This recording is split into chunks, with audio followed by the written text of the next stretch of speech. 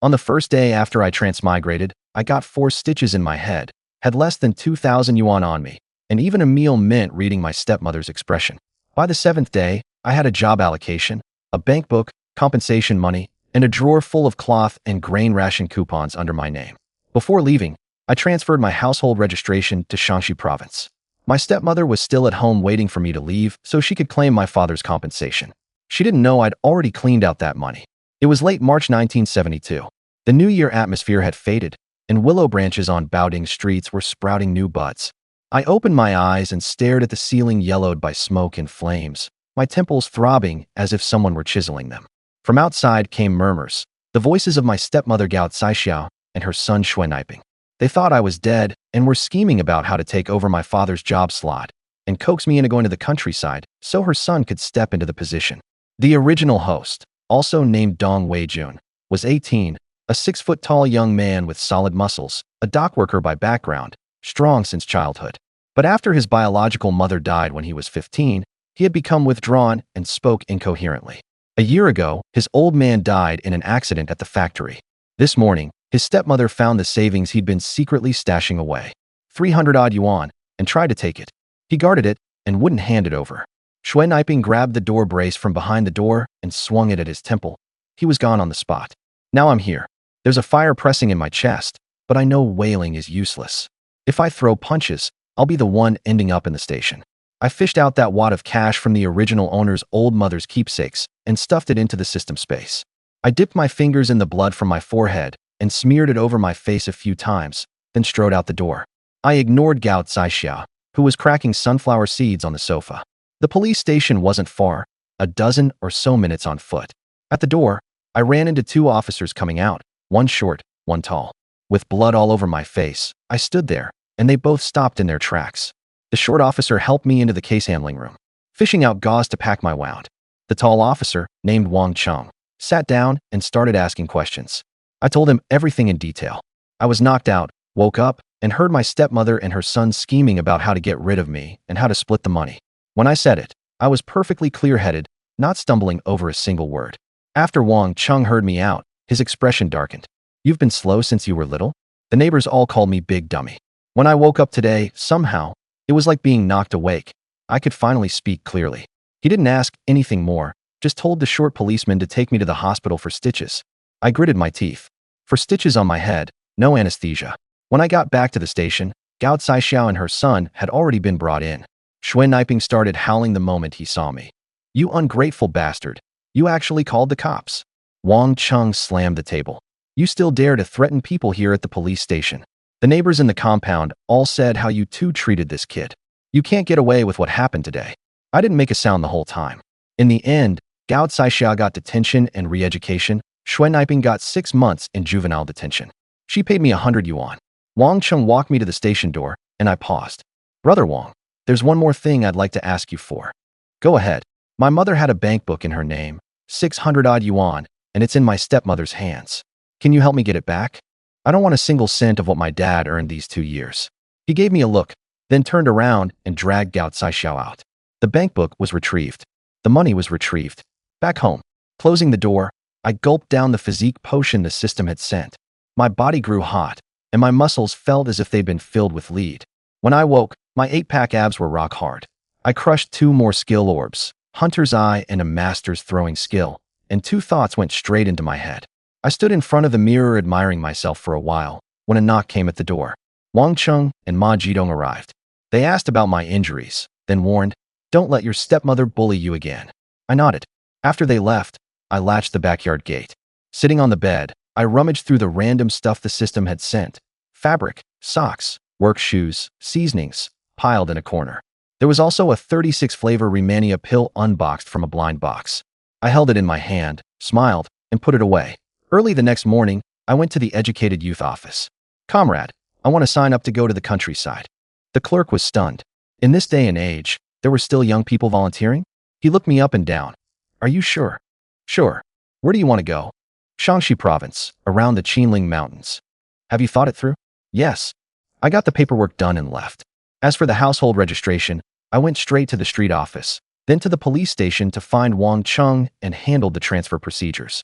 I planned to put my hoku in a village in the countryside, not wanting to be an educated youth stuck between two sides. Wang Chung ran around helping me those days. I sold my father's job quota to his brother-in-law for 600 yuan. He was very happy and clapped me on the shoulder. Wei Jun, if you need anything in the future, come to me. I was happy to. Adding the 600 in my bank book, the 300 in compensation, the money from selling the job, the 312 yuan and 65 cents saved by the original owner, and the loose change from the blind boxes. I had 1,932 yuan and 65 cents in total. In this era, that was plenty. 7 days before departure, the system sent a blind box every day. On the first day, I got a 10 pull and received cash, drinks, the hunter's eye skill, 100 pairs of odor-proof socks, 40 pairs of work shoes, a bottle of 36-ingredient Remania pills, a physique enhancement potion, grandmaster level throwing, and 10 gene of seasoning. Over the next few days, things like fabric, ration tickets, enamel mugs, aluminum lunchboxes, soap, laundry soap, and towels piled up half in the corner. I didn't quarrel with Gao Caixia. She knew I was going to the countryside and was grinning from ear to ear. These days she even cooked for me. In her heart, she calculated that once I left, she could naturally take over my father's house, receive the compensation, and secure her son's job.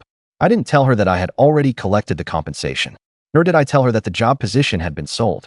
And I certainly didn't tell her that the factory would soon come to reclaim the house.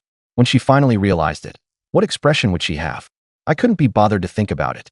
At dawn on April 1st, I slung my backpack, picked up my luggage, and walked out the door. The courtyard was quiet.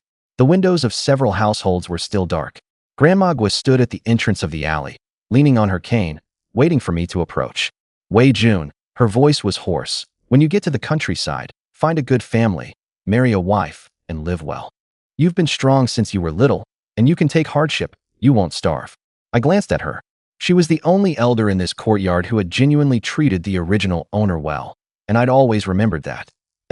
Grandma Gua, I'm leaving now. Take care. After leaving the communal courtyard, Dong Weijun felt no attachment whatsoever. After all, as a transmigrator, although he had merged with the original owner's memories, those were still just the original owner's memories. Just like watching a movie. How could there be any attachment? Without looking back, he headed straight for the street office. Along the way, Dong Weijun ran into parents who were taking their children to the street office. There really was no one else like Dong Weijun, carrying his bedding on his back and luggage in hand. Still, no one came over to offer any warmth. Once he reached the street office, he simply found a step and sat down. In less than half an hour, the staff of the Educated Youth Office began calling the roll. Soon, Dong Weijun's name was called. He quickly stood up and shouldered his bedding, then picked up his luggage and walked toward the assembly point. After everyone's name had been called, the staff member in charge of roll call picked up the roster and walked back into the office. Hey, brother, how much subsidy did you get for going to the countryside? A thin, bespectacled boy standing next to Dong Weijun asked in a low voice. Subsidy? I haven't received it. There's a subsidy? No. Bro, did you really not get it, or are you just saying that? Did your family sign you up and take the subsidy for you? All us educated youth get subsidies for going to the countryside. Hearing this, Dong Weijun immediately squeezed out of the crowd and strode into the Educated Youth Office. Hello, comrade, do you remember me? As soon as he entered, Dong Weijun saw the staff member who had handled his registration that day. Remember, what's wrong? Want to change your place? It's already been reported, so it can't be changed now. No, comrade, I don't think I've received my rural resettlement subsidy. Maybe you were too busy and forgot? Dong Weijun said. Huh, you haven't received it? Wait a moment, let me check for you. With that, the woman took out a booklet from a drawer and looked through it. You really haven't received it. Come, sign your name here, and I'll get it for you right away. Soon, Dong Weijun collected his 180 yuan and walked out of the office beaming. He went back to his earlier spot. How about it? Did your family claim it? No, I forgot to claim it. Thanks for the reminder. If it weren't for you, I wouldn't have known about the subsidy. No problem, we're both going to the countryside. Maybe we'll get assigned to the same place. By the way, do you know where you're going? Shaanxi Province, Dong Weijun replied. Then no luck. I'm going to Jiang Province. While the two chatted idly, the liberation truck that had come to take the educated youth to the train station arrived as well. Soon, under the staff's direction, the young people began boarding the truck. Because Dong Weijun was the strongest of the group, and because the staff at the Educated Youth Office had a deep impression of him, Dong Weijun was called over to help. For the shorter young women, Dong Weijun simply grabbed them under the armpits and lifted them into the truck. After everyone and their luggage were loaded, Dong Weijun looked at the cargo bed. There was no space left. Chief, looks like there's no room to sit. It's fine, you're the only one left. Come with me to the cab, the elder sister said with a laugh. Dong Weijun had just been a huge help. Those young folks were lifted up by him like little chicks. Watching this, the elder sister from the Educated Youth Office couldn't help but marvel inwardly at how strong he was. Soon, Dong Weijun sat down in the driver's cab amid the envious stares of the young educated youths. As the driver started the engine, the parents who had come to see their children off all began, almost as if by unspoken agreement, to jog after the departing truck. Son, if you need anything once you're out in the countryside, just ride home. Daughter, your mother is so sorry to you. Brother, I'll work hard and save up money for you to find a wife. Similar words of farewell gradually faded away as the driver pressed down on the accelerator. Unlike the young educated youths packed in the truck bed, Dong Weijun's eyes were filled entirely with longing for the future. Dong Weijun, you're about to leave home now, aren't you sad? The elder sister from the Educated Youth Office asked. My parents are both dead, so what's there to be sad about? I'd rather look ahead. No wonder you volunteered on your own. I can see you're not lacking in strength. Besides, with a sturdy build, if you work hard in the countryside, you certainly won't go hungry. Of course. Although my education might not be the highest, I'm sure my strength is the greatest. Dong Weijun also smiled and joined the chat. By the way, what's that wound on your temple? You're asking about this? My stepmother and her son beat me and nearly killed me. Dong Weijun's wound had already had its stitches removed yesterday. The doctor said his wound was the fastest healing he had ever seen. So that Gao Caixia is your stepmother. After all, everyone worked in the same compound of the street office, so I had heard about this. Yeah, exactly. That's why I'm afraid. If I stayed any longer, who knows, one day they might kill me while I'm asleep. After more than half an hour, the car stopped at the railway station square. When they arrived, there were already nearly 100 people waiting in the square. After Dong Weijun helped the lady from the Educated Youth Office get everyone off, he followed her to the leader in charge of escorting the educated youths. An hour later, Dong Weijun boarded the train heading to the countryside. He had barely sat down when 4 women and 1 man walked over and took their seats. They were all strangers, and Dong Weijun wasn't exactly a social butterfly, so he didn't greet anyone. Given his tall and burly frame, the others didn't dare to initiate conversation either. They just stared blankly out the window. Half an hour later, with a long whistle from the train, it slowly began to move. The road ahead was still long. The accompanying leaders started walking through the carriages, giving instructions, mainly about not fighting, not wandering around, and where to find him if anything came up. After watching out the window for an hour, Dong Weijun began to feel bored. Just then, a female educated youth sitting beside him took the initiative to break the ice. The road is still long, let's chat. My name is Mi Weiniang. What about you all? After speaking, Mi Weiniang looked at the others. The first to respond was the young man sitting at the far end of the opposite seat. My name is Jia Jinghua. With one person taking the lead, the remaining 3 girls each introduced themselves by name. They were Hao Xiaofeng, sitting in the middle across from him, Yu Jingjing by the window, and Feng Wanxiu at the end of the row where Dong Weijun sat. After they had all introduced themselves, everyone's gaze turned in unison to Dong Weijun. My name is Dong Weijun. Hi, Brother Dong, how old are you? How come you're still going down to the countryside? Jia Jinghua took the initiative to strike up a conversation. 18. Oh, then you're younger than me. I'm 19. Good heavens, you're only 18? I thought you were at least 20. Mi Weiniang, sitting beside Dong Weijun, was the one who said that. Dong Weijun. Afterward, the train made stops one after another, and more educated youths got on and off. After 5 stops, Dong Weijun was told by the accompanying leader to get off and transfer to another train. He said goodbye to the few people he had just met and got off the train with his belongings. About 10 people got off with Dong Weijun. Counting him, there were 5 men and 5 women. After the accompanying leader handed them over to the station leader there, he got back on the train. Led by the station leader, Dong Weijun and the others boarded the train. After taking them to their seats, the leader gave a few instructions and went off to attend to his own matters. The train started again 20 minutes later. By the next day, the people around Dong Weijun had changed.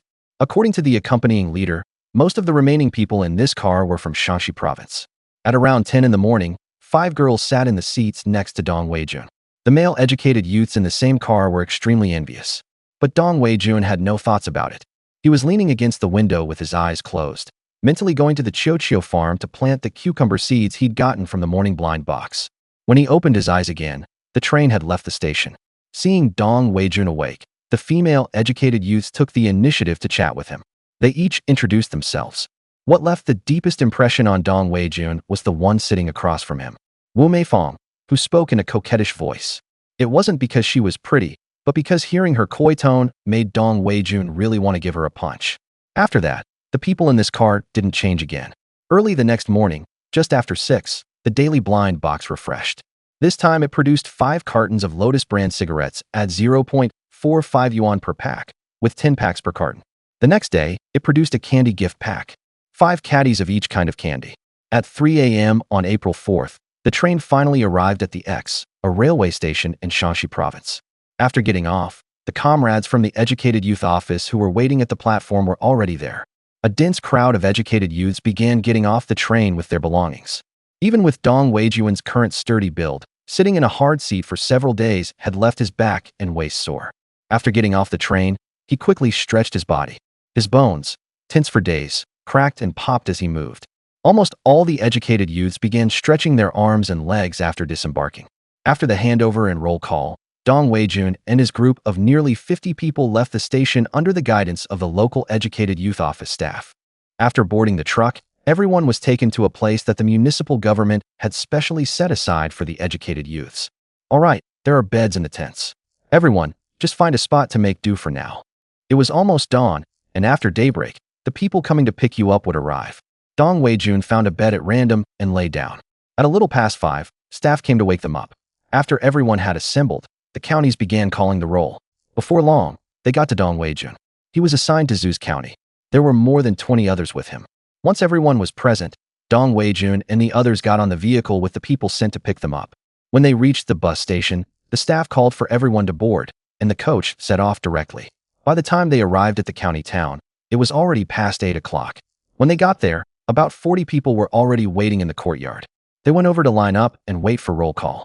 10 minutes later, Dong Weijun was called again by the leader of Mazhao commune. In total, there were 12 people with Dong Weijun. Led by the commune official, the group climbed into the trailer of the tractor he had driven over. Hold on tight. We'll get you settled and fed once we reach the commune. All the way, Dong Weijun's ears were filled with the put-put-put-put of the engine. As they left the main road, whenever the road was rough and potholed, the people in the trailer bounced up and down with the rhythm. These educated youths, who had never ridden on a tractor before, all felt like their backsides were about to be jolted to pieces. Actually, Dong Weijun's favorite ride in his last life had been tractors, especially sitting on the iron rim of the wheel beside the driver's seat. If you guys can't stand it, just crouch down in the trailer. Dong Weijun watched them with amusement and said loudly. Hearing his words, the several people quickly crouched down. After 2 bumpy hours of put-put-put, they finally arrived at Mazhao commune. Finally here. Hey, buddy, don't throw up. Hold it in. Hurry down and go puke over there. Seeing this guy was about to be sick from all the jolting, Dong Weijun quickly stepped aside and said, "These city kids are just too fussy. All right, hurry up and get your stuff down. The commune has prepared food for you." By now, Dong Weijun was genuinely hungry too, so he quickly grabbed his luggage and stayed close to the leader. Casually, he pulled a pack of Lotus cigarettes and a bottle of liquor from his pocket and slipped them into the leader's pocket. The leader smiled at Dong Weijun. "Your name is Dong Weijun, right, young man?" "Yes, leader. Not bad. From the look of your build, you've known hard times. Since you're in the countryside now, just settle in and work steadily. We folks from Shanxi are all warm-hearted and straightforward. If you run into any trouble, go see your brigade leader. It's true what they say, when you're away from home, gifts make things go smoothly. See, the leader is even happy to have a few extra words with me." "No problem, leader. This time I brought my household registration with me, and I'm ready to settle down right here." Hearing Dong Weijun's words, the leader nodded with satisfaction. "Good, that's easy to handle. Let's eat first. The brigade leader coming to pick you up should be here by now. After the meal, I'll fill him in. Sorry to put you to so much trouble, leader."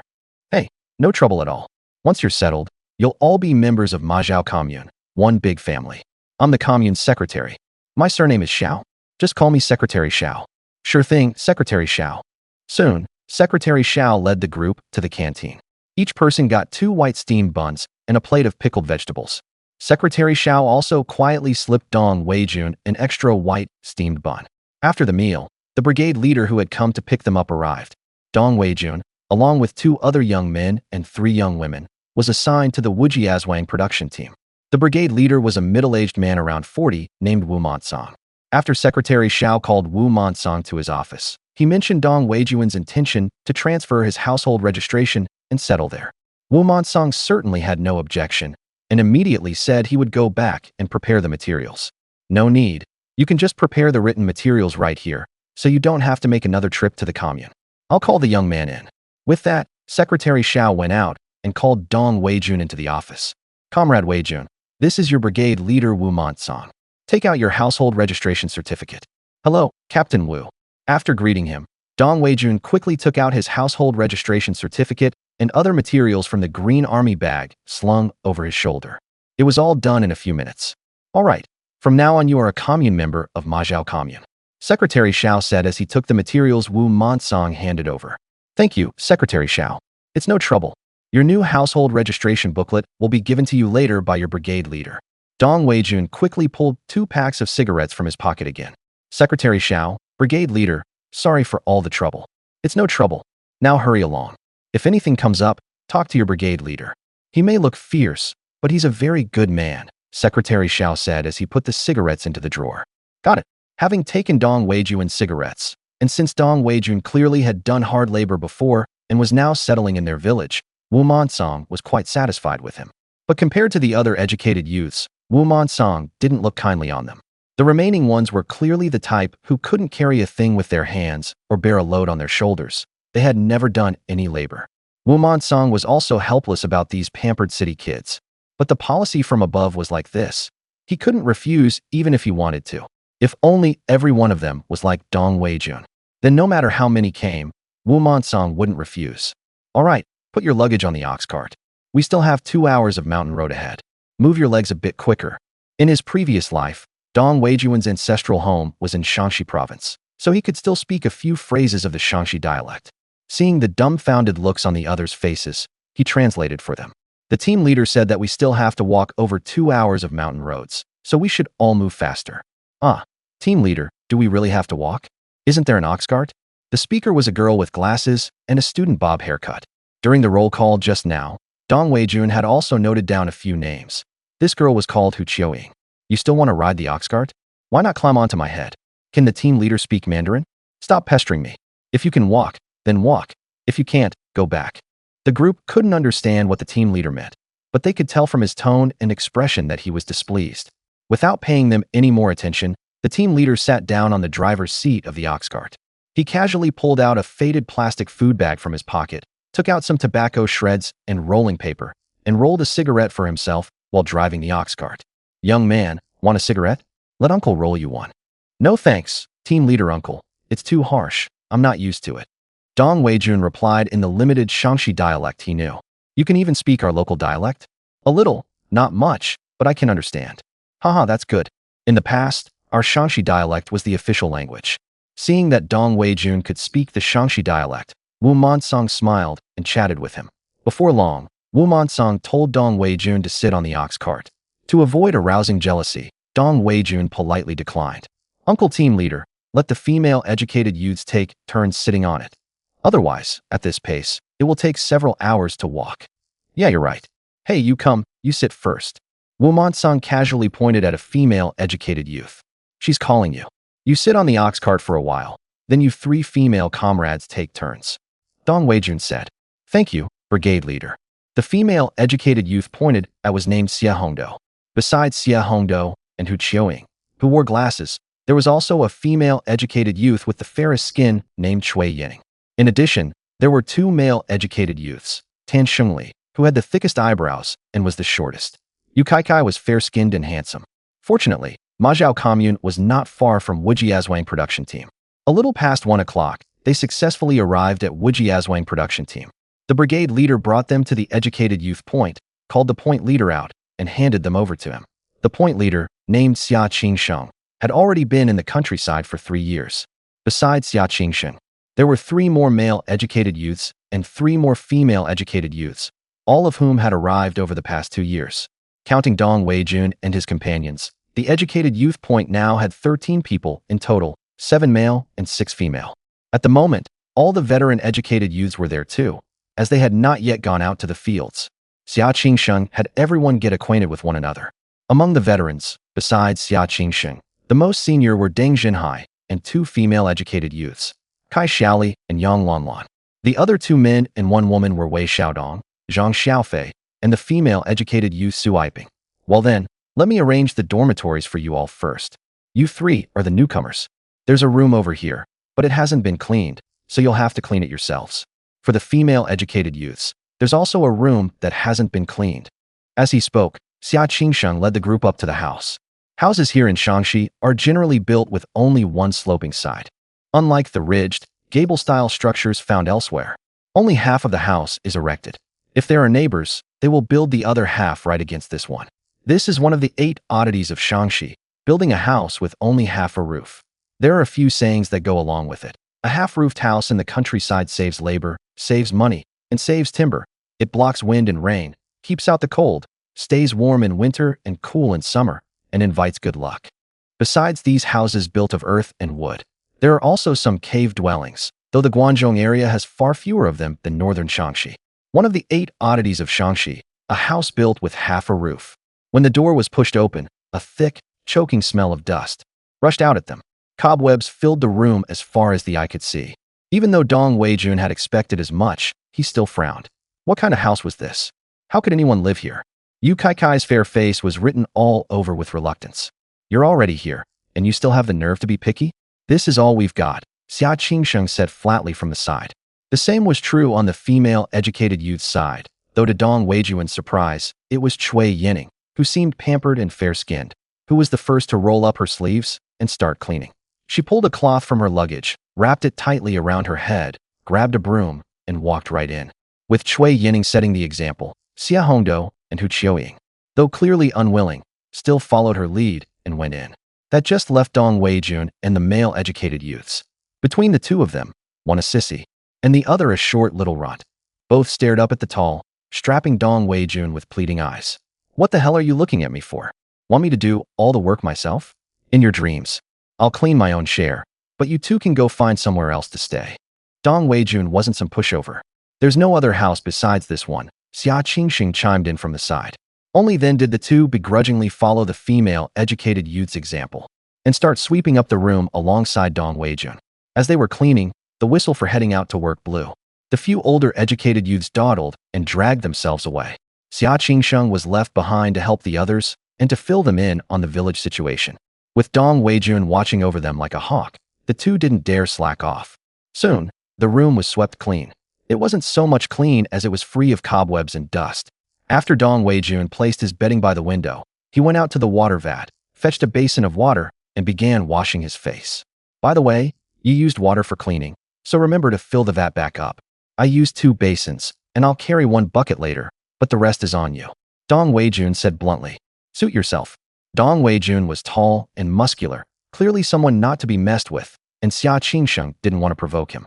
After washing his hands and face, Dong Weijun picked up the bucket, asked where to fetch water, and when to get water. The educated youth point's water supply came from the village's cellar. After pouring the water into the vat, Dong Weijun took a pack of crackers from his bag and began eating them by himself. Xia Qingsheng had been in the countryside for 3 years and had long forgotten what crackers tasted like. Seeing Dong Weijun eating them, he couldn't help but swallow subconsciously with craving. However, he wasn't thick-skinned enough to beg for food. After wolfing down a pack of crackers, Dong Weijun was full. The other two also each took out their own snacks to fill their stomachs. Alright, that's about all I need to tell you. If you have nothing to do this afternoon, you can take a stroll around the village, but don't go into people's homes casually. With that, Xia Qingsheng went out to work. It was early spring, the time for clearing wasteland, weeding, plowing, and fertilizing. Dong Weijun walked around the educated youth compound. Since there was nothing much to see, he headed toward the village. Now that he was here, he might as well get familiar with the village. He sauntered around the village. Except for a few children running around and playing, there were hardly any villagers to be seen. Almost everyone had gone to work. Dong Weijun followed the village's production path to the collective fields. At this moment, villagers could be seen everywhere in the fields, either bending over to weed or spreading fertilizer. In short, as far as the eye could see, no one was idle. Soon, the busy workers in the fields spotted Dong Weijun. One by one, they all looked curiously at this tall, sturdy young man. Monsong, Is that young fellow the new educated youth you brought back today? The old village party secretary, who had also spotted Dong Weijun standing at the edge of the field, asked. The old party secretary was named Wu Feng, and he held high seniority in the village, being the fifth in his generation. Wu Montong also looked up and took a glance. That's right, the lad's name is Dong Weijun. His household registration is settled in our team. Fifth uncle, what do you think of this young man as your son-in-law? Wu Montong joked. Don't talk nonsense. You're only old enough to be his big brother. Hee hee, fifth uncle, I'm just joking. This young fellow is tall and sturdy. You can tell at a glance he's done hard labor. Besides, he's settled his household registration in our team, and you don't have any sons. Xiao Xiao and her sisters are 3 girls. You'll have to bring a son-in-law into the family after all. That's true, but this is just between us. These city kids are thin-skinned. If word gets back to him, it won't be good. Wu Feng said with a smile. I think this lad is fine anyway. We'll get to know him slowly later. Who knows? He might be willing. After saying that, Wu Montong glanced at the time on his watch, whose lens was cracked. Then he shouted to the busy villagers, "Smoke break." The main workers were the men, and each one would take a few puffs during the rest period, which was why the brigade leader would call out smoke break at rest time. When the villagers heard the brigade leader, they all headed toward the edge of the field and sat down one by one. Each man either rolled a cigarette with dried tobacco or took out his pipe for a bowlful. When I was a kid, almost every old man in the village had one on him. Wu Montong, Wu Feng, and a few of the team's minor cadres also walked over. Little Dong, all settled in. All settled in, uncle. Dong Weijun hurriedly took out cigarettes and handed one to each of them. Good, that's fine then. Let me introduce you. This is Secretary Wu Feng, the village party secretary of our Wujiazwang production team. This is Wu Qianjin, our workpoint recorder, and Wu Kongzhan, the captain of the militia team. In Wujiazwang, just about everyone shares the surname Wu. After introducing the village leaders to Dong Weijun, Wu Montong then introduced Dong Weijun to the rest. This is our new educated youth, Dong Weijun. But now that his household registration had been transferred to our team, he was also a member of the Wujiazwang production team from now on. Dong Weijun quickly greeted them politely. Seeing that the cigarettes in their hands were almost finished, he quickly handed out another one to each of them. Dong Weijun sat at the edge of the field and chatted with them. Since he could speak a bit of the local dialect and understand it, he got along fairly well. So Dong Weijun managed to chat with them fairly well. After about 10 minutes or so, the team leader told them to get back to work. However, the few cadres weren't in a hurry to work. Instead, they continued chatting with Dong Weijun. Uncle team leader, are there any customs for when we knock off work? I just got here and don't know anything. I was going to explain to you all after work tomorrow, but since you're here, I'll tell you now. The main crops here are wheat, corn, and rapeseed. Rapeseed is what's used to make oil, you know. Wu Montong even explained, worried that Dong Weijun might not understand. I know, Uncle Team Leader, please go on. All right, then I'll continue. Now that spring has started, basically it's weeding and fertilizing. Once the field work is mostly done, we do land reclamation or plowing. We calculate by work points. An adult man can earn 10 full points a day, while women generally earn 7 points. Of course, if someone's labor isn't up to standard, 1 or 2 points are deducted accordingly. In our countryside, we follow the collective system. How much work you do in a year, how many points you earn each day, it's all recorded by our point keeper. When we tally up points to divide rations at year end, if you haven't worked well, it'll be hard to feed yourself. So you'd better work hard. Since you've settled in Wujiazwang, you're one of us now. Folks in Shaanxi are warm and enthusiastic. If you run into any trouble, just call out. Usually anyone free will pitch in to help. Of course, if others help you, you should lend a hand when they have matters to attend to. Don't you think that's right, uncle? Dong Weijun quickly nodded. Also, each day's work is split into 3 shifts, morning, midday, and afternoon. After getting up, you first head to the fields for 2 hours, then return for breakfast. That's the morning shift. After breakfast comes the midday shift, and then the afternoon. They earn 2 points, 4 points, and 4 points respectively. That's what we call 244. As for the rest, you'll get familiar with it gradually. I understand. As long as I don't slack off, I won't go hungry in the end, Dong Weijun said with a smile. Right, that's exactly it. Take those fellows at your educated youth quarters. They dawdle through their work every day, and not a single one of them earns full work points. Look, they've all been here for years now, and still they cut corners and act sly. But I can see you've put in real effort. Don't go learning from them. Don't worry, Uncle Team Leader. I've moved my household registration to the village, and I intend to live well right here. I never cut corners or act sly in my work. Haha, that's good. All right, since you're free, go take a walk around. Oh, and don't run off into the mountains. We're at the foot of the Qinling Mountains, and wild boars and wolves often come running down. With that, Wu Monsong rose to go take a stroll himself. Okay, Uncle Team Leader, I won't go wandering off. Leaving the rest of the cigarettes from his pack at the edge of the field for the others, Dong Weijun also went to look around. In the space of an afternoon, he became familiar with nearly all of the Wujiazhuang production team. Dong Weijun spent a few candies in the village to have some kids tell him where the brigade captain's house was, then returned to the educated youth point. The afternoon passed quickly. After Xia Qingsheng and the others got off work, they began preparing dinner. Just then, the kids they had met that afternoon, Wu Daji leading a few little ones, ran into the yard of the educated youth point. Xia, Uncle Team Leader asked me to tell the new educated youths to go collect their rations. Got it, Daji. Take them over. With that, Xia Qingsheng called Dong Weijun and the others. Dong Weijun and the others followed Wu Daji and the bunch of kids and quickly reached the brigade office. There, Wu Monsong, the brigade captain, and the others had already prepared the rations for them. After handing out the rations, the brigade captain said to them, "This grain is advanced to you by the team and will be deducted from your work points later. Tomorrow you get a day to rest. And the day after tomorrow you'll start work with everyone else. All right, hurry back now." Dong Weijun and the others each carried their rations back to the educated youth point. Xia Qingsheng and the others were already eating. "You're back. Come eat quickly. Just pour your rations into the grain jar in our kitchen." Xia Qingsheng and the others' rations had recently been running low, and seeing Dong Weijun and the others coming back with grain, their eyes lit up. "Huh? Team Leader, why do we have to pour our rations into the kitchen's grain jar?" Hu Qiuying was a bit slow to react. "Then you don't have to pool with us either. Then you can just cook and eat by yourselves. Anyway, we old educated youths have always pooled together for meals." Xia Qingsheng seemed to have expected this question from the new educated youths. Hu Qiuying and the others exchanged glances. Then, except for Dong Weijun and Cui Yining, the other four were willing to pool together and live with the old educated youths. "I'll pass. I'm not used to pooling with others."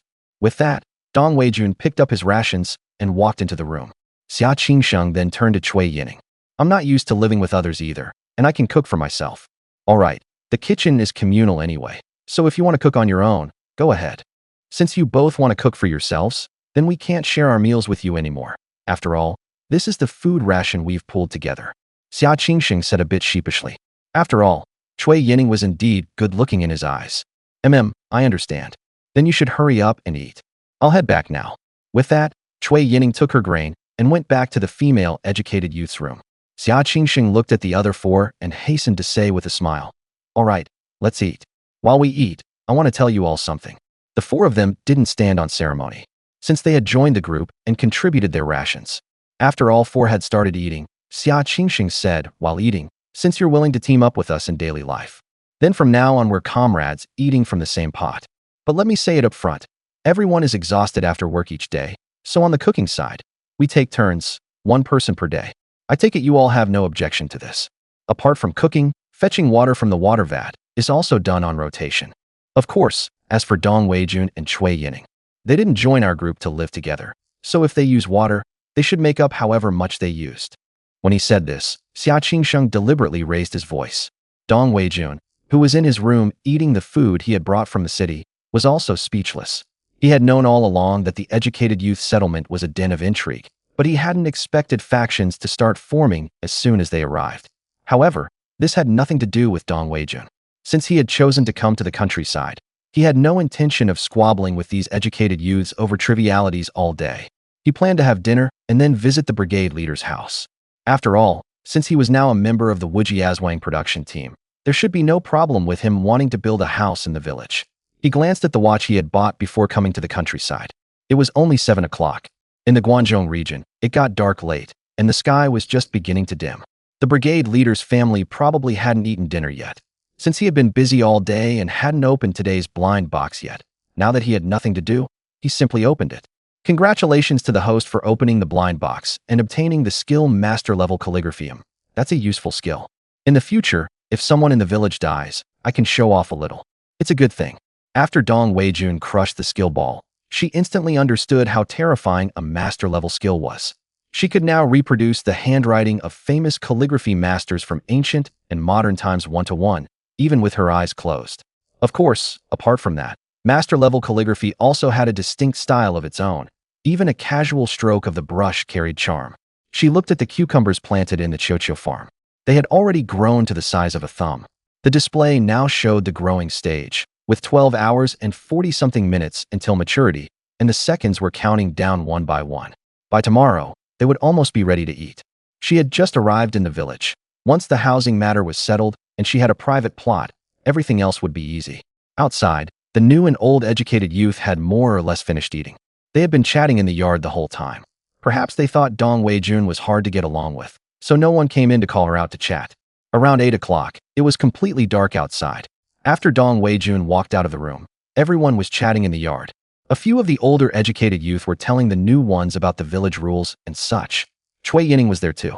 Wei-jun, where are you going?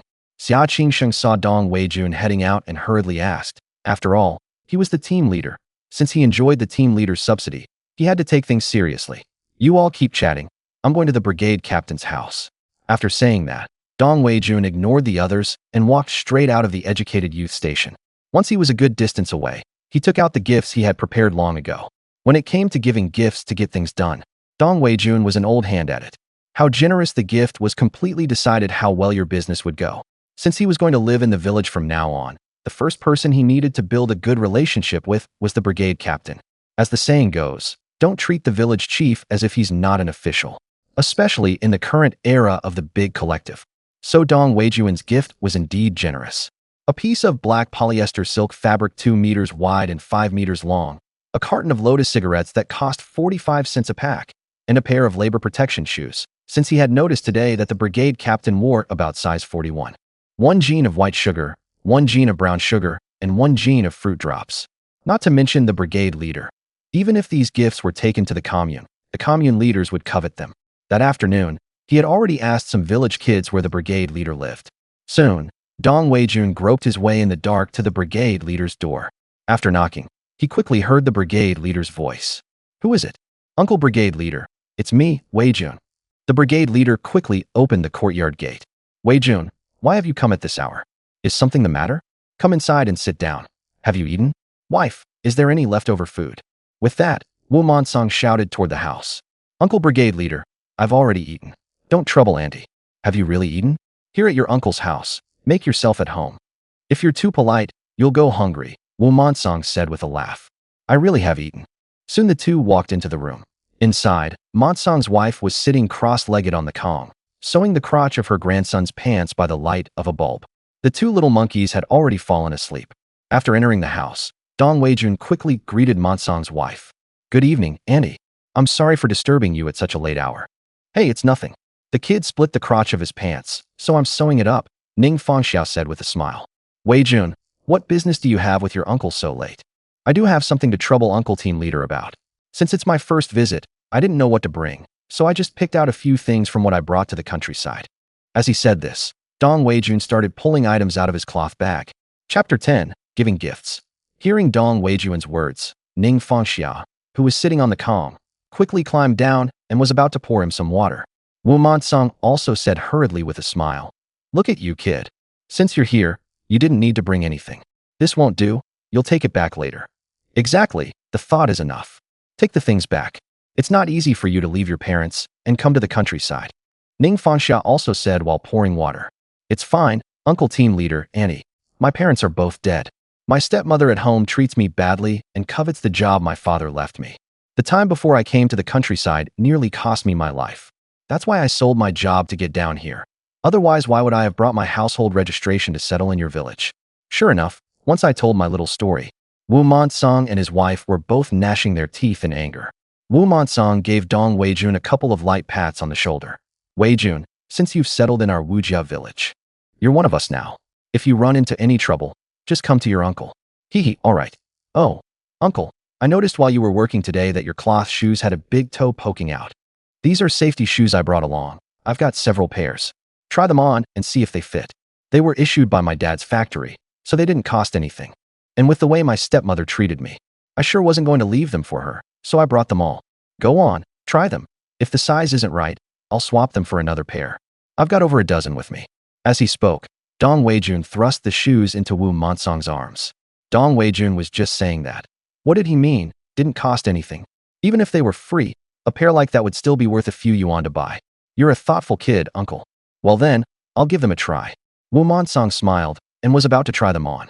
Ning Fangxia set the water down in front of Dong Weijun and hurriedly called out, "Wait, your socks are so dirty. Wash your feet before you try them." Haha, okay. Uncle Captain, here's a carton of cigarettes. I noticed you seem to enjoy smoking these today, so I brought you a whole carton. Next time you go to the commune on business, it'll help you save face. Auntie, here's a pound of brown and white sugar, some candy for the kids, and a piece of cloth. I know buying cloth in the countryside isn't convenient. I have a classmate who works at a weaving mill. I brought a lot of cloth in all kinds of colors. Later, when I have time, I'll pick out a few pieces for you. Look at you, child. You've brought so many things. This must have cost you a fortune. How can your uncle and I feel right accepting all this? It really was too much. Ning Fangxia didn't dare to make the decision on her own. But Wu Monsong glanced at Dong Weijun and said with a smile, "That's enough. Since the child went to all this trouble for us, just accept it. From now on, just remember to save some good food for him whenever you make something tasty." Dong Weijun immediately smiled and chimed in, "Auntie, Uncle Captain is right. Look at me, such a tall guy. I just love to eat. I've long heard that our Shaanxi belt noodles are amazing. When you have time, make me a bowl to try." Haha, you mean Biang noodles. I really can't type the Biang character. See the picture? No problem. Biang noodles are a traditional Han Chinese noodle dish from the Guangdong region of Shaanxi province. So named because during preparation the dough is stretched and slapped against the cutting board, producing a biang. Biang sound, hence the name. I really can't type the Biang character. See the picture. One of the 8 oddities of Shaanxi, noodles shaped like belts, belt noodles / Biang noodles. Weijun, tell your uncle, what is it you want your uncle to do for you? With the gifts accepted, Wu Monsong had to get to the bottom of it. Uncle, you see, I'm now a member of our Wujiazwang. You know the situation at the sent-down youth point. I don't want to live with them. I want to build my own house, or see if anyone in the village has an empty house to sell me. Hearing that Dong Weijun had come for this, Wu Monsong was clearly relieved. Hey, for such a small matter, you brought so many gifts. I thought you wanted to be the brigade captain. Wu Monsong said jokingly. That won't do, he. How about this? Don't build. Building a house would require making adobe bricks, dahoji, earth blocks used for building houses or laying a heated brick bed. My brother died in Korea, and the old house has been sitting empty ever since. My brother had no sons or daughters. If you don't mind, move on in. Mind? What is there to mind? Then just sell the yard to me outright. What do you say? That saves me from having to hire someone to build. That works too. Uncle, I won't take advantage of you. My old house has 3 rooms in all, big and small, plus a kitchen. When my dad and mom were alive, our whole family lived there. The rooms all have earthen kangs, traditional heated brick beds. In the yard there's a groundwater while my mother had someone dig back then. Just give me 200 yuan and it's yours. Counting the adobe making tools and the homestead land, 200 is really not much, and there's a ready-made well to go with it. If Wu Monsong hadn't had only one child, he definitely wouldn't have sold the old house. Besides, the old house was too close to the foot of the mountain. In previous years wolves would occasionally come down, and after his son got married, for the safety of his grandson, their family had only just built the brick house in the center of the village. All right, Uncle Monsong, 200 yuan it is. Won't you be at a loss? No loss at all. Hiring someone to build 2 rooms today wouldn't cost this much. And the land is what's really valuable. Wu Monsong said with a smile. Dong Weijun didn't say another word and simply took out the money. After Wu Monsong handed the money to his wife, he got up and rummaged through the drawer of the cabinet. He soon took out a notebook and a fountain pen, then grabbed an ink pad on his way back. The written agreement was quickly prepared. Dong Weijun looked it over, saw no issues, and signed his name directly, then pressed his fingerprint. Wu Monsong did the same. Weijun, your penmanship is really excellent. If the village ever needs any documents written, you'll have to help your uncle out. Wu Monsong said with a smile. He had taken a real fancy to Dong Weijun's handwriting. No problem. I'm pretty good with a brush too. Whenever you need me, just give me a holler. Well, it's getting late, so I'll head back now. Ning Fangxia also chimed in hurriedly. What's the rush? You're just visiting. It's late, and your uncle and I have had a long day too. I've kept you for so long, I really feel bad about it. Hey, it's no trouble at all. I'm just sitting around doing nothing anyway. Well, Annie won't keep you then. Wu Monsong and his wife walked Dong Weijun out of the yard. Weijun, tomorrow I'll have my eldest grandson call for you, then take you to see the old house. Sure, uncle. And Auntie, you two go on back inside. I'll head home too. Along the way, Dong Weijun was overjoyed. He hadn't expected an already built house, and on top of that, he wouldn't even need to hire someone to dig a well. The moment he thought about how smoothly his start had gone, Dong Weijun felt that his gifts had been more than worth it. Back in Wu Mansang's house, his dad, this young man is pretty good. Look, just for such a small favor he asked of you. He sent that many things. I think the lad's a decent person. We'll get to know him slowly. You can't judge people by appearances. Fine, you know best, all right? Don't wear those work shoes. Save them for our son to wear when he comes back to work. Wu Mansang's son was named Wu Dangzhu, and he and his daughter-in-law worked at a factory in the county town. They came back once a week. Wu Mansang looked down at his cloth shoes with his big toe poking out and fell into thought. Although he appeared to have the final say in front of outsiders, at home, he was completely under his wife's thumb. However, Wu Mansang's wife was also a sensible person, and generally when there were outsiders around, she never embarrassed him. By the time Dong Weijun returned to the educated youth point, the others had already gone back to their own rooms. After closing the courtyard gate, he walked toward his own room. Xia Qingsheng heard the noise in the yard and came out to take a look. Seeing that it was Dong Weijun, he casually asked, "Did you close the courtyard gate?" Dong Weijun nodded and returned to his own room. At this moment, Tan Xingli and Yu Kaikai were lying on the Kong chatting. Seeing Dong Weijun come in, the two of them instinctively lowered their voices. After all, Dong Weijun had given the impression all day of being hard to get along with. After taking off his clothes in a few quick motions, he slipped into his own bed. "Where are you two from?" "I can't sleep anyway." "Brother Dong, I'm from Hu Province." Seeing Dong Weijun speak, Tan Xingli quickly answered, "I'm from Jiang Province, bro." Yu Kaikai said in a sissy manner.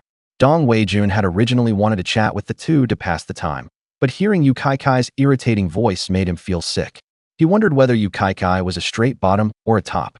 Strange, why was he curious about that? Dong Weijun quickly forced the disgusting image out of his mind. The other two didn't hear Dong Weijun speak again. Tan Xingli then took the initiative to strike up a conversation. "Bro, where are you from? I just saw your muscles. How did you get them like that?" Just now, when Dong Weijun took off his clothes, leaving only a tank top, Tan Xingli's eyelids twitched. He quickly slapped a label on Dong Weijun. Absolutely not someone to provoke. "I'm from Baoding." "All right, are you two still going down?" "If you're not going down, I'll turn off the lights." "We're not going down, bro." After Dong Weijun pulled the light off, he stopped talking. Tan Xingli, seizing the chance that Dong Weijun had spoken to him, hurriedly tried to build a good relationship with Dong Weijun. After all, he was the shortest and so weak he couldn't even trust a chicken. With such a big brother looking out for him, no one would dare bully him in the future. "Brother, my name is Tan Xingli." "Yeah, I remember your name." Yu Kaikai, who slept next to Tan Xingli, also hurriedly introduced himself. "Brother, my name is Yu Kaikai." Dong Weijun ignored him. Seeing that Dong Weijun was ignoring him, Yu Kaikai had no choice but to shut his mouth. He didn't want to end up pinned to the ground by Dong Weijun. That man's rippling muscles were something he'd never seen in his life. "Brother, once we've been sent down to the countryside, do you think we'll ever get back? I've heard that once you go down, you can't come back." Tan Xingli was just making conversation. "Should be able to, I guess. Anyway, I'm not going back. I brought my household registration right over and settled down here." "Brother, you're a badass." Dong Weijun, "Brother?" Before he went to sleep, Tan Xingli kept going on with brother this and brother that, like he was chanting sutras, and before long he droned Dong Weijun to sleep. After a long silence with no response from Dong Weijun, Tan Xingli finally shut up. At a little past midnight, Dong Weijun was dreaming that he was up in the mountains hunting and had just run into a wild boar when he was woken up by that sissy Yu Kaikai. Yu Kaikai had a stomachache in the middle of the night, and it was pitch black outside. On top of that, Xia Qingsheng and the others had mentioned wolves earlier in the evening, so he first shook Tan Xingli next to him, hoping to get him to go along. But Tan Xingli was sleeping too soundly to wake up. Barely able to hold it in, Yu Kaikai tiptoed over to Dong Weijun and gently nudged him. "Bro, do you want to go to the bathroom?" Hearing that effeminate voice right by his ear, Dong Weijun immediately got goosebumps all over. He thought he had dreamed about that damn sissy again. Startled, he swung his arm out and lashed blindly. "Get the hell away from me. Don't come near me." Yu Kaikai, standing on the ground, took that sudden blow and was hit so hard he felt his rear end burst open, barely managing to clench it shut. He was in so much pain he couldn't make a sound. It didn't seem like a dream. Dong Weijun, half asleep, really did feel like he'd hit someone. He quickly turned on the light and saw Yu Kaikai crouching on the ground clutching his chest, wailing without stopping. Fuck, what the hell are you doing? It's the middle of the night and you're in your shorts. What do you want? Tan Xingli also woke up. Dong Weijuan's shout just now was really loud. Even the old educated youth next door woke up. What's going on, bro? Who's yelling? Bro, I just had a stomachache and wanted to ask if you'd go to the toilet with me. It's not what you think. I didn't dare go alone. Yu Kai explained, his face pale. Fuck. I fucking thought you had a thing for me. Scare me to death. Seriously, you're a grown man and you're afraid of the dark? Why didn't you call Tan Xingli? Bro, I did call him, but he didn't wake up. Get the hell out of here. That goddamn noise of yours gave me goosebumps. Dong Weijun really couldn't take it anymore. Tan Xingli also quickly got off the comm. The two lit a candle and then headed out to the toilet. Just as they opened the door, Xia Qingsheng came over. What's going on? What's going on? Who was yelling? What happened? Dong Weijun was truly speechless. He had thought he could just make do for one night at the educated youth point. Damn, that sissy nearly disgusted me to death. He actually thought the sissy had taken a liking to him. The thought of that goddamn noise beside his ear made Dong Weijun want nothing more than to wring Yu Kai's neck. After confirming that nothing was wrong over there, Xia Qingsheng went back to bed. It took about 10 minutes for the two to come back, mostly because Yu Kai had diarrhea and squatted too long.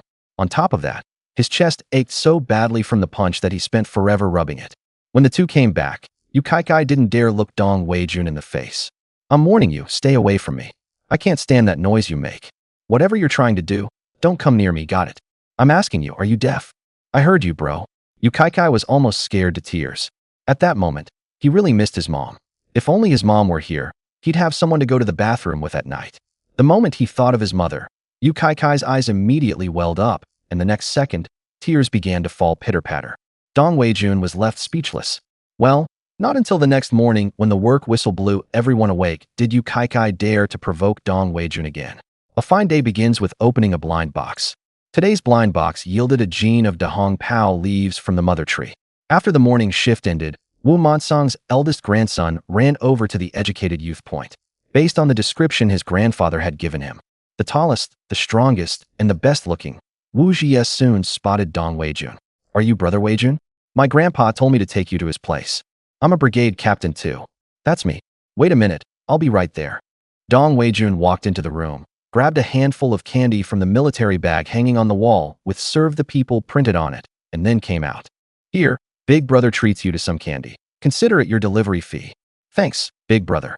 Wu Jie was, after all, a 7-year-old, and compared with the little runts from yesterday, he was clearly much more sensible. The two soon arrived at the brigade captain's home. Weijun, you're here? Come inside and eat. We've been waiting for you. As soon as Wu Mansang saw Dong Weijun, he hurried over with a smile and pulled him into the house. These days, if someone is willing to let you eat at their home, they truly see you as someone important. After they stepped inside, Ning Fangxiao was all smiles too. Weijun, come over and sit down. Sit down with your uncle. I'll scoop you some food right away. When Dong Weijun tried to help with serving, Wu Mansang pulled him down to sit. You're a guest, so how could we let you lift a hand? Just let your auntie handle it. Wu Mansang took a white steamed bun from the bamboo basket and pressed it straight into Dong Weijun's hand. In these times, only households like Wu Mansang's, where he himself was a team leader, and his son and daughter-in-law were both workers, could afford white steamed buns 3 meals a day. Ordinary families mostly mixed cornmeal with wheat flour for their meals, and some, reluctant to use wheat flour, made their buns purely from cornmeal.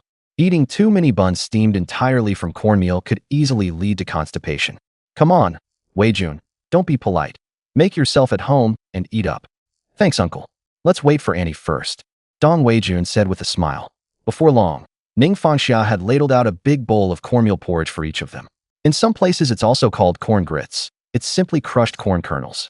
In the Guangzhou region, a bowl of thick corn porridge in the morning, paired with cold shredded carrots or pickled vegetables. Tastes absolutely wonderful. Eat up. If you run out, there's more in the pot. Eat your fill. Only a family like Wu Mansang's could say something like that. Dong Weijun didn't stand on ceremony either. Copying Wu Mansang's manner, he cupped the bottom of the bowl with one hand, picked up some pickled vegetables, and used them to scoop up a chopstickful of corn porridge. Hey, what do you know? He happily polished off a big bowl of corn porridge, and then had a big white steamed bun stuffed with pickled vegetables. Dong Weijun felt great. Weijun, are you full? If not, your auntie will scoop you another bowl. There's still plenty in the pot. You city kids are all so concerned about saving face. If you're not full, Just say so. Next to a full stomach, what's face worth? I'm full, auntie. The corn porridge you made is really delicious. Hee hee, this kid. What's so good about a measly bowl of cornmeal? Being praised for her cooking made Ning Fangxia quite happy. After helping carry the bowls and chopsticks to the kitchen, Dong Weijun wanted to help wash the dishes, but Ning Fangxia pushed him out. Dong Weijun didn't go back in. Uncle, have a cigarette. Weijun, in a moment you'll go over with your aunt first. I'll go to the fields and call a couple of people over to help you. As they say, gifts make things easy. Look at that. First you got a free breakfast, and even the brigade captain is helping find people to clean up the yard. All right, Uncle, you go ahead with your work. I'll wait for my aunt. After Wu Monsong left with the whistle, Ning Fangxia had the stove cleaned up in no time. She closed the kitchen door well, to keep the village cats from sneaking in and rummaging around. Weijun, grab the broom from behind the door. Auntie will go inside to get a handkerchief, and then we'll head over. Soon, Ning Fangxia came out wearing a headscarf that had completely faded. Auntie, why do I see many older women in the village wearing headscarves? Dong Weijun asked curiously. You wouldn't know this. It's called a scarf on the head. We have too much yellow sand here. When the wind blows, it's all dust. For someone like me with long hair, washing it is already a pain, and this scarf also blocks the sun while I work. I see. No wonder I saw so many village women wearing headscarves in the fields yesterday afternoon. Dong Weijun said with a smile. Shangshi's 8 oddities, a scarf on the head. Grandma, where are you going? I want to go too. Wu Jie shouted hurriedly. We're going to the old house to clean up a room for your brother Weijun. Why would you go? Take Jie and play inside. Be a good boy, and Grandma will give you candy when she comes back. I have candy. When I went to fetch brother Weijun, he gave me a pocketful. As he said this, he pulled out the candy to show Ning Fangxia. You child, why are you so naughty? When your brother gives you something, you just take it. Give it here. Grandma will keep it for you, or your teeth will rot. No. This is what brother Weijun gave me. Seeing Ning Fangxia about to take back the candy, Wu Jie grabbed his little buddy Wu Jie and dashed off. Sorry you had to see that. His parents both work in the county seat, and his grandfather has spoiled him rotten. Ning Fangxia said with a smile. After Dong Weijun helped her lock the gate, he picked up a broom and said, Kids are just at the age for play. But auntie, it seems to me Jie is old enough for school. Why isn't he in school then? Oh, there's no one to teach. But your uncle said that after summer vacation the higher-ups will be sending teachers over. Anyway, our Wujiazwang counts as a sizable production brigade. In past years, kids from the neighboring brigades all came to ours for school. It's just that. Well, last year things got too turbulent and no one dared to teach. So from last year up to now, the school hasn't been running. The two chatted as they walked. After a little under 10 minutes, they arrived at Wu Monsong's old family residence. Besides Wu Monsong's old house, there were 6 other households around it. Wujiazwang had a relatively large population, around 150 households. Going by the current average of 5 to 8 people per household, it had over 1,000 people, of course counting the villagers without labor capacity. Even setting aside the old, weak, sick, and disabled who couldn't work, the labor force of Wujiazwang Production Brigade was still top-notch. It counted as one of the top production brigades in Majiao Commune. Of course, with a larger population, the grain handed over to the state was also more. Wu Monsong's old house had been uninhabited for several years. The lock had rusted, but fortunately it could still be opened with the key. Pushing open the creaking wooden door, the yard was full of last year's withered grass mixed with this year's new growth. The yard was quite large, and Dong Weijun was very satisfied with it. It was just early spring, so the soil was soft, and the grass came out with a gentle pull. The two quickly cleared a path leading to the rooms. First, they checked the condition of the house. Except for a hole in the roof of the western room and the adjacent kitchen that needed patching, the other 2 rooms were intact, with no signs of rain leaking. How is it, Weijun? Are you satisfied? Very satisfied, auntie. Selling this house to me for 200 yuan means you took a loss. Haha, this kid, who even thinks about the seller's side. This house would just go to waste if not sold to you. As the 2 of them were chatting, Wu Monsong walked in with 3 men around 30 years old. How is it, Weijun? Any damaged spots in the house? I haven't been here in years.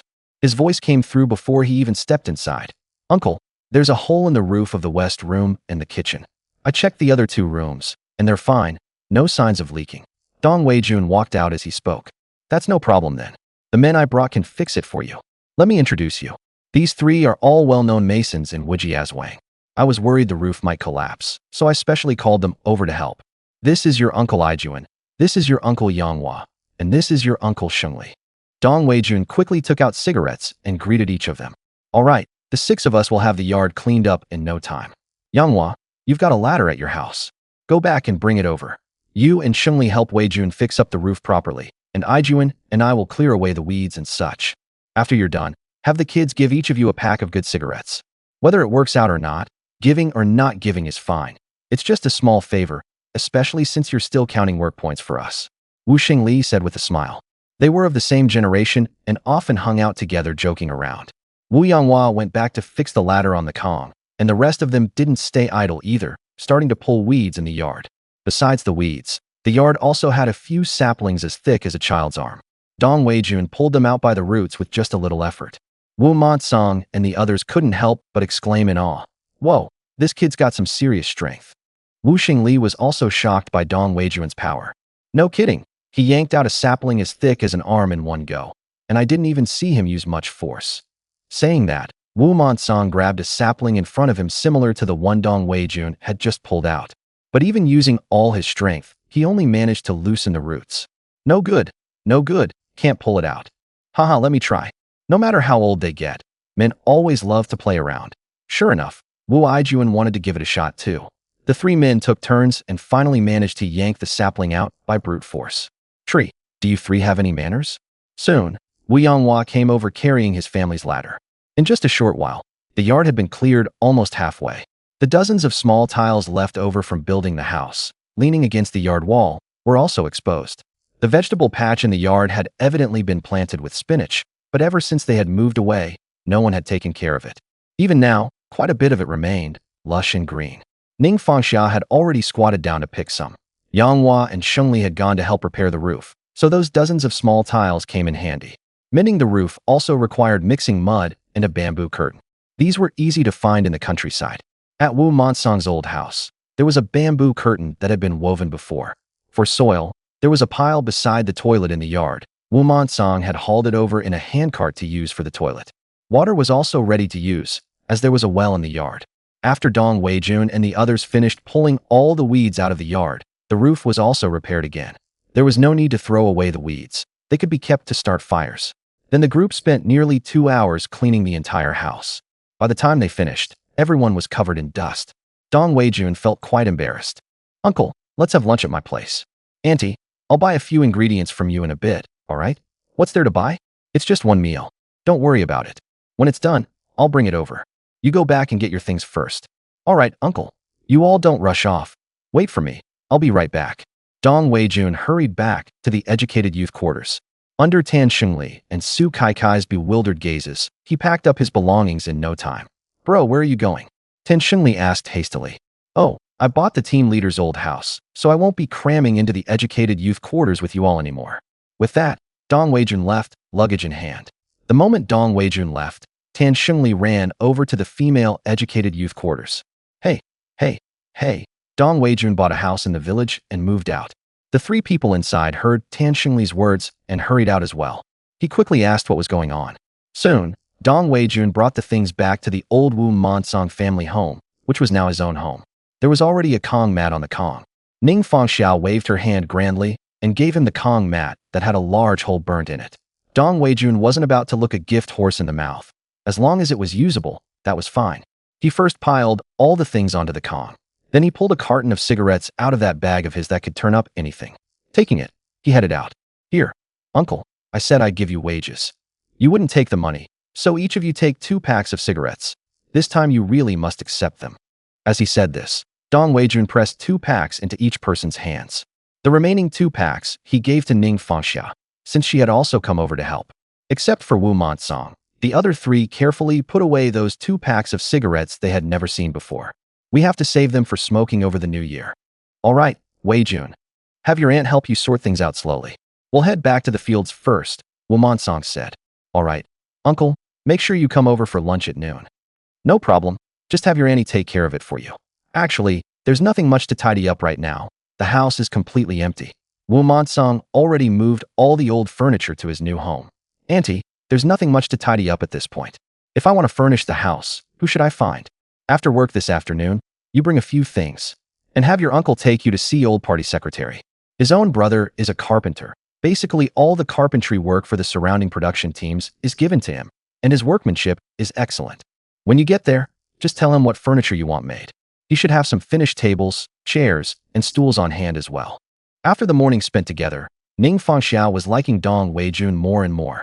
He had a sweet tongue and knew how to get things done. Plus, he had plenty of strength and could endure hardship. It was just that there was no one of suitable age in her natal family.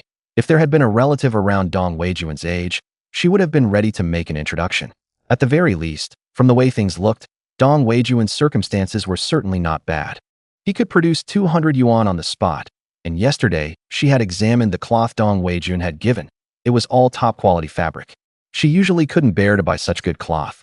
All right, Auntie, I just came here and there's a lot I don't understand. You'll have to teach me often from now on. No problem. If there's anything you don't know, just come to your auntie, Ning Fangxiao said, patting her chest. After helping Dong Weijun wipe down the doors and windows, it was almost time to knock off for the noon break. The two locked the door and returned together to Wu Monsong's home. Over there, they temporarily took some ingredients and tableware, and also had Dong Weijun carry the iron wok they had brought from their hometown. Dong Weijun was strong, so the two managed to bring everything over in one trip. This iron wok was originally for the stove here, so it would definitely fit. Auntie, seeing as this wok is just sitting here, why not sell it to me? Haha, you kid, how come you want to buy everything? Fine, I'll sell it to you. Which also saves you from having to go buy a suitable one. Some people might think this is a used wok, but that's just how it was back then. Sometimes, if a household had a wedding or funeral and needed to host guests, they had to borrow other people's large iron woks, and they could easily get mixed up. Besides, they were all just cooking pots. As long as they were washed clean, it was fine. It wasn't like someone would have some serious illness and deliberately shit in the pot. With Dong Weijun helping out, by the time Wu Monsong brought Wu Xingli and the others over, the food was already ready. There was white rice, stir-fried cured meat, a dressed spinach dish, and a hot and sour potato shred dish. Without a dining table, they simply piled the dishes on top of the rice. Squatting on the courtyard steps, they ate with great relish. Sorry, uncles, there are no stools. It's fine, we're used to squatting to eat. It's a feature of our Shaanxi province. It's called don't sit on a stool, squat up. Wu Monsong said with a smile. The 8 oddities of Shaanxi, don't sit on a stool, squat up. Hee, Shaanxi's culture is really fun. I've only been here a few days, and I've already learned a lot. After the meal, Ning Fangxiao brought up Dong Weijun's wish to have some furniture made. Wu Monsong also said he'd mention it to fifth uncle when he went to work in the afternoon. Uncle, I want to go buy some things this afternoon. Can I go? In that case, this afternoon the militia captain is heading to the commune to pick up ammunition. Now that spring has started, wild boars and wolves come down from the mountains every now and then. After that, ask around your educated youth group and see who wants to go. We'll go along with them then. Okay, I'll ask around after this. Wu Monsong and the others finished eating, smoked for a while, and once they'd rested enough, they went off to work. After they left, Dong Weijun helped Ning Fangxiao return the borrowed items. Besides paying for the iron wok, he also ended up eating a piece of cured meat from her house. Dong Weijun wasn't about to eat for free, so after a back-and-forth struggle with Ning Fangxiao, he still managed to give her the money. Leaving the brigade captain's house, he went straight back to the educated youth point. Bro, you're back. Where did you move to? How much did the house cost? Tan Shengli hurried over as if his own father had just come home. It's at the west end of the village. Oh, right. In a little while, the militia captain is going to the commune. If any of you want to buy something, hurry up, they're about to leave. Hearing this, the few people in the yard hurried inside to grab their bags and money. Since they were all new arrivals, everyone needed to go shopping. Dong Weijun sat at the entrance of the educated youth point, smoking a cigarette as he waited for them to come out. No sooner had a moment passed than Wu Kangzhan, the militia team leader, arrived driving the village's ox cart. They had met yesterday afternoon while chatting at the edge of the fields and had exchanged a few words. Dong, did you ask?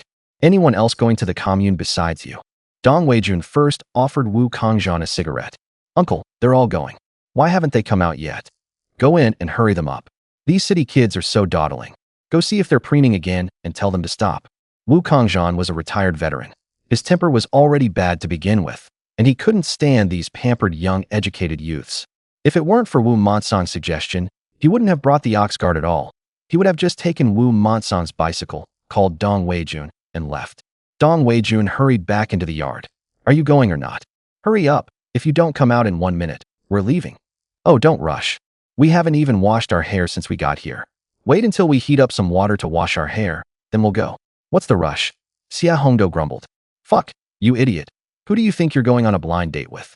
Come or not, you've got 1 minute. After saying that, Dong Weijun turned around and walked straight out of the yard. Sure enough, within a minute, Tan Xingli and Cui Yining were the first to come out. Uncle, let's go. Don't mind them. They're in there dolling themselves up. When Dong Weijun saw the time was up, he said directly to Wu Kongzhan. Wu Kongzhan didn't say anything, just motioned for Dong Weijun to get on the ox cart, raised his whip, and drove the cart forward. Cui Yining and Tan Xingli quickly climbed on as well. Seeing that these people really weren't going to wait even 1 more minute, the stragglers still dawdling in the courtyard were instantly stricken with ugly expressions. They couldn't be bothered with whether they were still half-dressed. They grabbed their money and bags and chased after them. Just before reaching the village entrance, Cui Yining spotted the ones desperately running behind. Comrade, they've caught up. How about we wait a moment? Dong Weijun glanced at Cui Yining, but said nothing. He had originally thought Cui Yining was different from these people. This one was clearly another little saint. Under Dong Weijun's gaze, Cui Yining's snow-white face instantly flushed all the way to the tips of her ears. Wu Kongzhan didn't pay Cui Yining any attention, showing no sign of stopping. A few minutes later, panting heavily, they finally caught up to the ox cart. One by one, with help from Cui Yining and Tan Xingli, they were pulled up onto the cart. It was clear the cart had grown considerably heavier. Looking at the village's old ox, Wu Kongzhan felt a pang of sympathy. If Wu Mansong hadn't found their slow pace on foot too tedious and told Wu Kongzhan to take the ox cart, Wu Kongzhan, given his personality, would have gotten off and walked. After climbing aboard the ox cart, they rested for quite a while before their breathing finally evened out. Xia Hongdo watched Dong Weijun, who was sitting up front with Wu Kongzhan, smoking and shooting the breeze. Hey, big guy, what's wrong with you? You wouldn't wait for us. And even when you saw us chasing after you, you didn't stop the ox cart. Both Dong Weijun, who had been bragging with Wu Kongzhan, and Wu Kongzhan turned their heads in unison to look at Xia Hongdo. Who are you talking to? Dong Weijun asked with a frown. No shit, I'm talking to you. If you're not a big guy with that height, then who is? Xia Hongdo was clearly spoiled rotten at home since she was little. The fuck is wrong with you, you dumbass? Am I your father or something that I have to do whatever you say? We've all been sent down to the countryside, and you still think this is your own home? Who the hell do you think you can order around? Didn't your mother teach you to call people comrade when you don't know their names? Giving people random nicknames. What are you, some capitalist? Maybe because it was the first time someone had ever cursed at her like that. Xia Hongdo immediately started crying in grievance. Damn, what a dumb bitch. When you're criticizing others, you're all high and mighty, but the moment someone talks back, you turn into a whimpering little mess. Fucking disgusting. All right, Xiaodong, that's enough. And you, whoever you are, if you keep crying and sniveling, you can go back to the village. Wu Kongzhan couldn't help but admire Dong Weijun. A delicate girl like that, and he cursed her out just like that. Unlike the male-educated youths who had been in the village before, seeing the female-educated youths, they were so fawning they would have let themselves be ordered around like dogs. Tan Xingli looked at Dong Weijun with shining eyes. Tan Xingli, bro, awesome. After getting chewed out by Dong Weijun, they all behaved themselves. Especially Yu Kaikai, who sat there looking perfectly obedient, afraid of upsetting Dong Weijun. After all, that light punch last night had left a bruise on Yu Kaikai's chest that still hurt at the slightest touch.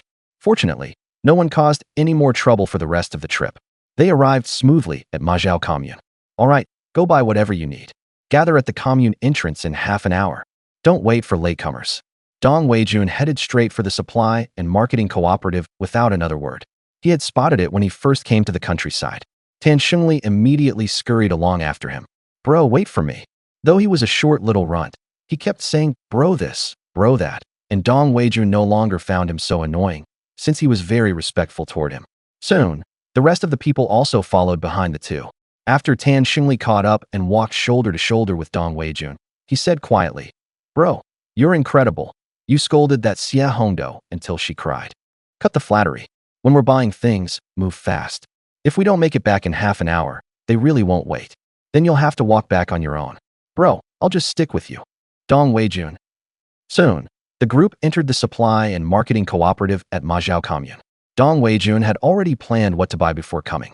So after entering, he directly found the sales clerk and began listing off what he needed one by one. Pots, bowls, ladles, chopsticks, knives, spatulas, spoons. In short, Dong Weijun bought everything he could possibly use.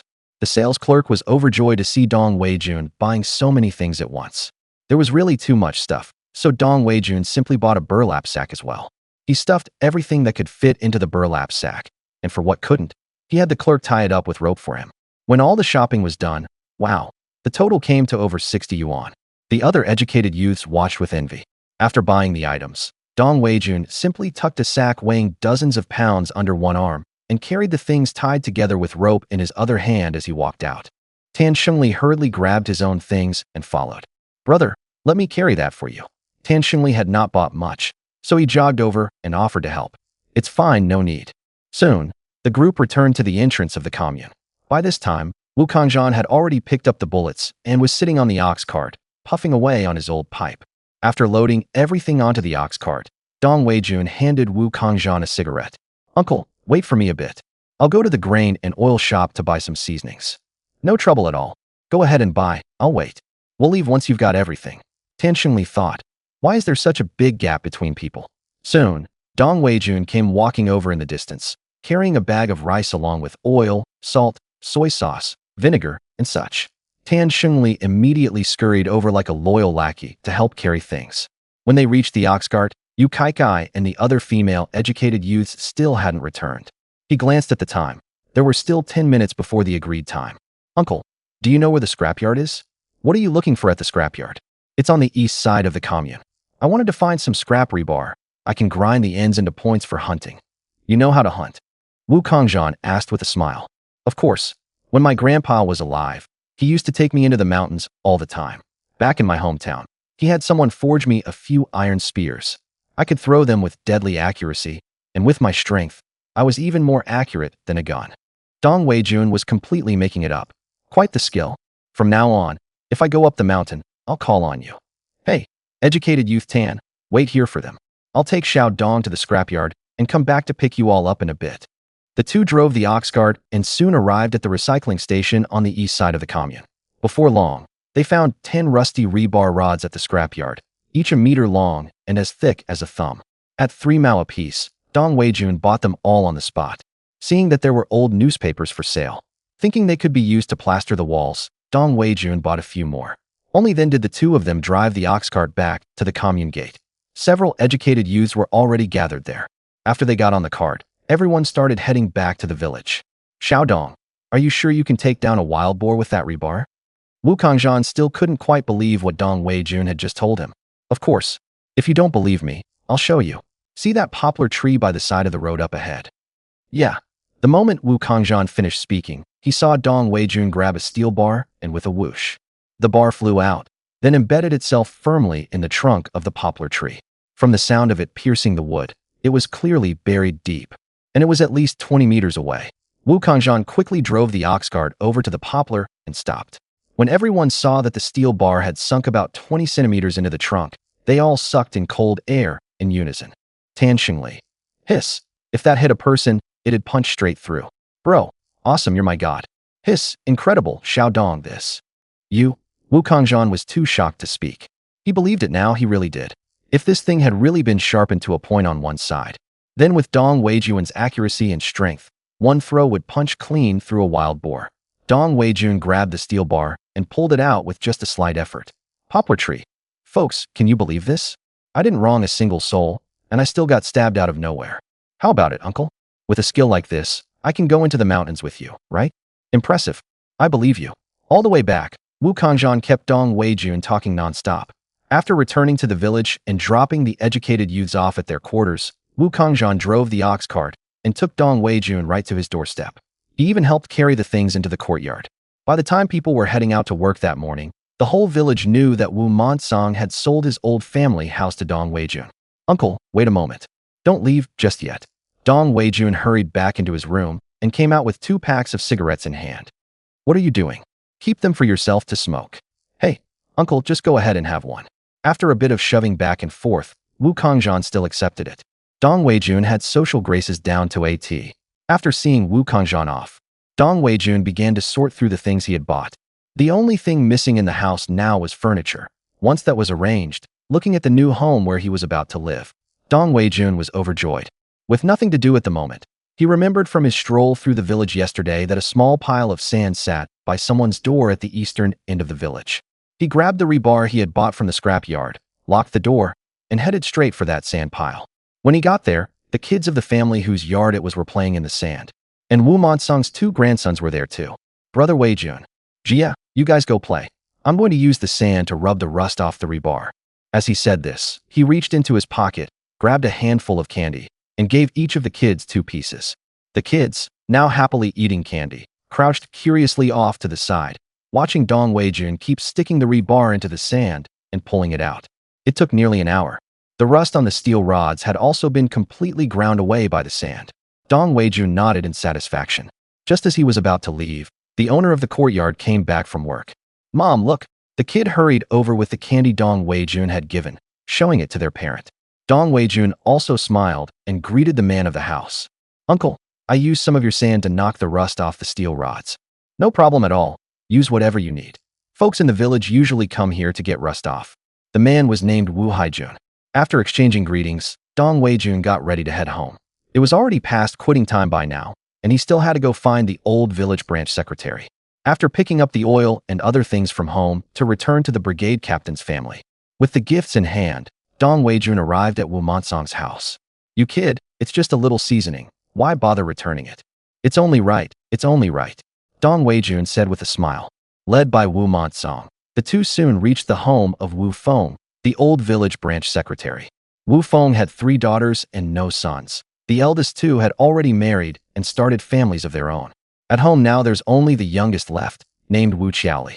The eldest sister is called Xiao Qiao, and the second sister Lily. The 3 sisters are each more beautiful than the last. Fifth uncle, Wei Jun, is here. As soon as he entered the courtyard, Wu Monsong shouted toward the house. Wu Feng also hurried outside. That afternoon, Wu Monsong had mentioned that Dong Weijun wanted to ask his younger brother to make furniture.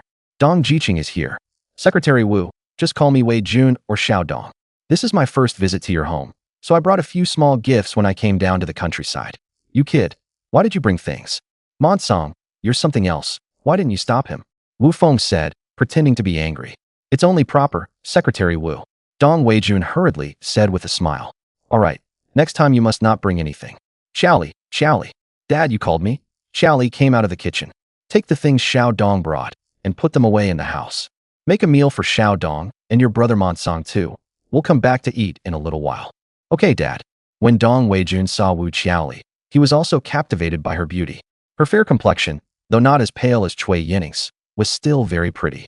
She had big, double-lidded eyes, a hint of baby fat on her face, and a figure that was absolutely top-notch. She was also tall, around 168 centimeters by the look of it. As if sensing Dong Weijun's gaze, their eyes met, and both quickly looked away. Following Wu Feng, the group soon arrived at Wu Erfeng's house, which was less than 20 meters from Wu Feng's home. Wu Erfeng was making furniture under a shed in the yard, and when he saw his eldest brother come in, he quickly stood up. "Big brother, Monsong, 6th uncle." Wu Monsong also greeted them. "Second brother, this is Xiao Dong, who came down to our village as an educated youth, Dong Weijun. He bought the old Monsong family house and wants to ask you to make a set of furniture." Wu Feng explained the purpose. "Sure. I don't have many jobs on hand these days, and I have some ready-made pieces in the house. Xiao Dong, why don't you take a look first? If none catch your eye, we'll talk about it separately." After all, they were bringing him money, so Wu Erfeng was quite enthusiastic. Soon, he led them to the western room. When he pushed open the door, it was filled with all kinds of tables, chairs, stools, and Kong tables. They filled the whole room. No wonder Ning Fangxia said Wu Erfeng had good craftsmanship. Indeed, the furniture in this room was all beautifully made. "How about it? Tell your uncle which one catches your eye. Whoever you pick, I'll move it out for you to try." Dong Weijun chose a Kong table with a side length of 1.2 meters, a few small stools, and also a large dining table with a side length of 1.5 meters. As for cupboards and such, Wu Erfeng didn't have any, since those were usually custom-made to measured dimensions. "Uncle, that's all for these. Do you have a wash basin stand and a chopping board?" "Yes. Wait here, I'll get them for you." "Do you want good wood or ordinary?" "Good wood. Then it'll last longer," Dong Weijun said. Soon, Wu Erfeng brought out from the room a wash basin stand made of jujube wood and a chopping board made of pear wood. "That's all, uncle. For the remaining cupboards and Kong cabinets, you can come over and take measurements later.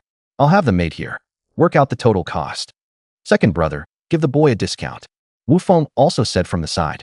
"No problem. After thinking it over, Wu Erfing gave a figure. Including the cabinet, the Kong cabinet, and the wardrobe. You give me 80 in total, how about it?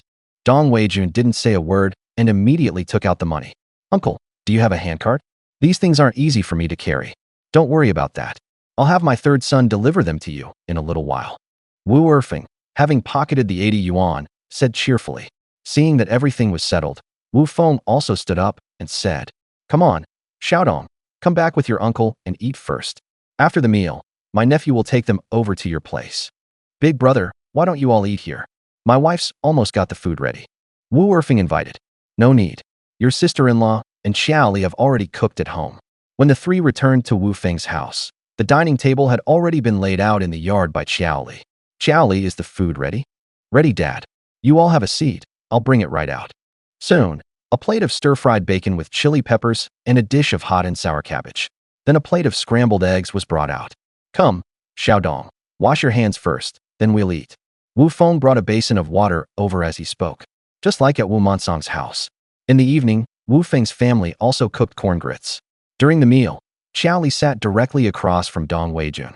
Dong Weijun was fine. After all, as a man who had been around, he was thick-skinned. Xiaoli, on the other hand, kept stealing glances at Dong Weijun from time to time. Not long after the meal, Wu Erfing's third son came hauling some furniture and shouted at Wu Feng's door. Uncle, has Xiaodong, the educated youth, gone back yet? Not yet. Here he comes. Dong Weijun also quickly hurried outside. Soon, Dong Weijun and Wu Bin, Wu Erfing's third son, hauled the tables, chairs, and benches back home. After Wu Bin helped carry the furniture into the house, he measured the dimensions for Wu Erfing and then went back. Dong Weijun had nothing to do now, so he took a small stool and sat in the yard. He picked a ripe cucumber from Chiochio Farm and, without washing it, began crunching into it. This little life was absolutely wonderful. Damn, wasn't this the life I'd longed for in my previous life? A courtyard, a dog, a wife, and 2 kids. TSK, keep it up. Dong Weijun was still full of longing for the life ahead. As for tiring work or hardship, that didn't exist. With his current physical condition, such a small amount of daily labor was nothing to him. At night, lying on the Kong, it wasn't long before Dong Weijun fell asleep. Whether it was because he had something on his mind or what, in his dream he married Wu Xiaoli, the daughter of Wu Feng's family. Xiaoli gave him a son and a daughter. He sat on the steps of the courtyard watching his children play with the big yellow dog in the yard, while Xiaoli, with a smile on her face, hung clothes on the line. Before he knew it, a smile curled at the corners of Dong Weijun's mouth. Early the next morning, when Dong Weijun woke up, he found his dream amusing. It was still dark outside. He turned on the light and checked his watch. It was almost 5:30. Work started at 6, so Dong Weijun got up and put on his clothes. First he went to use the outhouse, and after washing up, he vaguely heard the sound of a whistle. He simply threw a jacket over his undershirt, locked the door, and headed out to work with a few of the neighboring families. Along the way, he got to know them a bit. Dong Weijun's house was at the far edge. Walking toward the village, the next houses belonged to the 3 brothers, Wu Jianjun, Wu Jiandang, and Wu Jiangwo, whose homes were built wall to wall. Then came the 2 brothers, Wu Xunli and Wu Shuntai, with a house for each. He handed a cigarette to each of the men, which instantly brought them much closer. Soon they arrived at the edge of the fields. Since yesterday, when they had knocked off work, the tasks for today had already been arranged. So the villagers went straight to work on their own once they arrived. Uncle Team Leader, what should I do today? Dong Weijun asked. Just go with your Uncle Kangzhan and the rest. All right, I'll go find them then. With that, Dong Weijun went off to find Wu Kangzhan. Wu Kangzhan and his group's task for the day was plowing the fields. Seeing Dong Weijun come over, he waved him closer and gave him a few pointers. Dong Weijun caught on quickly, and with his great strength to boot, Wu Kangzhan directly handed over the job of guiding the plow to Dong Weijun while he went up front to lead the ox. Though guiding the plow looked like easy work, in reality, it was quite exhausting. He had to adjust the position every now and then. Anyway, after a full 2 hours, even Dong Weijun felt his arms getting somewhat sore. This morning's 2 hours of work, everyone present saw it with their own eyes. He worked hard and never slacked off. Wasn't that exactly the kind of person every team wanted? After the shift, Dong Weijun went home and made a simple meal, and then used the day's blind box. What the blind box gave today was a prescription for medicinal wine for bruises and sprains. Going by the description on the prescription, it was very effective. Dong Weijun planned to brew some when he had free time later. After eating, he went right back to work. Then came eating, resting, working again, and getting off work. Just like that, the day came to an end. Wei-jun, how do you feel? Wu Monsong and a few others walked alongside Dong Wei-jun and asked with a smile. Nothing much. I started doing loading and unloading at the dock when I was 16. The dock job is much more tiring than this. I'm used to it. Otherwise, where would all this muscle come from? That's good. Sigh, compared to you, those educated youths. Sigh, if I could turn back time, I'd turn back right now. Wu Monsong had to put up with a lot of frustration today while trailing behind the new educated youths. Over the next few days, Dong Wei-jun also got used to his current life, working while shooting the breeze with the village men. In these few days, he obtained a total of 4 mystery boxes. From them, he opened 1 vegetable seed gift pack, 10 energy drinks that restored 50% of stamina, 1 life-size doll, and a skill called shape-shifting magic voice. After learning this skill, you can imitate the voices of people or animals. That night, Dong Wei-jun slept holding the doll. After all, he was a hot-blooded young man. That afternoon, while squatting on the ground with a group of aunties clearing wasteland and cutting grass. Because his physical fitness had already doubled, Dong Wei-jun's hearing was exceptionally sharp. He had been chatting with Ning Fangxiao when he suddenly sprang to his feet. Wei-jun, you're so jumpy, you scared your auntie. Shoo. Auntie, I think I heard Jia crying. That can't be. I didn't see Jia. Did you mishear? Hearing it was her eldest grandson, Ning Fangxiao also stood up and looked around. There's no one. I don't see Jia anywhere. You must have misheard. No, something must have happened. With that, Dong Wei-jun jogged off in the direction of the sound. I say, Fangxiao, is that educated youth Xiao Dong just trying to slack off? The speaker was Ma Cuihua, well known in the village for being petty and opportunistic. Shut your mouth. Even if you slacked off, Xiao Dong wouldn't. Ning Fangxiao felt her heart pounding uneasily now too, and she ran after Dong Wei-jun. He had barely run out of the wasteland when Dong Wei-jun saw Jia running toward him, crying along with a bunch of village kids. Jia, what's wrong? Why are you all crying? Woo-woo. Brother Wei-jun, wolves came down the mountain. Jia, Huzi, and Gooden were dragged off by the wolves. Hearing Jia's words, Dong Wei-jun's mind went blank with a buzz. He immediately shouted at the top of his lungs. Uncle Team Leader, something terrible has happened. Wolves came down the mountain and dragged the children away. Everyone working in the fields heard Dong Wei-jun shout. Ning Fangxiao, who had just run over, was also startled by the sudden shout. As soon as Jia saw his grandmother, he ran over crying. The people busy in the fields also hurried over. Ning Fangxiao didn't see her little grandson and immediately became anxious, her voice trembling. Jia, where's your brother? Woo-woo, Grandma, my brother was dragged away by wolves. Hearing Jia's words, Ning Fangxiao's vision went black. Grandma, woo-woo, Grandma, wake up, hurry and save my brother. Dong Wei-jun quickly pulled Jia. Jia, tell me quickly, where did the wolf drag Jia away from? It's over at the old house. Hearing this, Dong Wei-jun dashed out immediately. Just 2 minutes after Dong Wei-jun left, Wu Monsong and the others also came out from the fields. As soon as they arrived, they saw a group of village children crying and his wife lying on the ground. Fangxiao, Jia, what's going on? What happened? Where's the wolf? Wu Monsong pinched his wife's philtrum as he asked anxiously. Sob, Grandpa, wolves dragged Jia, Huzi, and Gooden off. We went to the old compound to play war games, and the wolves came. Sob. In the crowd, Huzi's mother and grandmother immediately went weak in the legs with fright. Gooden's mother and grandmother were the same. Everyone felt their scalps prickle with dread. Cold sweat broke out on Wu Monsong's forehead.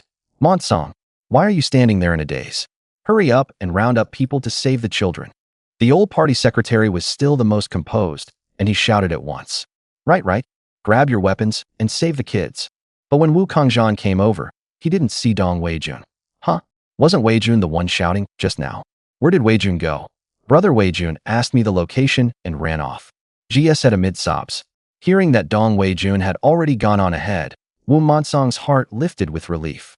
After all, nearly 5 minutes had already been wasted here. Quick, move out. Wu Kangzhan waved his hand, and everyone charged toward the village with their farm tools in hand. To get to the mountain, they had to pass through the village. Dong Wei-jun could only think of getting there faster. Maybe he could still save the child. So he ran with every ounce of strength he had, reaching the foot of the mountain in 5 minutes. The moment he arrived, he activated the hunter's eye skill. After spotting the tracks, he instantly shot off in their direction. About 5 minutes into the mountain, Dong Wei-jun saw 2 gray wolves bring up the rear. Confident in his sickle, Dong Weijun let out a wolfish awoo and charged at the two gray wolves like a cannonball. The gray wolves. Oh crap, this two-legged beast can howl. While the two gray wolves were still stunned, Dong Weijun had already reached one of them. Raising his sickle, he struck at its head. In an instant, half the wolf's head was sliced clean off and sent flying. It was dead, deader than dead.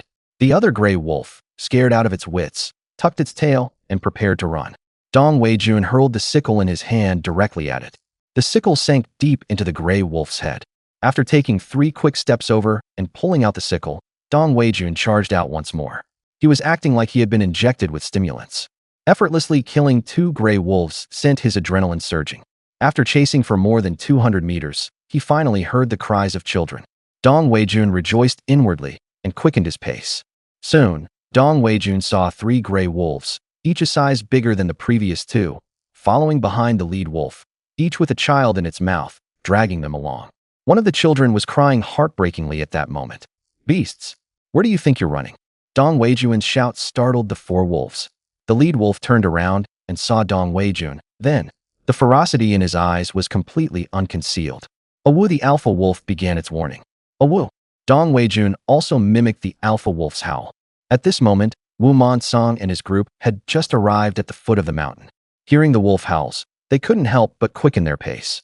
After the alpha wolf heard Dong Weijun's equally defiant howl, it immediately let out a low growl at its 3 underlings. The 3 underlings immediately dropped the children from their mouths and vanished into the woods in a flash. Dong Weijun knew that it was planning to surround him since he was alone. He could already see 3 wolves charging at him from 3 directions. Dong Weijun took out the energy drink he had opened earlier that restored 50% of his stamina and drank it down in one go. In an instant, his stamina was fully topped up. "Come on, you beast." With that, Dong Weijun charged straight at the alpha wolf. The alpha wolf showed no fear whatsoever. Man and wolf clashed in no time. The other 3 wolves. "Hey, boss, we haven't even gotten into position yet, and you're already going in." As they say, the wolf king is the wolf king, smart. Seeing that its underlings hadn't gotten into position yet, instead of rushing, it circled around in a stance ready to attack. Dong Weijun knew exactly what it was up to. "Damn, trying to play mind games with me? Get over here and die. Wolf King, you have no martial honor." The Wolf King was startled, but Dong Weijun had already charged. With the pride of a king, it immediately leaped high, ready to sink its teeth into Dong Weijun's neck. The next second, it was greeted by a sickle. The Wolf King was dumbfounded. "Bro, since when do you use hidden weapons?" As the Wolf King leapt into the air, Dong Weijun decisively hurled the sickle from his hand. The Wolf King, already airborne, could only watch as the sickle flew straight at its forehead. There was no way to dodge now. "Wolf King, you can't take a joke, you dirty sneak." Dong Weijun hadn't expected the Wolf King to leap up and fight head-on. In his understanding, wasn't the Wolf King supposed to be the wheeliest of them all? At that moment, the remaining 3 gray wolves appeared not far behind Dong Weijun. They had originally wanted to launch a sneak attack, but they watched helplessly as their Wolf King was killed by the 2-legged beast in front of them. At once, the largest of the 3 gray wolves lowered its head and let out a few whimpers. It turned and bolted straight toward the mountains. The remaining 2 gray wolves tucked their tails between their legs and followed right behind. Hearing the noise behind him, Dong Weijun turned around and saw the 3 gray wolves fleeing deeper into the mountains with their tails between their legs. "Woo-woo, brother Weijun," Jia called out in a childish voice. Only then did Dong Weijun snap back to reality and quickly run over to the 3 little ones. Except for Go Dan, whose injuries were more serious. He had already fallen unconscious. Jia and Huzi had only been bitten on the thigh. As for Go Dan, one of his arms was now connected by only a piece of flesh as thick as an index finger. Go Dan's face was pale, clearly a sign of excessive blood loss. Dong Weijun quickly took off his jacket and, with a sharp ripping sound, tore it apart. After tearing off a few strips of cloth, while comforting Jia and Huzi, he first stopped the bleeding on Go Dan's arm. After carefully binding Go Dan's arm to his body, he tightly cinched the area around the wound. Then he quickly bandaged the wounds for Jia and Go Dan as well. While Dong Weijun was treating the 3 little ones' wounds, Wu Monsong and his group had already arrived at the 2 gray wolves that Dong Weijun had killed. "Quick, the wolf bodies are still warm. Weijun should be up ahead. There's still hope." Wu Kongzhan immediately shouted after touching the 2 gray wolf carcasses. The group quickly continued following the trail Dong Weijun had left along the way. Looking at Go Dan's current condition, Dong Weijun knew he could not delay any longer. He used the remaining coat to tie Go Dan to his chest. Then, grabbing Jia and Huzi by the backs of their collars, one in each hand, he sprinted swiftly back along the path they had come. Wu Kangzhan had the sharpest vigilance. Soon he spotted a dark figure rapidly approaching. Focusing his eyes, he saw Dong Weijun wearing a vest. With one strapped to his chest and one in each hand, he approached quickly. Soon, Weijun returned. Dong Weijun also saw the crowd. "Uncle, save him quickly. Go Dan is seriously injured and has already passed out." Dong Weijun started shouting from a distance. Go Dan's father and grandfather's faces turned pale instantly. As soon as Dong Weijun came over, Wu Kangzhan stepped forward to take Jia and Huzi from him. Wu Monsong also hurriedly checked Jia's body. Huzi's father and grandfather did the same. Wu Kangzhan only glanced at the injured arm of Go Dan in Dong Weijun's arms and knew that Go Dan's right arm couldn't be saved. If they could keep him alive, that would already be good. Go Dan, don't scare Dad. Wake up." Go Dan's father was about to rush over. "Stop him." Dong Weijun also knew how serious Go Dan's injuries were. Several villagers quickly held Go Dan's father back. "Is there anyone who knows medicine? Come quickly." Dong Weijun looked at the crowd and asked. "Weijun, take the child down the mountain quickly. We need to get to the commune hospital," Wu Monsong said urgently. Without another word, Dong Weijun continued charging down the mountain. If Go Dan had already died when Dong Weijun rescued the 3 children, he might not have been so agitated. But now, at least Go Dan still had hope. After all, he was a living child. Yesterday after work, several kids had come to his home asking for candy. Dong Weijun couldn't bear to watch a life slip away in his arms. Wu Kangzhan and the others also carried Jia and Huzi as they ran down the mountain following Dong Weijun. A few minutes later, Dong Weijun had already arrived at the foot of the mountain with Go Dan. Ning Fangxia and the others who had been waiting there saw Dong Weijun coming down. They hurried forward. "Weijun, who is that in your arms? Where are the other 2 kids?" "Auntie, it's Go Dan. Go Dan is seriously injured." "Never mind that now. Hurry and take me to get your bicycle." When Go Dan's mother heard it was her son, she burst into tears. She came straight at him, trying to grab Go Dan. "Annie, calm down. Calm down. You're hurting Go Dan." Dong Weijun shouted, backing away. He knew all too well how frantic a woman could become when she learned her son was on the verge of death. The saying, "women are weak, but mothers are strong," wasn't made up out of thin air. In his previous life, when he was a child and had spiked a fever that knocked him unconscious, his mother had held him and refused to let anyone touch him. Like a madwoman, she had run barefoot for over an hour to carry him to the township health center. Ning Fangxia and the others quickly blocked Go Dan's mother. "Xiaodong, Auntie begs you. Just let me see Go Dan. Auntie promises she won't do anything reckless," Go Dan's mother said in a hoarse voice. Seeing that she had calmed down, Dong Weijun hurried over. "Auntie, we'll look as we walk." At that moment, Wu Monsong and Wu Kangzhan, among others, came down carrying Jia and Huzi. "Go quickly. Harness the ox cart," the old branch secretary directed. "No time. An ox cart is too slow. Uncle Monsong, I'll take your bicycle and get Gooden's dad to the hospital first. You all follow with Jia and Huzi." Dong Weijun shouted as he ran. "All right, Kangwa, hurry up and follow Weijun." Wu Monsong called out to Gooden's dad. Soon everyone arrived at Wu Monsong's house, and his bicycle was quickly pushed out. Dong Weijun untied Gooden and strapped him to Wu Kangwa's chest. With his long legs, he mounted the bicycle. "Uncle Kangwa, hold tight to me. Gooden won't fall." "All right, thank you, Xiaodong. If it weren't for you, Uncle wouldn't even dare to think. You're the benefactor of our family." "Uncle, this is no time for thanks. Sit tight." Gooden's mom still tried to chase after the bicycle, but the women in the crowd held her back. Dong Weijun's bicycle creaked and groaned as he pedaled, its speed almost rivaling a motorcycle. Fortunately, the Wujiazwang production team was the main force of the Majiao commune, so the production roads were well paved. This meant Dong Weijun didn't have to worry about potholes slowing him down. Wu Kangwa sat in the back seat, watching the trees whizzing past, his face pale. Whether it was from fright or worry for Go Dan, no one could tell. Back in the village, Wu Kangzhan had already hitched up the ox cart. After grabbing money from home, Wu Monsong hurried toward the commune with Go Dan's mother, Huzi's parents, and the 2 little ones. Along the way, they kept comforting Go Dan's mother. The injuries to Jia and Huzi didn't reach the bone. They just needed the wounds cleaned and stitched up. So the group wasn't too anxious anymore. The journey that normally took 2 hours by ox cart, Dong Weijun pedaled over in an hour. The commune hospital was only a town-level hospital. After seeing Go Dan's condition, the staff were at a loss. They didn't have the medical facilities to treat him. Godan's father was so anxious he didn't know what to do. After all, how would a country person have ever experienced something so serious? Comrade doctor, saving lives is the most important thing now. Tell us what to do. Dong Weijun asked. Send him to the county. The county has the conditions, the doctor said. Then help call to make arrangements. I'll go find a car right away. With that, Dong Weijun had the doctor give Go Dan's wounds basic treatment first. He himself ran toward the commune. He remembered that when they had first come to the countryside, Secretary Xiao had driven a tractor to pick them up. Now it was all about luck. Fortunately, Secretary Xiao still remembered him, and as soon as he heard it was to save a life, he didn't hesitate and had the tractor brought over. Xiaodong, I'll have my nephew drive the tractor to take you to the county seat. Thank you, Secretary Xiao. Captain Wu and the others should be arriving soon too. Please tell them I've gone ahead. Saving the child is the top priority. Go on, Xiaodong. I'll be waiting over at the hospital in a bit. Soon, Dong Weijun and Secretary Zhao's nephew arrived on the tractor. They quickly climbed aboard and headed for the county.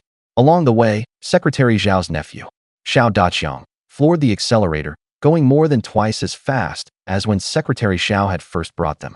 Meanwhile, an hour later, Wu Monsong and the others also reached the county seat. Secretary Xiao, why are you at the hospital too? I'm here specifically waiting for you. What happened? How did wolves get into the village? What the hell were your village militia doing? After all, this was an incident in his jurisdiction. Secretary Xiao couldn't help but scold Wu Monsong. Wu Monsong gave a wry smile and stayed silent. Secretary Xiao was just grumbling. After all, they were at the foot of the Qinling Mountains. It's been better in recent years, but in the past, a few kids from the village would be carried off by wolves every year. Anyway, Xiaodong asked me to tell you that they've taken the kids to the county seat. The town clinic can't handle it. Godan's mother halted mid-run toward the hospital. She was truly at a loss, collapsing weakly to the ground. My Godan, you must be all right. If something happens to you, how can your mother go on living? All right, Godan's mother, didn't Secretary Xiao say they took the commune tractor? I'm sure he'll be fine. Ning Fangxiao also hurriedly tried to comfort her. But Godan's mother couldn't take it in at the moment. Her mind was full of the bloody image of Godan. Fortunately, Jia and Huzi's injuries could be treated at the commune health center. Meanwhile, after Xiao Daqiang sent them to the county hospital, Dong Weijun hurriedly carried Godan and rushed inside. The hospital had already received a call from the Majiao Commune Health Center, and they were fully prepared. No sooner had the group entered than a doctor came over.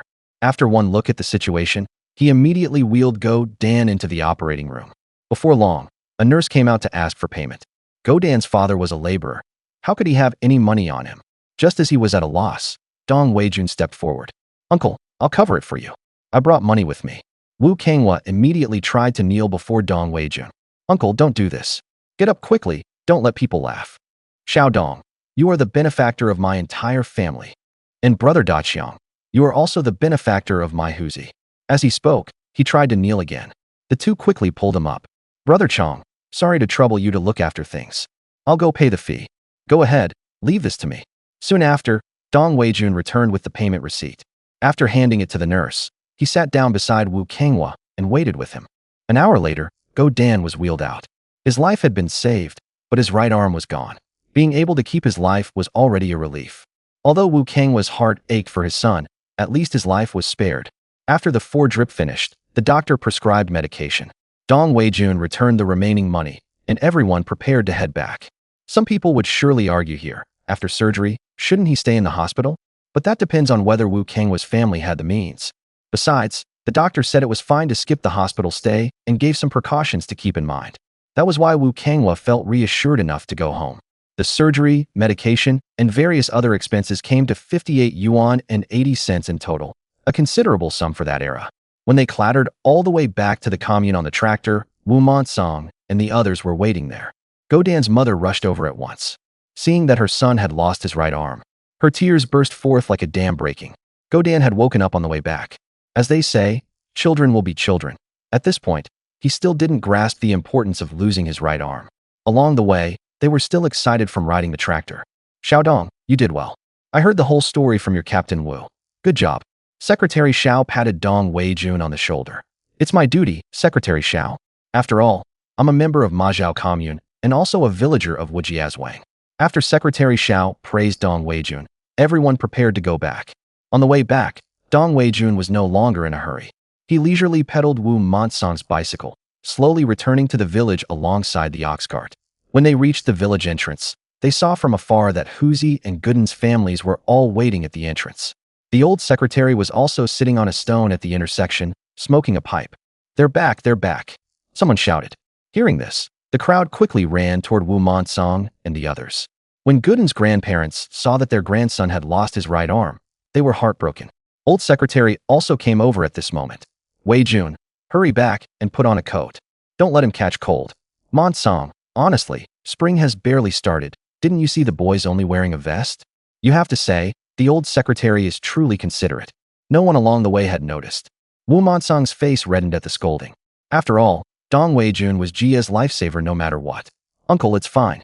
I'm a strapping young man, and besides, I'm covered in sweat. I don't feel the cold. I'm sorry, Weijun. I was just so worried about the boy. Here, put on your uncle's jacket first. You're sweating now, you'll catch a cold in a bit. With that, Wu Monsong began to take off his coat. Really, no need, uncle. Let me go back and wash up first. My clothes are covered in blood. We'll talk later. With that, Dong Weijun hurried back. He was still thinking about the 3 wolves he had killed, eager to finish things up and go retrieve their bodies. He didn't know that Wu Kangzhan had already had the 3 wolf carcasses brought to the brigade courtyard. Mixing some well water with hot water from the thermos, Dong Weijun took off his vest and quickly scrubbed the blood off himself.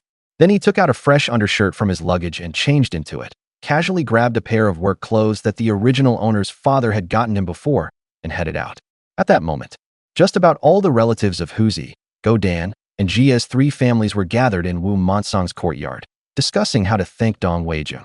When Dong Weijun arrived at Wu Monsong's house, he was taken aback by the crowd filling the yard. Uncle, since everything's settled now, could you have a few people go up the mountain and bring back those 3 wolves I killed? Wolf pelts are really good stuff, Dong Weijun said, a little embarrassed. You kid, why are you still thinking about the wolves you killed? Your uncle Kangzhan already had people haul them back. They're in the brigade yard. Old Secretary Wu Feng said with a chuckle. Before Dong Weijun could say anything else, Godan's grandmother and Godan's mother suddenly dropped to their knees with a thud in front of him. Startled, Dong Weijun quickly jumped aside. What are you doing, Grandma Godan? In our custom, when elders kneel to the younger generation, it shortens their own lives. I wouldn't dare accept that. Ning Fangxia and the others quickly stepped forward to help the mother-in-law and daughter-in-law to their feet. Weijun, your aunt and your sister-in-law didn't know any better. Don't blame them. They're just so grateful to you. Ning Fangxiao explained hurriedly. I know, Auntie. Xiaodong, educated youth. You are our family's great benefactor. Our family will never forget your kindness for the rest of our lives. Gooden's grandma said tearfully. Dong Weijun spent quite a while comforting them. Only then did Gooden's family and Huzi's family stop saying words of gratitude. But immediately after, a single remark from Wu Feng nearly made Dong Weijun lose his composure. Weijun, I'm from the same family as Monsong, and our family holds the highest seniority in the village. You saved the children of Wujiazwang, so you're a benefactor of Wujiazwang. When you die later, we'll allow you to be buried in the ancestral graveyard. Dong Weijun, well, old secretary, why does that sound a bit creepy to me? I'm only 18. Ha ha ha. Dong Weijun's words immediately made everyone in the courtyard burst into laughter. Since the wolf carcasses had already been brought back, Dong Weijun had nothing else to do and was about to leave. But Ning Fangxia and the others hastily stopped him and made him stay for a meal.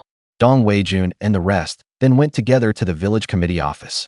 By the time they arrived, the 3 gray wolves had already been cleaned. Weijun, these 3 wolves were all killed by you. How do you plan to deal with them? Wu Monsong asked. Distribute them to everyone. I want the Wolf King's pelt, and you can handle the rest as you see fit. After all, these are my spoils of war, so it's not too much for me to take 1 pelt, is it? You can have all the pelts, and you can also choose the best meat. Wu Monsong waved his hand generously. Dong Weijun didn't refuse. Wu Kangzhan often went into the mountains, so all 3 wolf pelts had been cleaned very well. Just thinking that he could lie on a fur blanket in winter made Dong Weijun feel warm. But he didn't know how to tan hides, so he needed to find someone to help. Soon, the news that the village committee was giving out wolf meat was announced to everyone over the broadcast. With only 3 wolves, there wasn't much meat left after processing. Still, every household got a share, more or less. Even Wu Monsong distributed meat to the sent-down youth point. After everyone had left, Dong Weijun took his share of the meat and prepared to head back. As for the wolf skin, Wu Kangzhan's mother knew the craft of tanning hides, so Dong Weijun paid her 5 yuan to take care of it. Once he got home, He stored the wolf meat in his space. Since there was no refrigerator back then anyway, better to keep it preserved long-term in the space, and whenever he craved some, he could just take a bit out to taste. Meanwhile, back in Baoding, ever since Dong Wei-jun had gone down to the countryside, Gao Caixia had been pulling strings everywhere, trying to secure the job position and the compensation money. At this moment, she was at home waiting for news. Soon, the man handling her affairs arrived. "Brother Fuguei, how did it go?" "How did it go? You're not going to let your brother have a little taste of the sweetness first, are you?" Zhang Fuguei said, eyeing Gao Caixia with a lecherous look. "You rascal, look how impatient you are." Half an hour later, "Brother Fuguei, you see, you've had your taste of sweetness. Now hurry up and tell me, how did things turn out?" "I've already asked the husband of my maternal cousin's wife's second aunt to look into this matter. I'll have news by tomorrow." "It's not a big deal," Zhang Fuguei said, taking a satisfied drag on his cigarette. Gao Caixia was still secretly gloating. At a little past 8 the next morning, she didn't get good news. Instead, the factory leaders showed up. When Gao Caixia learned they had come to take back the house, she was completely stunned. She hurriedly chased after them to ask, and only then found out that Dong Wei-jun had long since sold his job and collected the compensation. Gao Caixia couldn't accept this reality.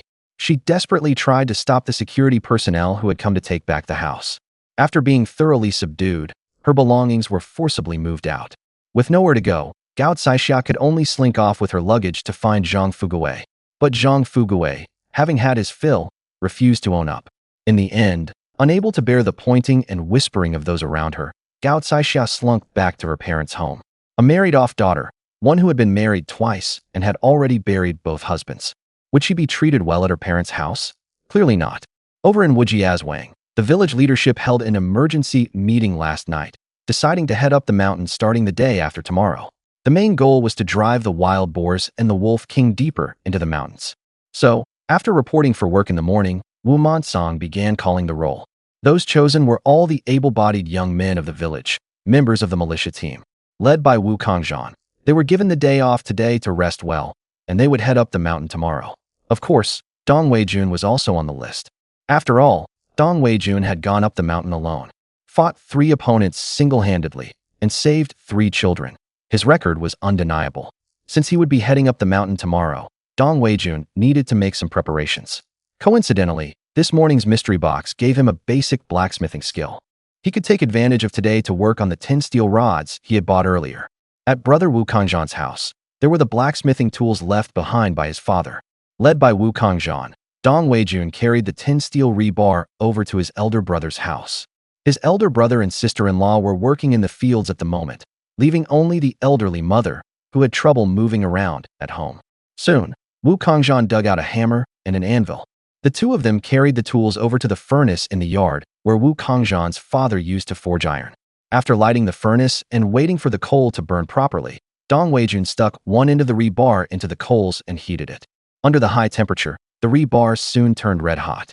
When it was heated enough, Dong Wei-jun put on his gloves, pulled out the rebar, and started hammering away with a loud clang.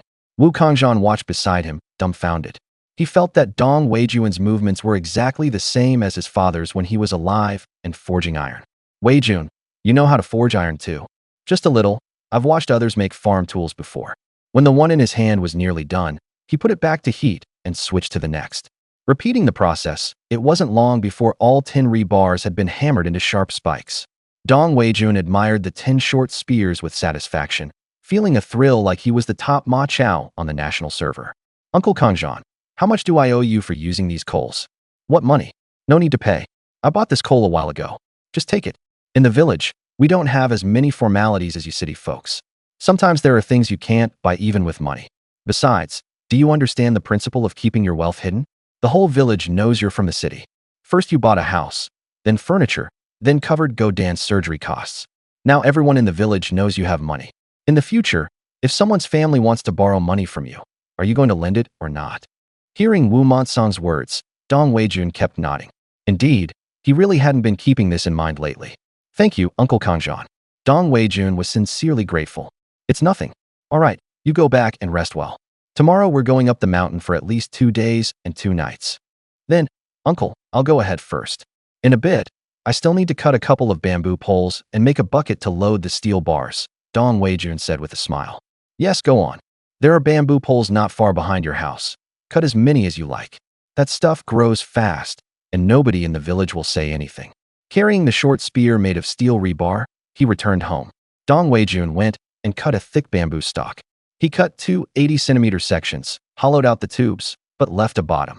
Then he found two rags and stuffed them into the tubes, lest the iron tips of the short spears pierce through the bottom. After that, he tied the two bamboo tubes together with some cloth strips to make a sort of sling bag. He tried carrying it on his back, then adjusted the length of the strap. A simple weapon bag was done. After putting the 10 short spears into the bamboo tubes, he slung them across his back. He raised his right hand and grabbed one. It felt very smooth and handy. Dong Weijun nodded with satisfaction. All those episodes of I Love Inventions I watched weren't for nothing. National server Ma Chao, requesting to sortie, my battle record can be checked. Then, like the fool he was, Dong Weijun started playing around by himself in the yard. At noon, when Dong Weijun was about to cook, Wu Monsong's whole family, Wu Kangwa's whole family, Wu Hongjun, who's his dad's whole family. The group came to Dong Weijun's doorstep in full force, carrying gifts. In the kitchen, Dong Weijun was humming a tune while stir-frying wolf meat when he was suddenly startled by the sound of firecrackers at the door. Immediately after, he heard Wu Monsong calling his name, and through the kitchen window, he saw the group. He quickly set down his spatula. "Uncle, what are you all doing?" "Weijun, you saved the 3 children. We don't have anything impressive to offer, so the 3 families pooled together to buy some things, specially to thank you." "Yes, little educated youth Dong. You're a benefactor to all our families. You must accept this small token of our appreciation." Dong Weijun smiled helplessly. He accepted the gifts one by one, then hurriedly brought stools for them to sit. "We won't stay long. Go check your pot. Don't let it burn. Uncle, stay and have a bite with us. I've stir-fried some wolf meat." Dong Weijun invited. No, don't bother seeing us off. Go check your pot." After seeing the group off, Dong Weijun hurried back to the kitchen. Fortunately, he had put enough oil in the pan, so it hadn't stuck yet. After a simple lunch by himself, he hung up the cured meat that Wu Monsong and the others had sent, storing what needed to be kept in the space. With nothing else to do, Dong Weijun took off his shoes and lay down on the kong. He took a cucumber out of Chiochio Farm as an after-meal fruit and munched on it with a satisfying crunch. It tasted really good. Being alone was too boring. When he came back down the mountain, he would go to the village and catch a puppy to keep him company. After eating his fill, Dong Weijun went straight to bed and enjoyed a nice nap. When he woke up, it was already dark outside. He used the toilet, closed the courtyard gate, and simply reheated the leftover lunch. After eating, he sat alone in the room in a daze. Usually, after getting off work, he never felt bored. But after not working all day today, Dong Weijun realized just how boring it was to be alone without a phone. The night passed without incident. Early the next morning, his biological clock woke Dong Weijun on time. The first thing after getting up, of course, was to squat in the latrine. Then he washed up and started cooking. Yesterday, Wu Kangjian told him that this trip up the mountain would take at least 2 days and 2 nights. So he needed to pack enough food. While cooking, he opened today's blind box. "Congratulations, host. You opened the blind box and received 10 bottles of basic speed potion. After use, gain 20% movement speed boost for 5 minutes. Not bad, a small jackpot." Dong Weijun was quite satisfied with today's haul. After eating, he packed some dry rations and a water bottle, grabbed his short spear, and headed to the village committee to gather. When Dong Weijun arrived, Wu Kangjian and a few others were already there. After greeting them, they chatted together. About half an hour later, everyone going up the mountain had gathered. There were 12 people in total and 2 mountain trail dogs. 6 guns. Those without guns each brought a machete or an axe. Under instructions from Wu Monsong and the old secretary, the group set off up the mountain in force. Wu Kangjian took the lead, with Dong Weijun right behind him. Soon, they disappeared into the Qinling Mountains. "Everyone, stay alert. We're entering the mountains now, so be vigilant and watch your step. It wouldn't be good if someone got bitten by a venomous snake," Wu Kangjian said to the others as they walked. A dozen or so minutes later, they arrived at the spot where Dong Weijun had killed the 2 wolves earlier. Since entering the mountain, Dong Weijun had been using his hunter's eye. Apart from the traces left by the wolves before, no other large animals had come here in the past 2 days. After continuing deeper for a few more minutes, they reached the place where Dong Weijun had rescued Jia and the others. This time, Dong Weijun's hunter's eye spotted fresh tracks, signs that the 3 wolves that had escaped before had come back. "Wait a moment, Uncle Kangjian. Remember the 3 wolves that got away that I told you about? They were here not long ago. Look over here," There's even their droppings. Dong Weijun pointed into the grass. Wu Kangjian, who also frequently went up the mountain, crouched down to take a look and confirm Dong Weijun's claim. This should be from last night. Looks like those beasts are nearby. Everyone, stay alert. Danian, bring your leopard over here and let it have a sniff. See if it can pick up the trail. You got it, Brother Kangjian. Wu Danian led Leopard over, and after it took a whiff, Leopard picked up the scent and led the group in pursuit. Seeing that this was indeed the path the three wolves had taken, Dong Weijun pulled two short steel rebar spears from behind his back and followed, one in each hand. Leopard led everyone all the way to a grove of pines and cypresses, where the trail went cold. Brother Kangjian, Leopard lost it. Danian said hurriedly, let me take over. With that, Dong Weijun bent down and carefully scanned the area. Before long, he found a cluster of paw prints on the ground. Look over here. Based on these tracks, they went in this direction. Uncle Kangjian, do we chase? We chase. Wolves are vengeful creatures. You killed 3 of theirs, and if we don't kill them all or drive them off for good, there's no telling which night they'll sneak into the village to settle the score. All right, follow me. They trekked through the mountains for nearly another hour. When Wu Kangjian saw that Dong Weijun still intended to push on, he hurriedly called Dong Weijun to a stop. Weijun, I can't go on. Let's rest a while. You're in such great shape.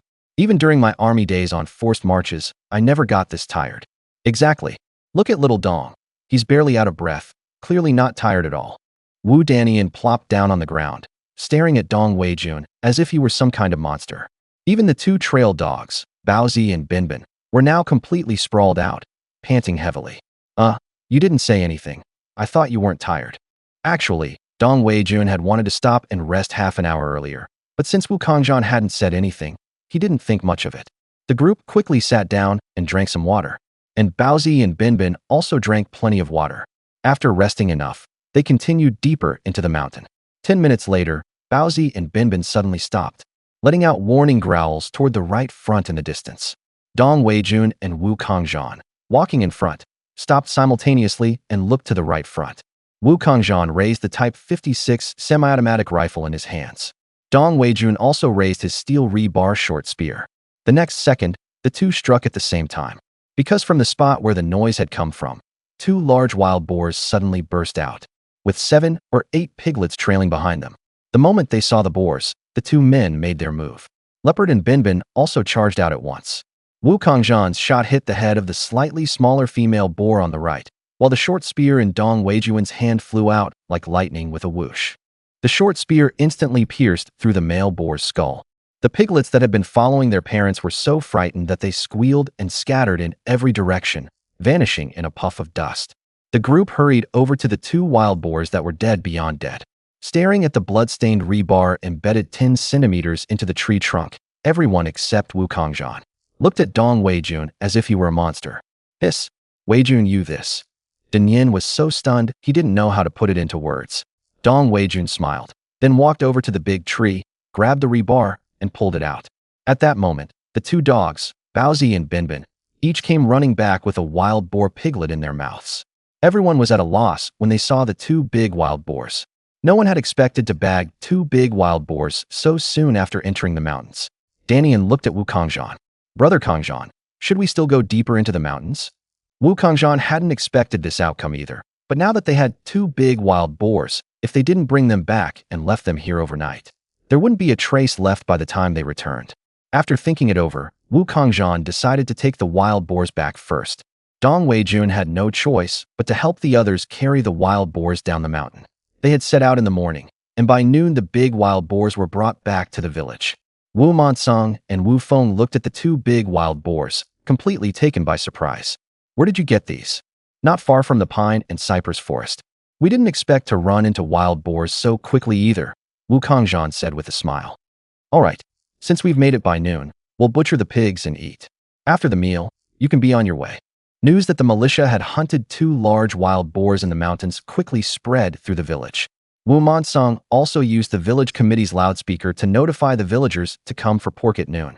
They ate the female boar, and Wu Monsong divided up the remaining male on the spot for the villagers. Of course, since the wild boars were hunted by Dong Weijun and the others, they naturally got the choicest cuts first. Soon it was Dong Weijun's turn to step up and collect his share.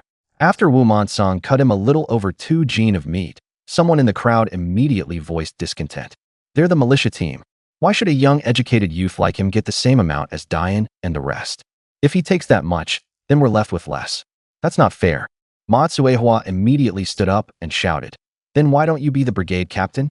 You're the one stirring up trouble every single day. Why shouldn't he get more than you? He hunted this wild boar himself. Count yourself lucky you're getting any meat at all, yet here you are raising a fuss. If you don't want it, then get the hell out. There's no meat for your family today. Wu Monsong showed Ma Tsuehua no tolerance whatsoever. That was Ma Tsuehua for you. The wild boar had been killed by Ren Weijun alone, so why shouldn't he take more? The others who had gone up the mountain together also began to criticize Ma Tsuehua. Ma Tsuehua took on all comers. Whoever criticized her, she would jump up and curse at them, pointing right in their faces. Wu Monsong was so furious he wished he could chop Ma Tsuehua to death with one strike. Wu Xuaniyu, you've disgraced our Wujiao village all the way to your maternal uncle's house. You've lived for decades, yet you let a woman ride on top of you. I feel ashamed for you. Take your wife away right now. If she comes here making trouble again, I'll have the militia arrest her for a public denunciation. Wu Xuaniyu was Ma Tsuehua's husband. He was in his 50s, the typical sort who couldn't squeeze out a single fart even if beaten with a stick. Being scolded by Wu Monsong in front of the whole village, he had completely lost his old face. Feeling everyone's eyes on him, Wu Xuaniyu finally lost his temper. He raised his hand and gave Ma Tsuehua's weathered face a resounding slap. In an instant, Ma Tsuehua was stunned senseless. He even tried to grab Wu Xuaniyu. Haven't you made enough of a scene? Aren't you embarrassed enough? The villagers are practically poking my spine out with their finger pointing. If this life can go on, then go on. If not, then go back to your mother's house. I won't wait on you anymore. Dad, Mom, both of you calm down.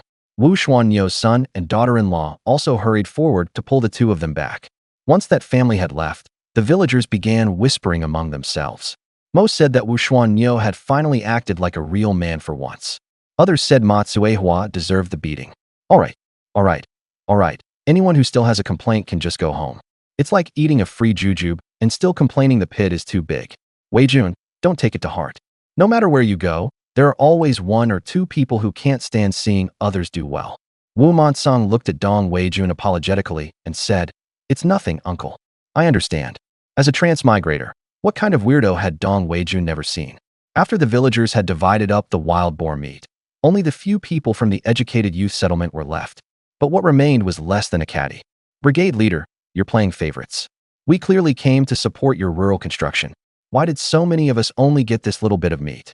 Xia Hongdo had already been scolded by Dong Weijun once before, and today, seeing him get another share of meat all by himself, her jealousy flared up again. She was sure Wu Monsong was doing it on purpose. If you like it, eat it. If not, get the hell out. Talk about supporting our rural construction. You talk even prettier than you sing. You've even learned to flatter yourselves. What do you think you are? Since you educated youths came to the countryside, what have you ever contributed to the village? How much grain have you eaten? If it weren't for the higher-ups forcing us to keep you, do you think our Wujiazwang would welcome you? And now you're actually complaining?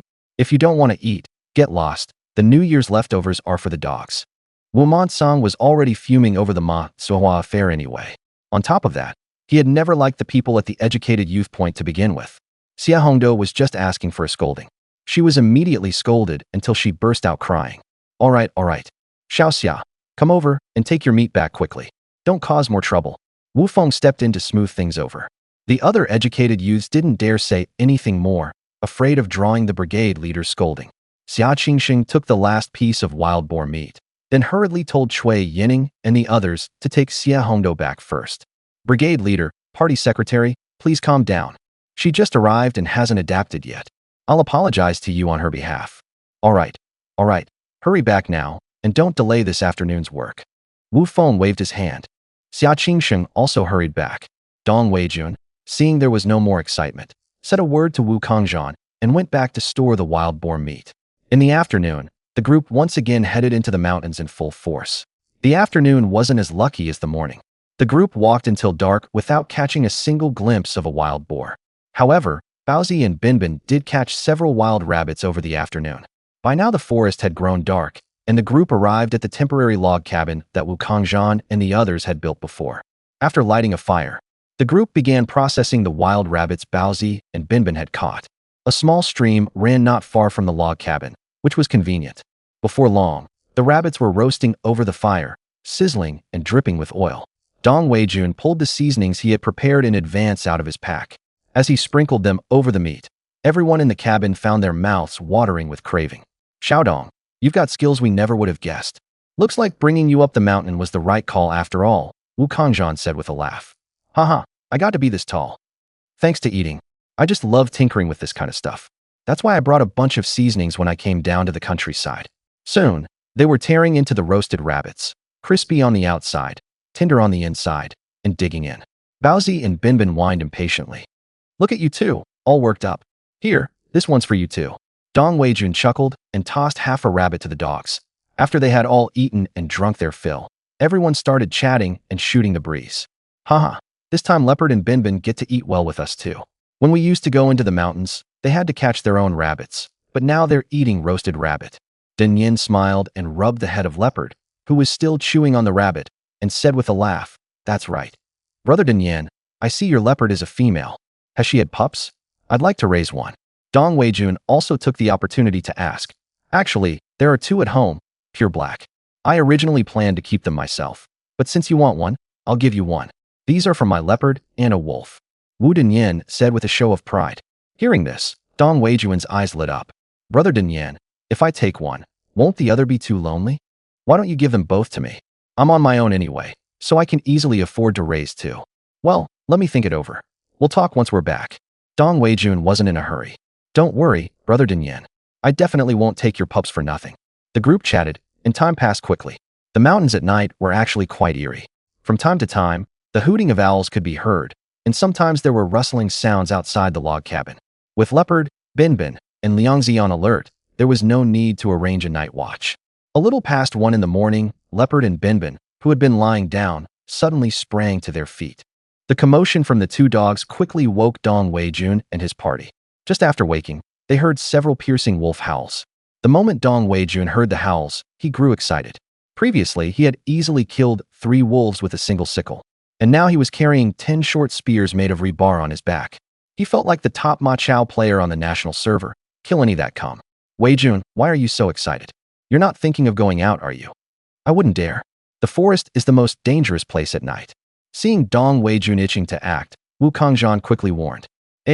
Hearing wolf howls just makes me want to go take them out. Until dawn, the wolves never came close.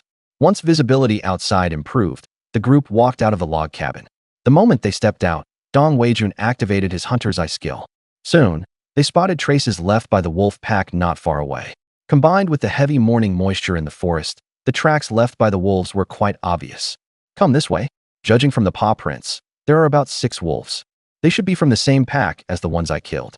Dong Weijun crouched down and pointed out the wolf tracks to the others. Baozi and Binbin also caught the scent left by the wolf pack. The group began tracking the wolves. They rested 3 times along the way, and by almost noon, the group had already arrived at Wild Sheep Gully, which Wu Kangzhan and the others had mentioned. Because there used to be so many wild sheep here in earlier years, the hunters had given the place the name Wild Sheep Gully. Uncle Kangzhan, let's eat first. I reckon this wolf pack is right here in Wild Sheep Gully, Dong Weijun said. All right, let's eat first. The group was just about to sit down and have something to eat. As soon as Dong Weijun sat down, he caught a glimpse out of the corner of his eye of something on the side of the dead log he was sitting on. Hey, Lingji. Uncle Kangzhan, look, is this Lingji? After stepping over the log, Dong Weijun shouted in surprise. Wu Kangzhan often went into the mountains, so he knew some medicinal herbs. Hearing Dong Weijun's words, everyone stepped over the log one after another to the other side. It really is, and it looks pretty big. What a bonus. The collection station pays about 20 yuan a kilo for ordinary quality now. Premium ones like this can sell for 50 yuan a kilo. I looked it up on Baidu. Lingji prices started soaring in the 1980s. There's some here too. There's some here too. Soon Wu Danian and Wu Earl also shouted in surprise. Wow. One by one, they knelt on the ground and began examining the tree trunk. In no time, they found a total of 5 palm-sized Lingji on the dead log. Don't pick them yet, Danian. The Lingji aren't going to run away. We'll pick them on the way back. If we pick them now and accidentally damage them, we'll lose out. Wu Kangzhan hurriedly stopped Wu Danian's outstretched hand. All right, Brother Kangzhan, what do you say we do with these 5 Lingji? Do we have to hand them over when we get back? It's not like we're the ones who… Bullshit. It was obviously Wei Jun who found them first, Wu said with a grin. Right, Right. Wei Jun found them first. Don't worry, these things are ours. I'll take them all to sell when the time comes, and the 12 of us here will split the money evenly. But whatever you do, don't go spreading word about this. Even though Monsong and Fifth Uncle are turning a blind eye, there's bound to be someone in the village who gets jealous. Everybody hear that? Don't worry, Brother Kangjian. This isn't our first time in the mountains with you. We know the drill by now. Haha, who would have thought we'd get so lucky on this trip? First we bagged 2 big wild boars the day we entered the mountains, and today we stumbled onto Lingji. Even if selling all these Lingji only ends up giving each of us a pittance, it's still better than nothing, right? Even if it's only a single mao per person, can't we still buy some nice candy for the kids at home? After the meal, once everyone had rested enough, the group set off toward Wild Sheep Gully. After entering Wild Sheep Valley, Baozi and Binbin immediately trotted off in the same direction. Every so often, the 2 dogs would stop and look back to see if the group was catching up. Led by the 2 dogs, the group spent over an hour weaving through Wild Sheep Valley. Finally, they came to a halt at a cave entrance. It turned out Baozi and Binbin had already squared off with 2 fierce wolves at the cave mouth. You damned beasts, we've finally found you. Dong Weijun recognized the 2 wolves at a glance. They were among the 3 that had escaped back then. The 2 wolves spotted Dong Weijun's party. A woo my ass. Come down. The short steel rebar spear in Dong Weijun's hand shot out in an instant. In an instant, it pierced straight through the head of the wolf that had been signaling the cave. The other gray wolf, startled, immediately turned to dart back into the cave. But Baozi and Binbin weren't about to give it the chance. They rushed forward in unison and sank their teeth into the gray wolf. Meanwhile, several wolves in the cave came charging out. The moment they emerged, they saw a ring of 2-legged beasts at the cave mouth, not giving the gray wolf even a moment to freeze in shock. Wu Kangjian and the others pulled the triggers of their Type 56 rifles. The gray wolves in the cave rushed out one after another, like the Calabash brothers charging to rescue their grandpa. Soon, 7 gray wolves lay dead at the mouth of the cave. When no more gray wolves came out, the group approached the cave entrance. As they got closer, they smelled a strong musky odor. Dong Weijun also heard the cries of several wolf pups from deep inside the cave. No wonder these wolves fought so desperately. There are pups in the cave. Uncle Kangjian, what should we do? Should we kill them all? Dong Weijun asked. Kill them all. The wolf packs in the Qinling Mountains won't miss these few. No need to worry about upsetting the ecological balance. After saying this, Wu Kangjian told Danian and Earl to bring Leopard and Binbin over. The 2 pulled the dogs away from the gray wolf corpses. At this moment, both dogs had wolf blood all over their heads. Go in and bite the pups to death, Danian said to the dogs. The dogs were quite clever, and soon, from inside the cave came the whimpering of wolf cubs.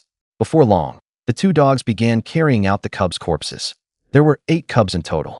No wonder these beasts hadn't bitten the child to death and brought him back. Turns out there were this many little beasts in the cave. Wu Kangjian, seeing the cub corpses all over the ground, also understood why Jie and the others hadn't been bitten to death and carried off. All right, the mission was basically complete. Cut down some trees. Take all the corpses back. Don't waste them. Using materials on hand, they quickly made several wooden poles. The 7 gray wolves and 8 cub corpses were not left behind. All were strung onto the poles. 12 people carrying these wolves was still quite easy. On the way back, since they were carrying wolves, by the time they reached the spot where they'd encountered the Ganoderma before, more than 2 hours had passed. Wu Kangjian carefully picked the 5 Ganoderma mushrooms and put them into the back basket. After resting for a bit, the group continued on their way. When it was almost dark, the group made their way back to the cabin. Perhaps luck was with them. From a distance, they spotted 4 large wild boars near the cabin, about the same size as the ones they had caught yesterday, along with a dozen or so small boars drinking water by the creek. The distance between the 2 sides was no more than 80 meters. Who's confident they can hit one with a shot? Wu Kangjian asked the others in a low voice. I can. Wu Danian immediately whispered. Me too. Wu Depang raised his hand and said, looks like we can only take 3, then. Wu Kangjian himself could guarantee killing one with a single shot. Uncle Kangjian, have you forgotten about me? After you 3 divide up the others, give the remaining 1 to me. That's at least 80 meters. Can you really hit it with a throw? I'll try. If it runs, it runs. Dong Weijun smiled. True. I'll take the one on the far right. Danyan, aim at the second. Depang, aim at the third, and leave the remaining 1 to Weijun. Dong Weijun gripped the steel rod, keeping his body poised to throw. I'll count to 3, and we'll all act together. 1, 2, 3. Bang, bang, bang. Whoosh! Dong Weijun had already lifted his spear and backed off several steps, while Wu Kangzhan was counting. By the time he counted to 3, he had already taken a few running steps, using the momentum to send the short steel rebar spear flying from his hand. In an instant, all 4 big wild boars fell into the creek in a neat row. The group of piglets immediately scattered in panic. 2 unlucky ones ran straight toward Dong Weijun's group. Leopard and Binbin had long been unable to hold themselves back. Whoosh, whoosh, the 2 dogs shot out directly. Damn, Weijun, you're amazing. Your strength, I really. Wu Danian and the others were completely stunned by Dong Weijun's brute force. The group carried the wolf carcasses to the cabin in no time. After stashing the wolf carcasses inside, they hurried over to haul the 4 big wild boars. Dong Weijun also pulled his short steel rebar spear out of the stream. He washed the rebar in the stream and put it back into the bamboo tube on his back. Jackpot, we really hit the jackpot this time. After all these years, we've never gotten this much meat. Ha ha ha, we can't finish it. We simply can't finish it all. Wu Danian was so excited he was howling. All right, hurry up and move the wild boar into the log cabin. In a while, the smell of blood will drift down the stream and attract tigers or something. Wu Kangzhan patted Wu Danian on the head and said with a smile, haha, with guns in hand and Weijun's exceptional skills, not to mention tigers, even if a few bears showed up, we'd take them down too. Because half the space in the log cabin was used to store the wild boar carcasses and the gray wolf carcasses, the group had to squeeze together and lean on each other to sleep at night. After everyone had fallen asleep, Dong Weijun finally opened the blind box he hadn't had time to open in the morning. Host opens blind box and obtains 100 kilograms of muscle-building and bone-strengthening dog food. Damn, he had just been thinking about raising dogs, and now dog food showed up. A sudden urge to urinate came over him, so Dong Weijun prepared to go outside to relieve himself. Just as he was about to get up, he heard a tremendous tiger roar. At this moment, Dong Weijun finally understood what it meant for a tiger's roar to shake the mountain forest. The tremendous roar rang out especially loud in the silent woods. The others, who had been sound asleep, were also startled awake by the tiger's roar. Even Leopard and Binbin had their tails tucked between their legs by now. Dong Weijun had been excited all night long, but the tiger never showed up. To be honest, when they were about to leave the next day, Dong Weijun was still pretty disappointed. Tiger, don't you want to check what you were thinking? I'm a tiger, the king of the forest. Originally, those 7 gray wolves had each weighed only about 100 caddies or so the group had been able to carry them along with ease. But now, with these 4 wild boars added, each one around 150 caddies, all ordinary adult wild boars. And for a wild boar to reach 150 caddies, it was already considered quite big. Adding 600 caddies of weight all at once, the group clearly had a much harder time. On average, every 2 people had to shoulder 200 caddies. Along the way, they had to stop and rest every so often. On top of that, Leopard and Binbin would occasionally catch rabbits, so they had to stow the rabbits away. Anyway, by the time the group returned to the village, it was already afternoon. As Dong Weijun and his group carried the wild boar and wolves toward the village committee, the village children had already spread the news across the entire Wujiazwang village. Soon, Wu Monsong and the others came back. Seeing the bodies lying all over the village committee courtyard, each of them was too shocked to know what to say. The people still working in the fields also came running over to watch. Wu Monsong checked the time. There was only half an hour before work ended, so he let them be. Kangzhan, what's going on? Have you gone and stirred up a wolf's den and a wild boar's den? Wu Feng asked hurriedly. Wu Kangzhan smiled and recounted the experiences of the past 2 days to everyone. When they learned that the wolf den had been completely wiped out, Wu Feng and Wu Monsong were also visibly relieved. Everyone, hurry home and wash up. Tonight the village committee will be eating big pot stew, pork stew with cabbage and vermicelli noodles, and there's a share for everyone. Wu Monsong shouted to the villagers in the courtyard. The villagers immediately ran home. In less than half an hour, the fragrance of meat once again drifted through Wujiazwang. After they had all eaten and drunk their fill, Wu Monsong and Wu Feng began dividing up the meat. Kangzhan, you 12 can split this boar among yourselves. Wu Feng pointed at the largest one. Haha, all right. Come on, brothers, we'll divide ours over here and not mix with them. Wu Kangzhan said to Dong Weijun and the others. After what had happened over the past couple of days, no one in the village dared to raise any objection. Matsuowa hadn't gotten any meat the past 2 days either, so now she had quieted down. With 3 large boars, every household could still get a decent share. Besides, the boars Wu Kangzhan's group took for themselves were their own. that didn't mean their families wouldn't claim their portions from the collective distribution.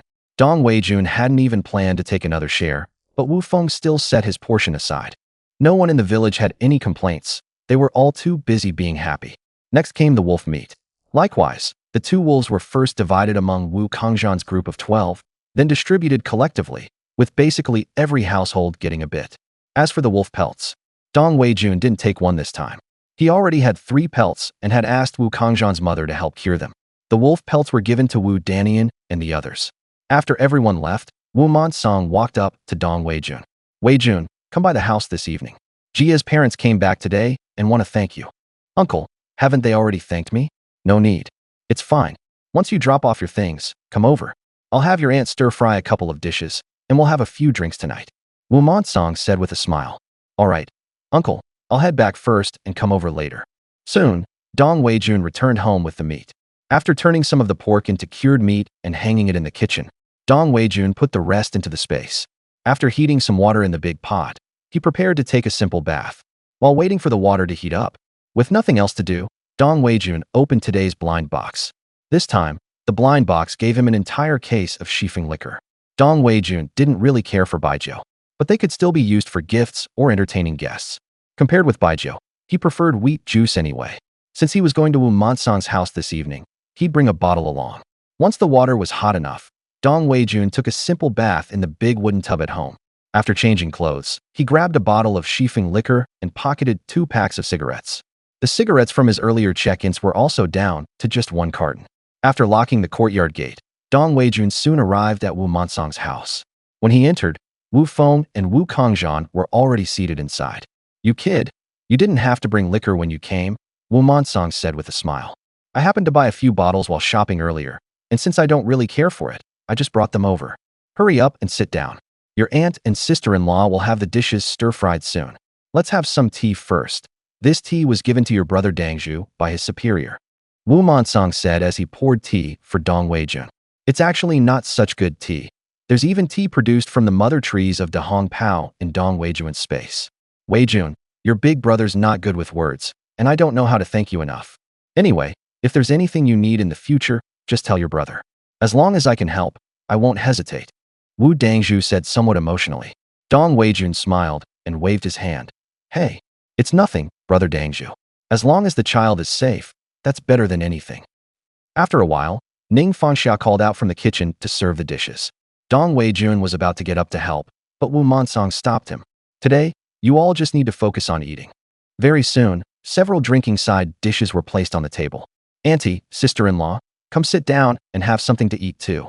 Seeing that the 2 women had no intention of joining the table, Dong Weijun said hurriedly. No need, Weijun. You two just eat. If you want anything else, tell your aunt.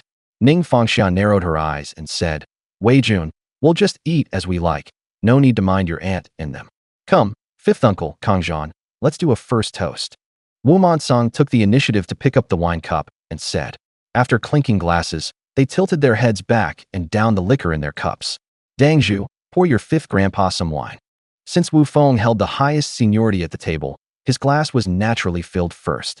Dong Weijun had drunk nearly 2 liang and truly couldn't take any more. At that moment, he felt like his throat wasn't even his own anymore. Wu Menggung and the others didn't press him to keep drinking, but instead joked that Dong Weijun couldn't hold his liquor. Dong Weijun wasn't one to suffer needlessly just to save face. He didn't care for baijiu to begin with, and managing 2 liang was already a considerable show of respect. The group ate and drank as they chatted. Wu Menggung and the others certainly had a strong tolerance for alcohol. Not only did they finish the liquor Wu Dangzhu had brought back, but they also opened and polished off the Shifeng liquor Dong Weijun had brought. Weijun, have you ever thought about becoming a full-time hunter? With your skills, you could definitely make it as one. Wu Kangzhan asked after downing a cup of wine. Wu Menggung and Wu Feng also turned their gaze to Dong Weijun. Before Dong Weijun had arrived, the 2 of them had already heard Wu Kangzhan describe Dong Weijun's performance in the mountains. Is that allowed? Didn't you say everything in the mountains belongs to the collective? Of course, that's right. But this place lives off the mountains. Usually, villagers go into the mountains to hunt, and the higher-ups actually support hunting quite a bit. After all, there are too many wild boars and wolves.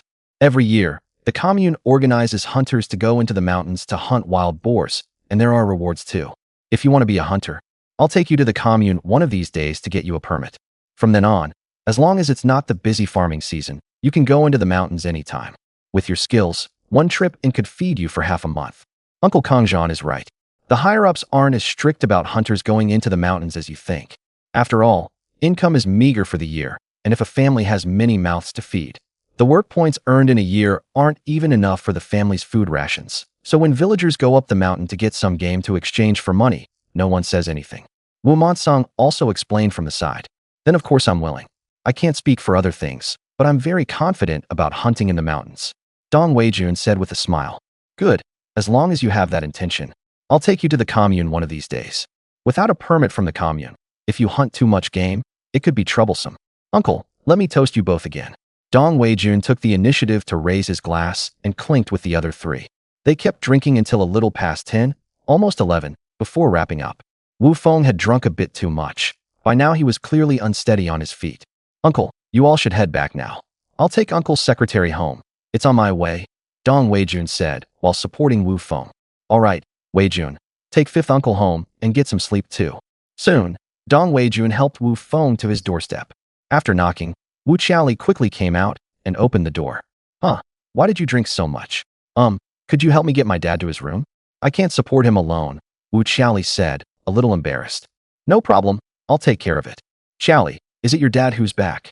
Yeah, Mom, Dad drank too much. This damned old man. Why did he drink so much? Oh, Xiaodong, you brought your uncle back? Sorry to trouble you.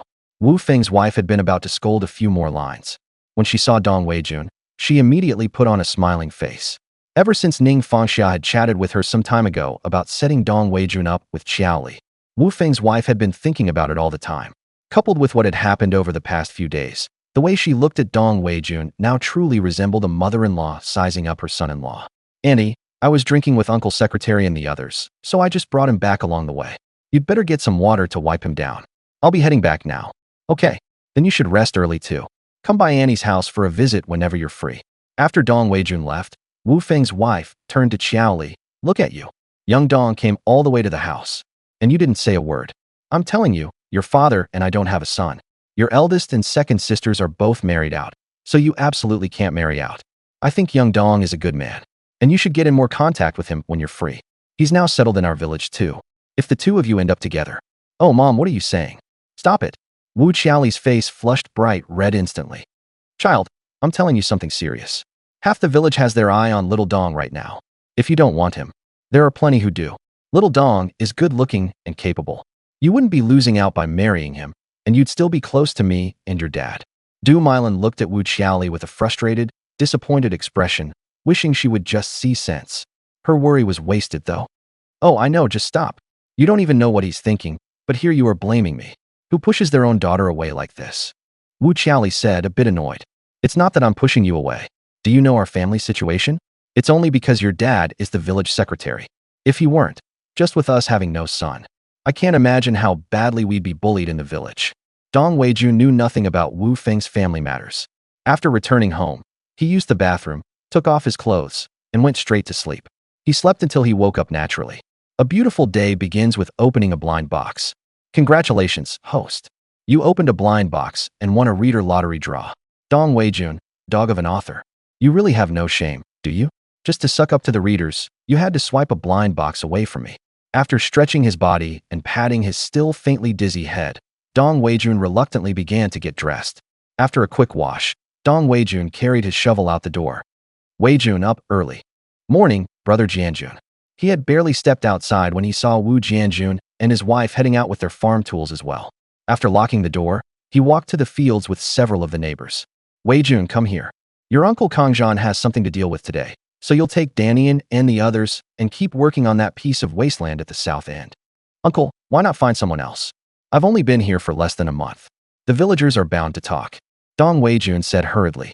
It's fine, just follow my arrangements. Go on. Danian and the rest are already over there.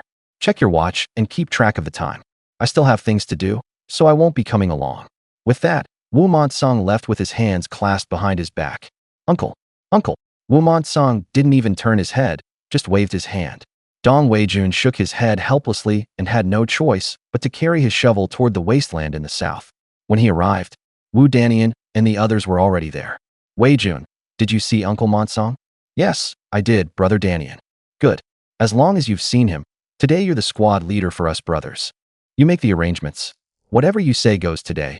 Uncle Monsong has already briefed us. Wu Danian said with a smile. Brother Danian, don't mess with me. I don't know a damn thing. Let's just do it the same way we always have. Haha, alright. Whatever the captain says. Wu Danian was familiar enough with Dong Weijun to joke around with him. The others also laughed and teased for a bit before getting busy with their own tasks. Dong Weijun worked side by side with Wu Danian. Brother Danian, about what I told you in the mountains earlier. Have you thought it over? Can you part with the dog? I really want to raise it. Take it, take it.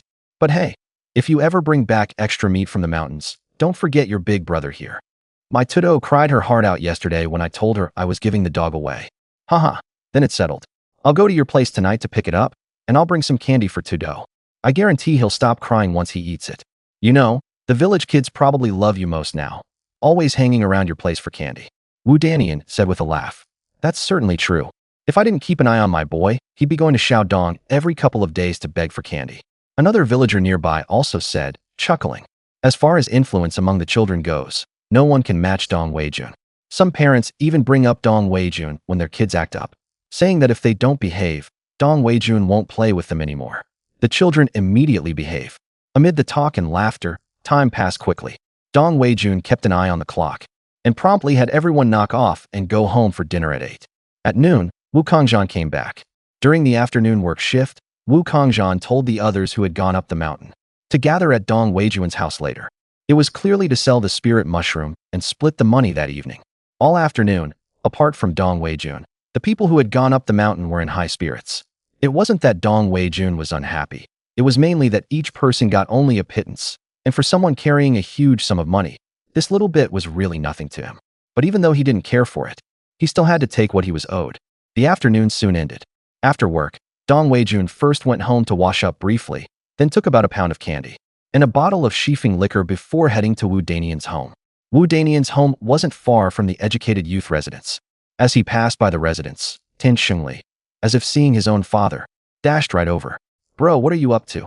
I'm going to the village to catch a couple of puppies to keep. As for Tan Xingli, this lackey, he couldn't say he liked him or disliked him. At least whenever they met, he would always call him bro here and bro there. Bro, when you're free, I'll come by your house to hang out, Tan Xingli said with a squint. Suit yourself. Come if you want, but I won't be feeding you. Hee. Bro, I'm not coming to freeload. It's settled then. When I get a free day, I'll go check out your place. I've never been to your home. You go on and get busy. Soon, Dong Weijun arrived at Wu Danian's doorstep. Leopard caught Dong Weijun's scent right away and came bounding out with its tail wagging. The rabbit Dong Weijun had roasted for it had truly won it over. Brother Danian. After ruffling Leopard's doggy head, Dong Weijun called out toward the yard. Weijun's here, come on in. Wu Danian said as he walked out of the room. Tudo also poked his little head out from behind the door curtain to see who it was. When he saw it was Dong Weijun, his small eyes lit up at once. Brother Weijun. Kid, call him uncle, don't call him brother. You're messing up the generations. Wu Danian scolded with an amused laugh. Haha, it's fine, Brother Danian, we'll each just call as we like. Wow, so much candy. Brother Weijun, is this all for me? Tudo stared with glittering eyes at the bag of candy in Dong Weijun's hand. It's for you. Your dad said you couldn't bear to let me take the puppy, so I brought candy specially to trade with you. Do you want to trade? I'll trade. Wu Danian said he couldn't bear to watch the two dogs, so the bond between us three brothers isn't worth a bag of candy? Brother Weijun is here. Now that he's come, you shouldn't have brought anything. Come in and sit. Wu Danian's wife, Han Yume, also greeted them with a smile. Sister-in-law, it's just some candy, and I brought a bottle of wine for Brother Danian. Earlier I tried to give Brother Danian money, but he wouldn't take it, so I had to trade with goods instead. They didn't go inside to sit. Everyone just chatted for a while in the yard. Baozi also brought the two little black dogs out from the backyard. Seeing these two chubby little fellows, Dong Weijun's eyes were full of fondness. CHK. As soon as Dong Weijun called, the two dogs also noticed that strangers had come to the house. They immediately started threatening growls, looking fierce yet utterly cute. Good dogs, so small and already guarding the house. Great. From now on, stick with Big Bro, and I guarantee you two will live high on the hog every day. Haha, you're actually calling dogs your brothers. Wu Danian was amused by Dong Weijun's words. It's fine, dogs are family too. Dong Weijun said with a smile. After chatting a little longer, Dong Weijun saw Han Yume getting ready to cook, so he hurriedly stood up to head back carrying the dogs. What's the hurry? Your sister-in-law has already started cooking. Why not eat before you go? Saves you from having to cook for yourself when you get home. Han Yume, busy in the kitchen, also hurried out when she heard Dong Weijun was leaving. Brother Weijun, have a meal before you go. I've already started. It'll be ready soon. Don't trouble yourself, sister-in-law. I still have leftover lunch in the pot. I'll just reheat it when I get back. Otherwise, it'll be thrown away by tomorrow. What a waste. Next time, I'll try your cooking next time. You're making me, your big brother, feel embarrassed. It's no bother, Brother Danian. I'll take the puppies back first. The two pups were quite resistant at first, but after Bowsy barked a couple of times, the two pups seemed to accept their fate. And with a sigh, they stopped struggling. Bowsy, don't worry. If your children come with me, they definitely won't go hungry. If you miss them, come to my place to visit. Whether Bowsy could understand, he didn't know. But Dong Weijun felt that Bowsy could probably understand the gist. Then, Brother Weijun, next time you come, you must eat before you leave, Han Yume said with a smile. No problem, sister-in-law, Brother Danian, I'll head back now. Go on. Woof. Leopard also let out a bark. Goodbye, Brother Weijun. Goodbye. He carried the two dogs all the way back home. He set them down in the yard. The two little fellows were smart too, knowing that this would be their turf from now on. Soon they started playing around in the yard. CHK, come here, dinner time. Dong Weijun poured a big half bowl of the muscle and bone strengthening dog food from the earlier blind box into each of the two bowls. The moment the two little ones caught the smell, they ran over and wolfed it down like crazy. Watching the little ones chow down so fiercely, Dong Weijun smiled with satisfaction. What name should I give you to? As the national server Ma Chao, my subordinates' names have to be classy. Since you're both black as coal balls, then you'll be Big White, Little White. Huh, you two aren't saying anything. So it looks like you're satisfied with the names. From now on, you're Big White, got it? Dong Weijun picked up the bigger one by the scruff of its neck and said, Big White, who was busy chowing down. Feeling himself being lifted up, he immediately let out an angry yelp. Your name is Dabai, got it? If you remember, bark once. Woof. Good, go eat. Then he picked up Xiaobai in the same manner. Your name is Xiaobai. After watching Dabai and Xiaobai eat their fill, Dong Weijun finally got up and went to the kitchen to cook for himself. Dabai and Xiaobai were also shamelessly following him around like little sycophants. What bad intentions can a puppy have? Whoever gives them tasty food, they'll acknowledge as their master. On top of that, having eaten the system-produced muscle-building and bone-strengthening dog food, even if Dong Weijun wanted to drive them away, they wouldn't leave. After finishing his meal and cleaning up the pots and dishes, he sat in the yard, playing with Dabai and Xiaobai while trying to train them. By nightfall, the two dogs had already learned to sit, lie down, and bark. At 9 o'clock, Wu Kangzhan was the first to arrive. Dabai and Xiaobai, who had been lying on the ground, immediately let out soft, high-pitched barks when they heard someone knocking at the door. Dong Weijun hurried out and opened the door. Dabai, Xiaobai, you're not allowed outside. These are the pups from Danian's family's leopard. Come on, they're plainly two black dogs. You named them Big White and Little White. We just can't keep up with the thinking of you city kids. Wu Kangzhan was left speechless. Haha, that's what you call character. Who would have thought two black dogs would be named Big White and Little White? Come inside, uncle. After inviting Wu Kangzhan into the room, Dong Weijun poured him a glass of water. Though he had Dahongpo tea, he couldn't bear to share it, since he didn't even have enough for himself. Before long, Wu Danian and his party of 10 arrived one after another. Everyone who came to the house was tickled to learn that Dong Weijun had named the two black dogs Big White and Little White. Seeing everyone had gathered, Wu Kangzhan didn't dawdle. The Lingji had sold for 36 yuan in total, exactly 3 yuan per person. Here, Danian, this is yours. Japan, this is yours. Soon, everyone had their money in hand. All right, that's it. Let's all head back and sleep. Bury this in your stomachs. Dismissed. Having 3 yuan, several of them were all very happy. You see, 3 yuan back then could buy quite a lot of things. Some ordinary families couldn't even earn 10 yuan a year. 3 yuan was really a considerable income for them. After everyone had left, Wu Kangzhan said to Dong Weijun, Today when I went to the commune, I mentioned to the commune leader about getting you a hunting permit. In a few days, let's make a trip. You should bring some gifts. After all, we're asking someone for a favor. Don't worry, Uncle Kangzhan. Leave matters of social etiquette to me. All right, then I'll be heading back. Secure the door and get some sleep early. After seeing off Wu Kangzhan, Dong Weijun also got ready for bed. But before climbing onto the Kong, Dong Weijun directly put the two dogs, Dabai and Xiaobai, into the Chocho Ranch space. He wanted to try it out. Seeing the new environment before them, Dabai and Xiaobai immediately became wary. Meanwhile, Dong Weijun could now also check the information for Big White and Little White. Pet name: Big White. Breed: Mountain Guard Dog. Bloodline purity: Mountain Guard Dog 30%. Chinese Rural Dog 20%. Gray Wolf 50%. Temperament: brave, combative, lively. Age: 2 months. Time until adulthood: 56 hours, 57 minutes, 44 seconds. Eating muscle building and bone strengthening kibble can shorten growth time. Pet name: Little White. Same as Big White's info panel.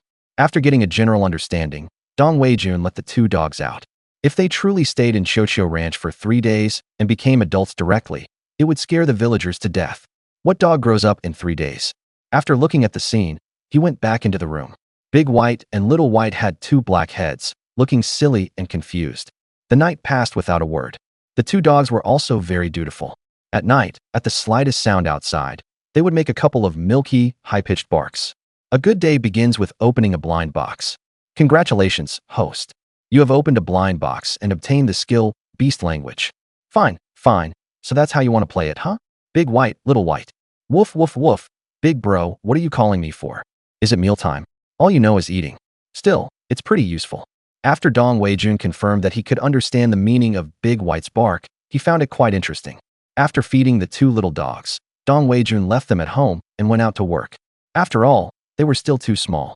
What if they got into the grass and got accidentally killed by a hoe? Better to wait until they're a bit bigger before letting them out.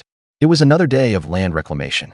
The following few days were also spent on land reclamation, but it had reached the final stage. Another 2 or 3 days or so would see it finished. This was the day Wu Kangzhan had previously set for going to the commune to get Dong Weijun's hunting permit. Early in the morning, the 2 borrowed Wu Mansang's bicycle and set out.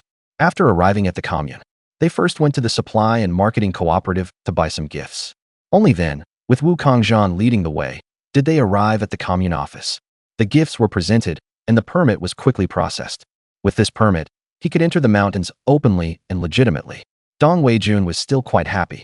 Since neither of them had eaten breakfast yet, Dong Weijun treated Wu Mansang to a meal at the commune before returning to the village.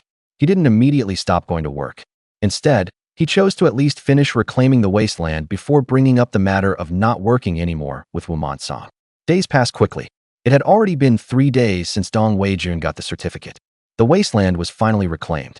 That evening, Dong Weijun told Wu Mansang about not going to work anymore, and Wu Mansang agreed. However, work was mandatory during the busy double cropping season. Just as he was about to head back from Wu Mansang's house, he ran into Wu Qiaoli carrying a ceramic basin, walking out from the alley entrance near her home. Qiaoli, what are you going to do so late? Oh, why are you here? I was going to your house. My mother pickled some salted vegetables, and they're ready to eat, so she told me to bring you a few. Wu Qiaoli said a little shyly. Thank Annie for me. Well, would you still like to come to my place and sit for a bit? No. Since we happened to meet, you might as well take them back yourself. I'll come get the basin tomorrow. After saying this, Wu Qiaoli shoved the ceramic basin in her hands into Dong Weijun's arms and turned to run off. Watching her retreating figure, Dong Weijun smiled and shook his head. How could Dong Weijun fail to see what she meant? No wonder Wu Feng and Du Milan had been looking at him with such burning eyes lately. As for marrying Wu Qiaoli, Dong Weijun was certainly not opposed. Leaving aside the fact that he had already settled in Wujiazwang, just Wu Qiaoli's looks and figure alone would earn a score of 90 or above from Dong Weijun. Moreover, Wu Qiaoli was also a well-known good girl in the village. If it weren't for the fact that Wu Feng had no son, the matchmakers coming to his house would have worn down the threshold. Anyway, he'd think about future matters later. After Dong Weijun got home, he first chopped the pickled vegetables and soaked them in water. After soaking overnight, once he adjusted the flavor the next morning, the pickles wouldn't be so salty. When eaten, they would suit his taste perfectly. Similarly, before going to sleep, he first gave Dabai and Xiaobai a bit of special training. It had to be said, these 2 dogs were smart. In just a few days, they had already learned all the commands Dong Weijun taught them. Moreover, with the muscle-building and bone-strengthening dog food these past few days, the 2 little ones had grown a full size bigger than when he first brought them home, and their coats were even thicker and fuller. The night passed without incident. Anyway, now besides being forced to work during the busy double harvest season, Dong Weijun no longer had to go to work. So he simply slept until he naturally woke up. Actually, it wasn't a natural wake-up. Dong Weijun was woken up by Dabai and Xiaobai's noise. The moment he opened his eyes, he first opened today's blind box. Congratulations, host. You opened the blind box and received 10 boxes of Durex XXL. Forget it. After all, it's a blind box. You could get anything from it. Dong Weijun couldn't be bothered to complain. After getting dressed, he first went to the yard to fill Dabai and Xiaobai's dog food, and only then went to the toilet to take a big dump. After dawdling and tidying up, it was already 8 o'clock. After eating at home, Dong Weijun took Wu Feng's ceramic basin, carried 2 caddies of cured wild boar meat, and headed out. Since he wasn't going to the fields, Dong Weijun decided to bring Dabai and Xiaobai along. Thinking he'd be back soon, he didn't lock the main gate. He just pulled it shut. The 2 dogs were very obedient too. Even when they ran off to play, they never strayed more than 10 meters from Dong Weijun. All the way to Wu Feng's house, the 2 little fellows marked their territory along the entire route. Dong Weijun even wondered, do these 2 really have that much pee? When he arrived, Wu Feng's family was eating. Uncle, I've come to return the basin. Weijun, you're here. Have you eaten? Sit down and have a bite with us. Wu Feng immediately stood up and said with a smile, I've eaten, uncle. You all go ahead and eat. Du Milan also came over and took the ceramic basin. Auntie, I can't eat that much meat by myself, so I brought some for you. Look at you. Child, you should keep it and eat it slowly. Even as she said that, but Du Milan happily accepted it anyway. As for Wu Qiaoli, she was completely drawn to Big White and Little White. After all, who could resist 2 fluffy little creatures? Weijun, are these your dogs? I brought them from Brother Danian's place a few days ago. The big one is called Big White, and the little one is called Little White. Dong Weijun said with a bit of embarrassment. Hearing the names Dong Weijun had given the 2 black dogs, Wu Qiaoli couldn't hold it in and burst out laughing. Ha ha, you're hilarious. They're clearly black dogs. Hee hee, that's exactly what makes them different. Who would ever think a black dog could be called Big White or Little White? The 2 chatted idly about this and that. Meanwhile, Wu Feng and Du Milan were also exchanging flirtatious glances. It was obvious they were communicating. The 2 also seemed to have forgotten that Wu Feng and Du Milan were still present. Ahem. It was Wu Feng who broke first. Hearing his cough, Du Milan immediately shot him a glare. Wu Qiaoli and Dong Weijun also realized what had happened, and both blushed deeply. Wu Qiaoli quickly lowered her head and continued eating. Dong Weijun, however, had been through all sorts of situations, and his skin was already thick beyond measure. After chatting with Wu Feng for a bit, Dong Weijun prepared to head back. Dabai and Xiaobai, the 2 dogs, ran ahead, while Dong Weijun strolled leisurely behind them toward home. Wow! The moment he reached the doorstep, he saw the front door wide open, and Dabai and Xiaobai were whimpering incessantly in the yard. Dong Weijun hurried into the yard. What did he see? A black and white ball of fluff was currently wolfing down Dabai and Xiaobai's dog food. Holy crap, a panda! Dabai, Xiaobai, stop barking. The black and white ball wolfing down dog food also heard Dong Weijun's voice. It hadn't been afraid of the 2 dogs at all, but it was startled by Dong Weijun's voice. Turning around, it also let out soft, babyish calls at Dong Weijun. Boo-hoo, 2-legged beast, scared. Thanks to his animal language skill, Dong Weijun could understand the black and white cub's cries. He immediately began to soothe it. Don't be afraid. I won't hurt you. Have you eaten enough? If not, I'll get you some more. Why are you all alone? No, not alone. A cat. A bear. Never mind. Why did you run down the mountain by yourself? Where's your mother? Looking at the black and white cub, which was barely bigger than a dog, Dong Weijun asked in a gentle voice. Wah! The 2-legged beast speaks, panda. Don't grab me. The cub was so scared it started looking for somewhere to hide. Dong Weijun dashed over in one stride, grabbed the cub by the scruff of its neck, and lifted it up. Boo-hoo-hoo-hoo. I'm going to be killed by the 2-legged beast too. Shut up. I didn't know you were such a chatterbox. With his other hand, Dong Weijun rubbed the cub's big, fluffy head vigorously. After all, there isn't a single Chinese person who doesn't love giant pandas, especially one this small. Seeing that the cub had stopped struggling, Dong Weijun set it down.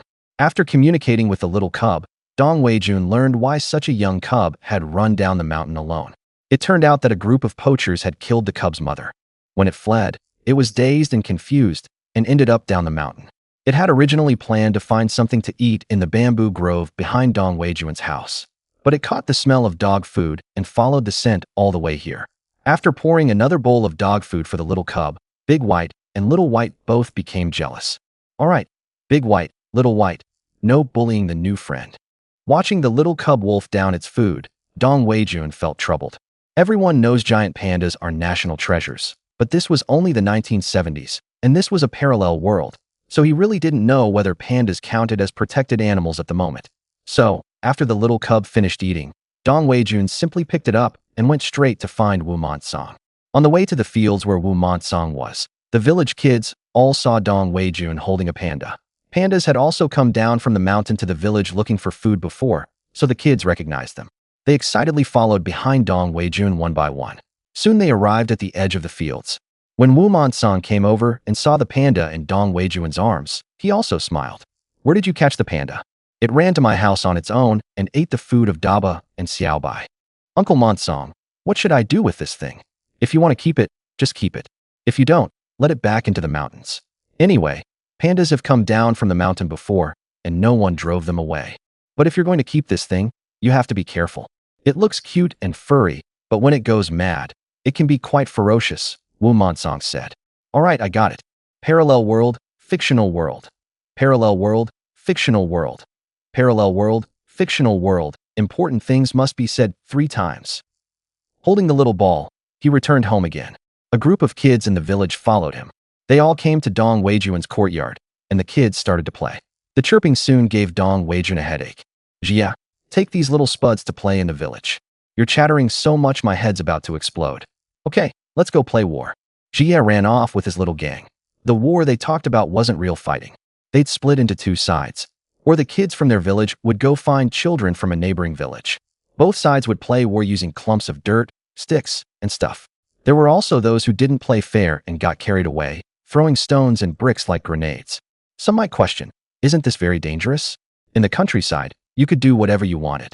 As long as no one ended up with a bloodied head or a missing arm or leg, adults generally didn't interfere. Even if they sometimes did end up with bloody heads, at most the parents would take the child to the other family's door to apologize, offer a few eggs or a few cents, and then go home and give their own kid a good scolding. Moreover, these kids basically never held grudges when playing war. One second they'd be throwing dirt clods at each other, the next they'd be playing together again.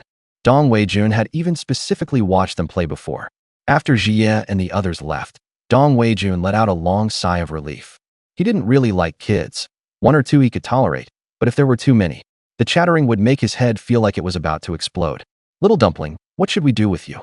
Should I send you back to the mountains?" No, don't send me back to the mountains. There's no good food there," Little Dumpling said hurriedly. "All right then, you can stay at home for now. Whenever you want to go back, I'll take you." After telling the 3 little ones not to fight, Dong Weijun went to fetch water to wash the dirty clothes.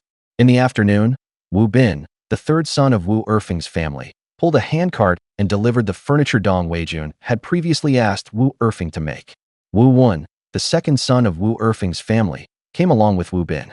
After helping carry the Kong cabinet and the kitchen cabinet into the house for Dong Weijun, the 2 brothers went back. Now the house no longer looked empty. The pots, bowls, and utensils didn't have to be all piled on the counter. After tidying up the kitchen, Dong Weijun returned to the room. He put his clothes and luggage into the Kong cabinet. For the next few days, Dong Weijun didn't go into the mountains either, just lazed around at home, occasionally wandering through the village to chat with people. Before he knew it, it was already May. Dong Weijun had been in the village for a month now. He had also opened quite a few strange and interesting things from the blind boxes. The Chochio farm was now fully planted with all kinds of fruits and vegetables. They basically ripened every 2 days. Moreover, the fruits and vegetables grown in Chochio farm had impeccable flavor. Now not only had Dong Weijun's own palate become picky, even Dabai, Xiaobai, and Tuanzi had their tastes spoiled as well. The vegetables in the garden Dong Weijun had dug up in his own yard had also sprouted, and the vegetables in the private plot behind the house were a lush stretch of green. By the time summer arrived, he wouldn't be able to finish all of them on his own.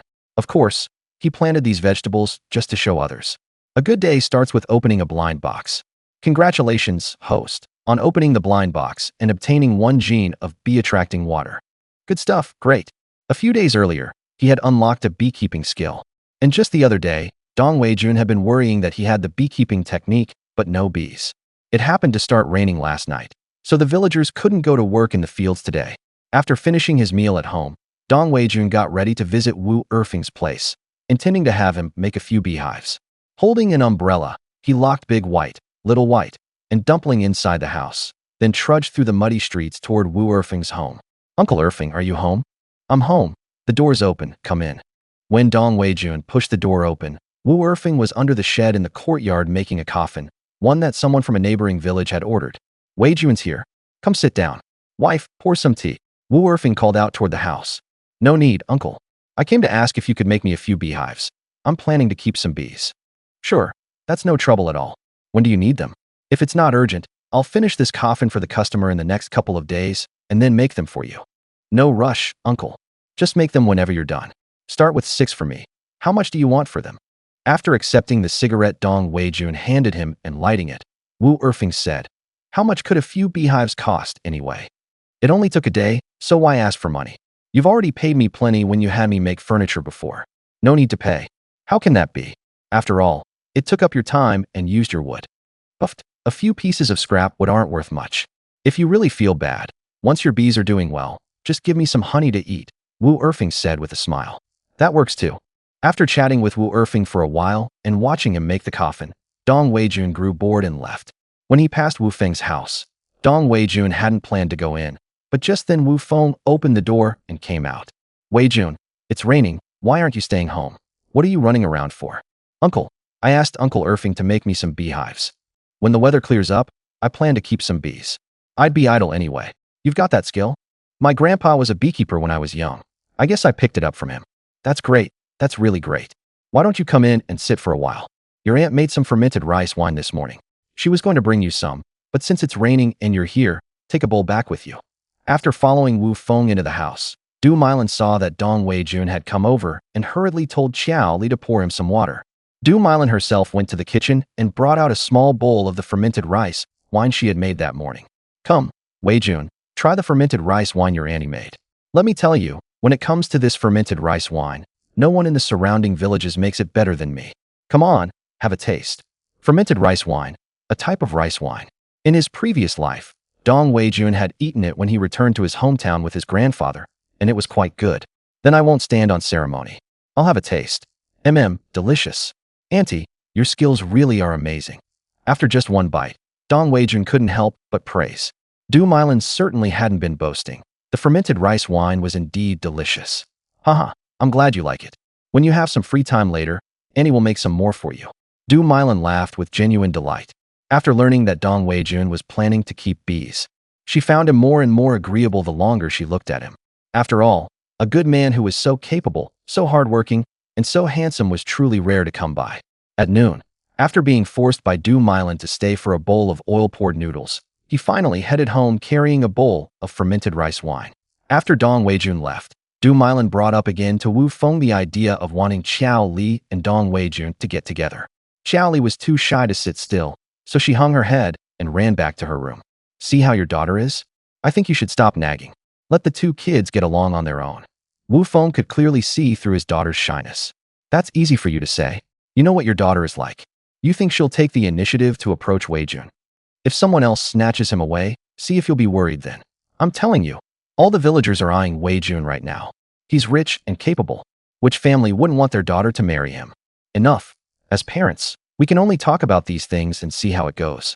Surely you don't want me to go to Weijun and say, 'Weijun, your uncle thinks you're a fine young man and would like you to be his son-in-law,' do you? Just listen to yourself. Isn't that embarrassing? It's as if I, Wu Feng, am afraid my daughter won't get married and am rushing to give her away," Wu Feng said. "You're the one making a fuss. If you're not going to say anything, I'll find some time to talk to him and see what he thinks. Anyway, I don't care. After getting along with him for over a month, I think Weijun is perfectly suited to be our son-in-law." All right. I think you're just worrying for nothing. Xiaoli and Weijun are the same age, both only 18. I don't know why you're in such a hurry." The two even had a small quarrel over this. At night, they slept at opposite ends of the bed. The rain fell for 3 days and finally stopped on the 4th. The weather today was very nice. After 3 consecutive days of overcast and rainy weather, now the sun was out, and Dong Weijun also gave the bedding and other things at home a good airing. "Weijun, what are you busy with at home?" "Uncle Monsong, I'm just airing out the bedding and such. Come, have a seat." After Wu Monsong sat down, he got down to business. "Weijun, You've had your hunting license for quite some time now, haven't you? Yeah, a few days. What's up, Uncle Monsong? Dong Weijun asked with a smile. The wheat in the fields will be ready for harvest in about 20 days. When that time comes, the whole village will be sitting down to a communal meal. If the pigs the production team raised this year were butchered right now, it really would be a shame. So I talked it over with your Uncle Woofing and came over to ask if you have any thoughts about going into the mountains. If you can get in there and bag a wild boar, the village will exchange work points with you for it. When the year-end settlement comes around, you can take either money or grain, whichever you prefer. What do you say? Sure, that works. I'll head into the mountains ahead of the harvest rush and try my luck. If my luck really doesn't hold, then even if I want to pitch in, there's nothing I can do about it. Good. Uncle believes in you. We originally discussed it with your Uncle Kangjan. He said that going into the mountains for you is like going back home, and he recommended we let you give it a shot. Wu Montsong said as he stomped out his cigarette, but Dong Weijun offered Wu Montsong another cigarette. Uncle, I'll give it a try then. After all, this kind of thing all comes down to luck. Deal. This is exactly what I came to you for. When you're ready to head into the mountains, let me know in advance. I had Uncle Jean get you a Type 56 semi-auto to carry. Also, going into the mountains alone. I know you're capable, but you still have to put safety first. Don't worry, Uncle. I'll definitely put my own safety first. After the two chatted for a while longer, Wu Montsong got up to go back. That's it then. I'll head over first. All right, Uncle. He had been planning to go into the mountains recently anyway. Who'd have thought Wu Montsong would come over? It was also a way to earn work points through a different method, so that was fine. May 10th. These days, the blind boxes hadn't yielded anything particularly impressive, either items or skills. They were all just snacks and daily necessities. Tomorrow, Dong Weijun planned to head into the mountains. In the evening, after eating dinner at home, Dong Weijun went to Wu Montsong's house. He told Wu Montsong about going into the mountains the next day, and the two went together to Wu Kangjan's room. Wu Kangjan handed over a Type 56 semi-auto and 30 rounds of ammunition. Both of them specifically told him to be careful about safety in the mountains. The next morning, after eating breakfast at home, Dong Weijun headed for the mountains with the three tagalongs following behind. Dabai and Xiaobai were going into the mountains for the first time and looked especially excited. Tawanzi, on the other hand, had originally come down from the mountains. As if returning to their own home, they leisurely followed Dong Weijun.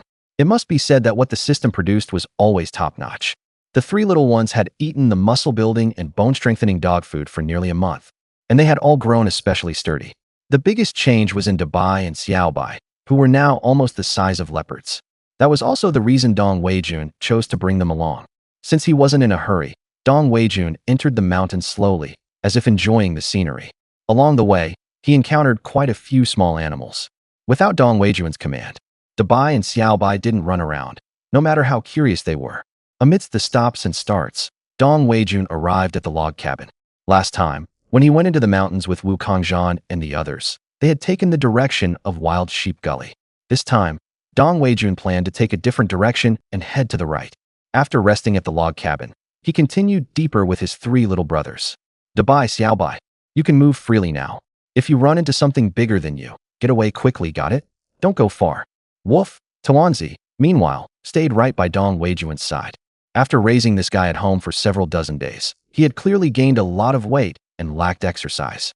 To avoid turning him into a pig, Dong Weijun didn't put him into the Chocho pasture.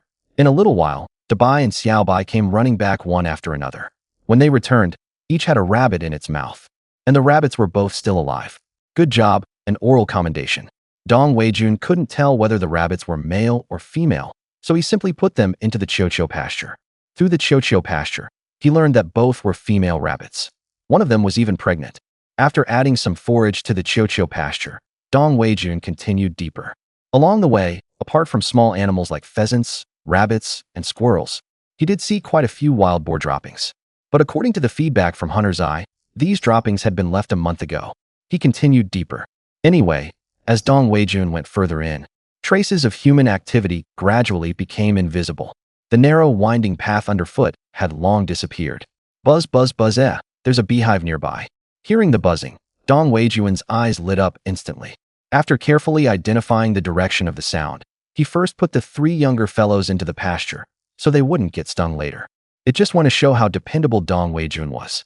Following the sound, he soon spotted a beehive the size of a wash basin on the branch of a wild jujube tree as thick as an arm. The hive was densely covered with tiny bees.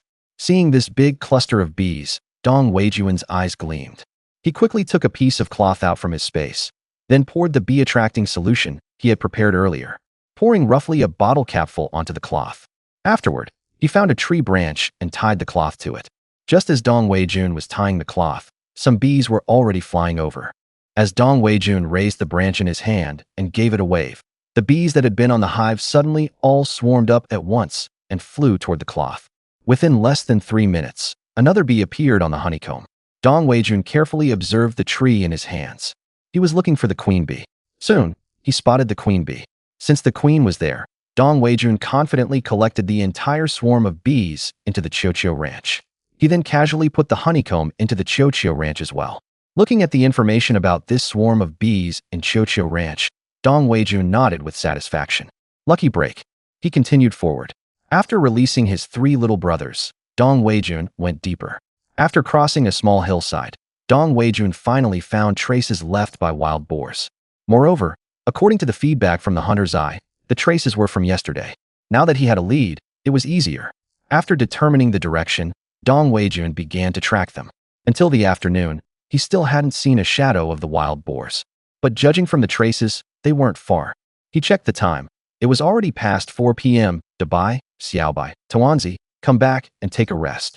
After calling out to his 3 little brothers, Dong Weijun took out tables and chairs from his space to have something to eat first. He also fed the 3 little buddies some dog food. He hadn't been sitting long before Dabai and Xiaobai assumed a vigilant stance, looking toward the east. Dong Weijun quickly put the tables and chairs back into his space. He also put Tawanzi into the ranch. Then, with a quick leap, Dong Weijun easily climbed up a tree. Dabai Xiaobai hide. After giving the 2 dogs the order, Dabai and Xiaobai immediately found a bush and hid themselves. About 5 minutes later, Dong Weijun first heard voices. Then he saw 2 men with full bushy beards, carrying a bamboo cage between them. Inside the cage was a golden monkey. Hee hee, big brother, we're so lucky this time. We've only been in the mountains for 2 days, and we've already found golden snub-nosed monkeys. When we get back and sell these 2 monkeys, I'll be able to marry a wife. The man walking behind bared his yellowed teeth with a lewd grin. Bullshit, I haven't even gotten myself a wife yet, and you're already thinking about getting one? I'll marry first, and after that, the 2 of us can make a few more trips. At the latest, next year I'll find you a wife too. Haha, good, that's why you're my brother. The 2 bragged all the way until they quickly arrived at Dong Weijun's location. After realizing they were hunters, Dong Weijun jumped down from the tree. Hey brothers, how's your catch? Holy shit, who's that? Dong Weijun's sudden jump from the tree startled the 2. Wait, who are you, man? You came into the mountains alone? The tall bearded man asked. Yeah, which village are you brothers from? How's the catch? When the 2 heard that Dong Weijun was alone, their eyes lit up first, then they exchanged a glance. The tall bearded man then nonchalantly blocked Dong Weijun's line of sight and pretended to chat with Dong Weijun. The next second, the other bearded man with the lewd smile instantly raised the gun he had behind his back. Don't move. Make any sudden move, and I'll shoot. With the dark muzzle of a hunting rifle pressed against him, Dong Weijun didn't dare make any rash moves. Let's talk this over, brother. Put the gun away. I just came into the mountains. I've got nothing on me. No need for this. Yeah, you're just out of luck, kid. My partner and I already have several lives on our hands. Who knows if you're a cop? Looking at your build, you don't seem like a hunter at all. Hearing the tall, bearded man's words, Dong Weijun realized he was dealing with desperate outlaws. No wonder they'd first asked how many people he'd come into the mountains with. He'd been too careless. Brother, I'm really not a cop. I'm just an ordinary hunter. I don't even have a gun. How about you put that rifle away first? Let's talk this out calmly, gentlemen. Keep it down. Who's your brother? The tall, bearded man said with a vicious look. At the same time, he pulled a dagger from the small of his back. Dong Weijun knew there'd be no peaceful end to this today. He'd originally wanted to be a good man, but since his life was now in danger, Dong Weijun didn't mind getting a little blood on his hands. Just then, he noticed that Big White and Little White were already silently creeping up on the bearded man holding the gun. Just as Dabai and Xiaobai burst out, Dong Weijun moved instantly. With a sudden step forward, he grabbed the arm of the tall, bearded man who was holding the dagger and yanked it toward his chest. Then, with all his strength, he landed a heart-shattering elbow strike directly on the tall, bearded man's heart. In the next second, the man was sent flying backward, blood gushing from his mouth without stopping. As for the bearded man who had raised his gun, the moment Dong Weijun made his move, Dabai and Xiaobai pounced on him at the same time. Xiaobai bit down on his wrist, and the pain made the bearded man instantly drop the shotgun in his hand. Before he could even react, Dabai's huge jaws had already clamped down on his neck. Everything happened in a flash. The two men had no chance to react at all. Dong Weijun walked over to them. By now, the man who had been sent flying by his heart-shattering elbow had already stopped breathing. The other one was still pinned to the ground, being torn and bitten by Dabai and Xiaobai. Clearly, he wasn't going to make it either. Dabai and Xiaobai let go. The two dogs obediently released their grip at once. Shaking their heads and wagging their tails, they barked at Dong Weijun. "Big brother, am I fierce? Am I your most beloved little brother?" Big White kept barking. Little White was not to be outdone, constantly vying for praise. "Good, good, you're both Big Brother's good brothers. Later, Big Brother will get you 2 wives apiece." Although 2 living people had just been done in by him and his 2 dogs, Dong Weijun, besides being a little excited, felt not the slightest guilt. After all, those 2 had really been out for his life just now. Damn, it looked like from now on, when he went into the mountains, he still had to stay sharp. Luckily, he was a man with cheats. After patting down the 2 corpses, unexpectedly these brothers had over 300 yuan on them, along with no small number of various coupons. It was quite a windfall. Dong Weijun pocketed it without hesitation, planning to help them spend it later. After looting the bodies, Dong Weijun finally walked over to the bamboo cage. At this moment, the 2 little golden snub-nosed monkeys in the cage were trembling non-stop, frightened by the smell of blood. "All right, you 2 are pretty lucky to have run into me, a great benefactor. I just let you out. Don't bite me, hear me?" The 2 baby golden snub-nosed monkeys quieted down after realizing they could understand the 2-legged beast's words.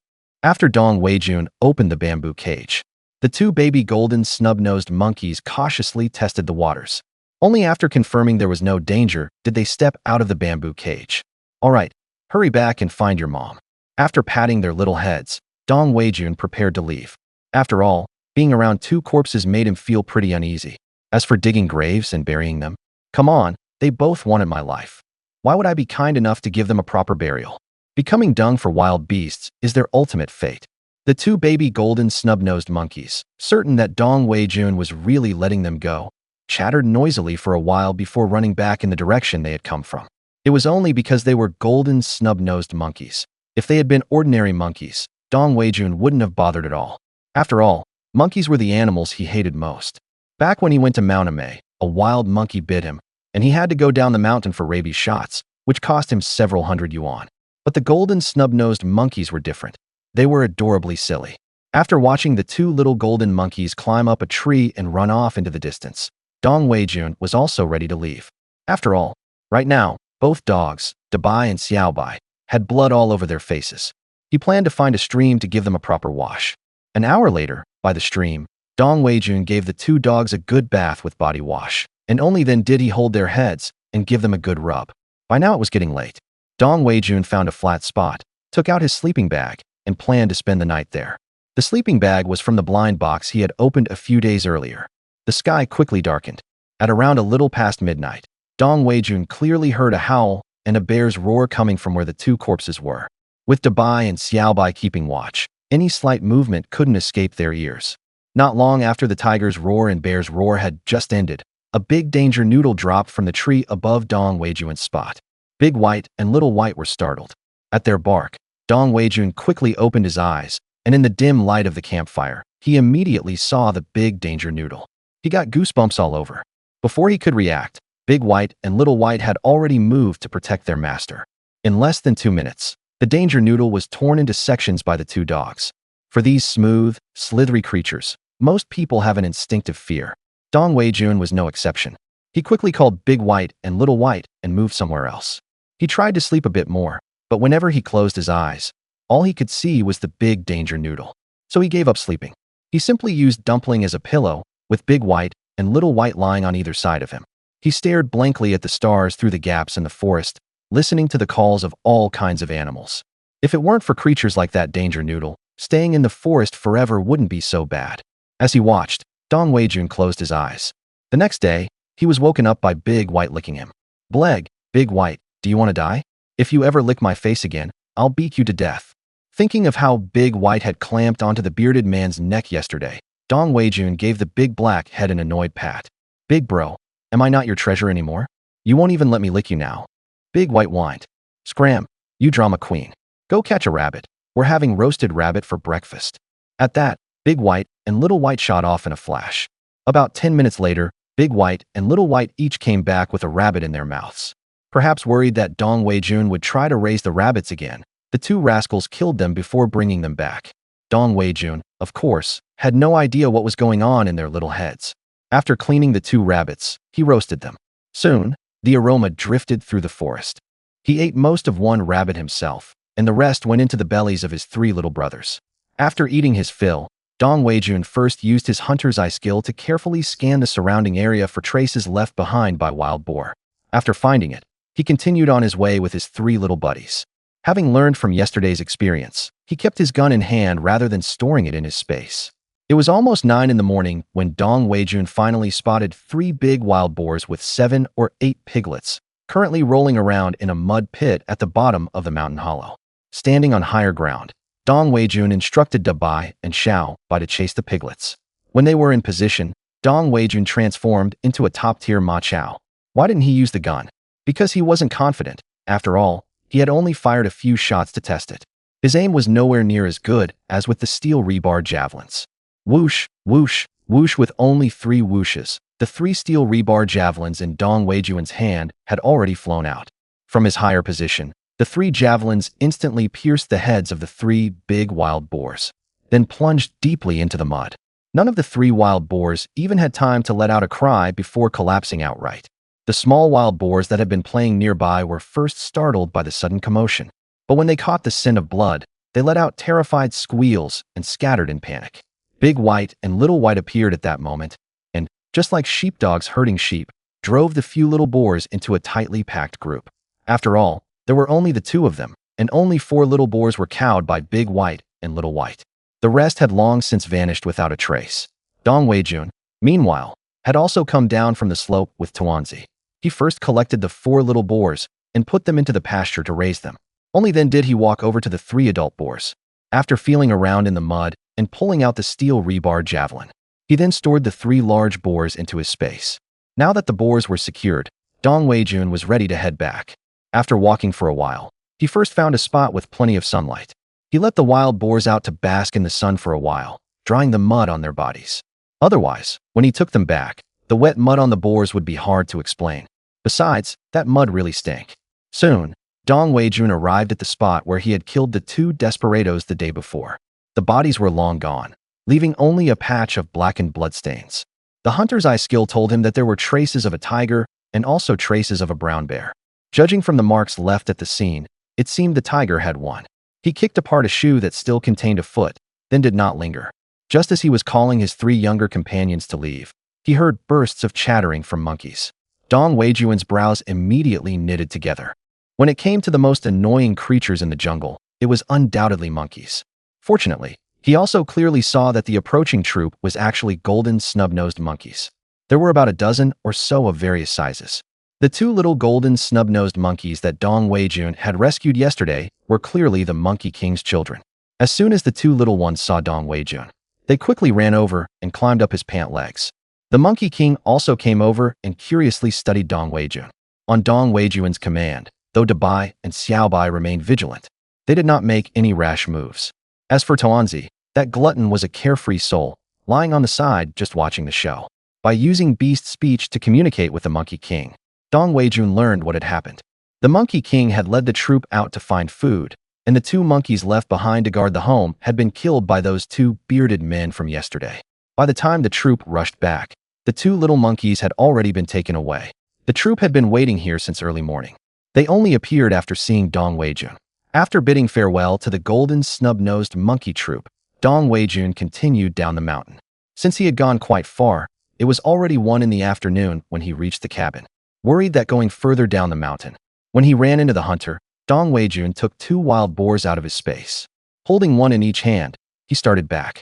Even with Dong Weijun's build, carrying several hundred pounds of wild boar down the mountain was exhausting. From time to time, he had to stop and collect the rabbits and pheasants caught by Dabai and Xiao Bai, putting them in the pasture to raise. Anyway, this trip had been quite a bounty for Dong Weijun. At around 4 to nearly 5 in the afternoon, he finally got down the mountain. Dabai, go to the village and call some people over. Dong Weijun sat down and gave the order to Dabai. Dabai dashed off. Before long, he saw Dabai leading Wu Monsong and the others running over. Damn, you took down a wild boar all by yourself. You're incredible. Wu Danian gave a thumbs up as soon as he walked over. Haha, I got lucky and caught two. I'm out of energy, so I'm leaving the rest to you. Dong Weijun said with a smile. You don't have to worry about it. Leave it to us. We thought it was already great if you could bring down one wild boar. Who'd have thought you'd take down two boars by yourself, then drag them down the mountain alone? TSK. Absolutely incredible. Wu Monsong clicked his tongue in admiration as he spoke. All right, have someone carry the boars back and weigh them for processing, said old Secretary Wu Feng. Soon, the group carried the two boars back to the village committee compound. Wu Monsong brought out a large steel yard scale from the office. The bigger one weighed 134 jin, and the smaller one weighed 119 jin. After weighing them, Wu Monsong called people over to process the pork. Seeing that there was nothing else to do, Dong Weijun said, Uncle, if there's nothing else, I'll head back first. Good, you've worked hard. Go back and rest well. Come to my house for dinner tonight, Wu Monsong said with a smile. Now that Dong Weijun had brought back two wild boars at once, Wu Monsong was absolutely delighted. There was no need to slaughter the village pigs. If they raised them until the new year, they'd gain another few dozen jin. How could he not be happy? After leaving the village committee compound, Dong Weijun headed home with his three little buddies. Along the way, they occasionally ran into villagers. Everyone greeted him warmly. Several middle-aged aunts had shining eyes when they looked at Dong Weijun. They had heard before that he was capable, and this time he had gone into the mountains alone and brought back two wild boars. From then on, Dong Weijun completely became the best son-in-law candidate in the villagers' eyes. When he got home, he first boiled water, took a bath, and changed clothes. He also washed his dirty clothes and hung them up to dry. Dabai and the other two were tired as well and lay down as soon as they got back. After watering the vegetables in the courtyard and the private vegetable plot in the backyard, the sky gradually darkened. He had agreed to go to Wu Monsong's house for dinner, so Dong Weijun brought along a bottle of liquor. By the time he arrived, Wu Feng and a few minor village cadres were already there. Amid laughter and conversation, everyone was nearly done eating. Then Wu Monsong and the others began discussing the rush wheat harvest in the coming days. When they had talked it over, Wu Monsong turned to Dong Weijun.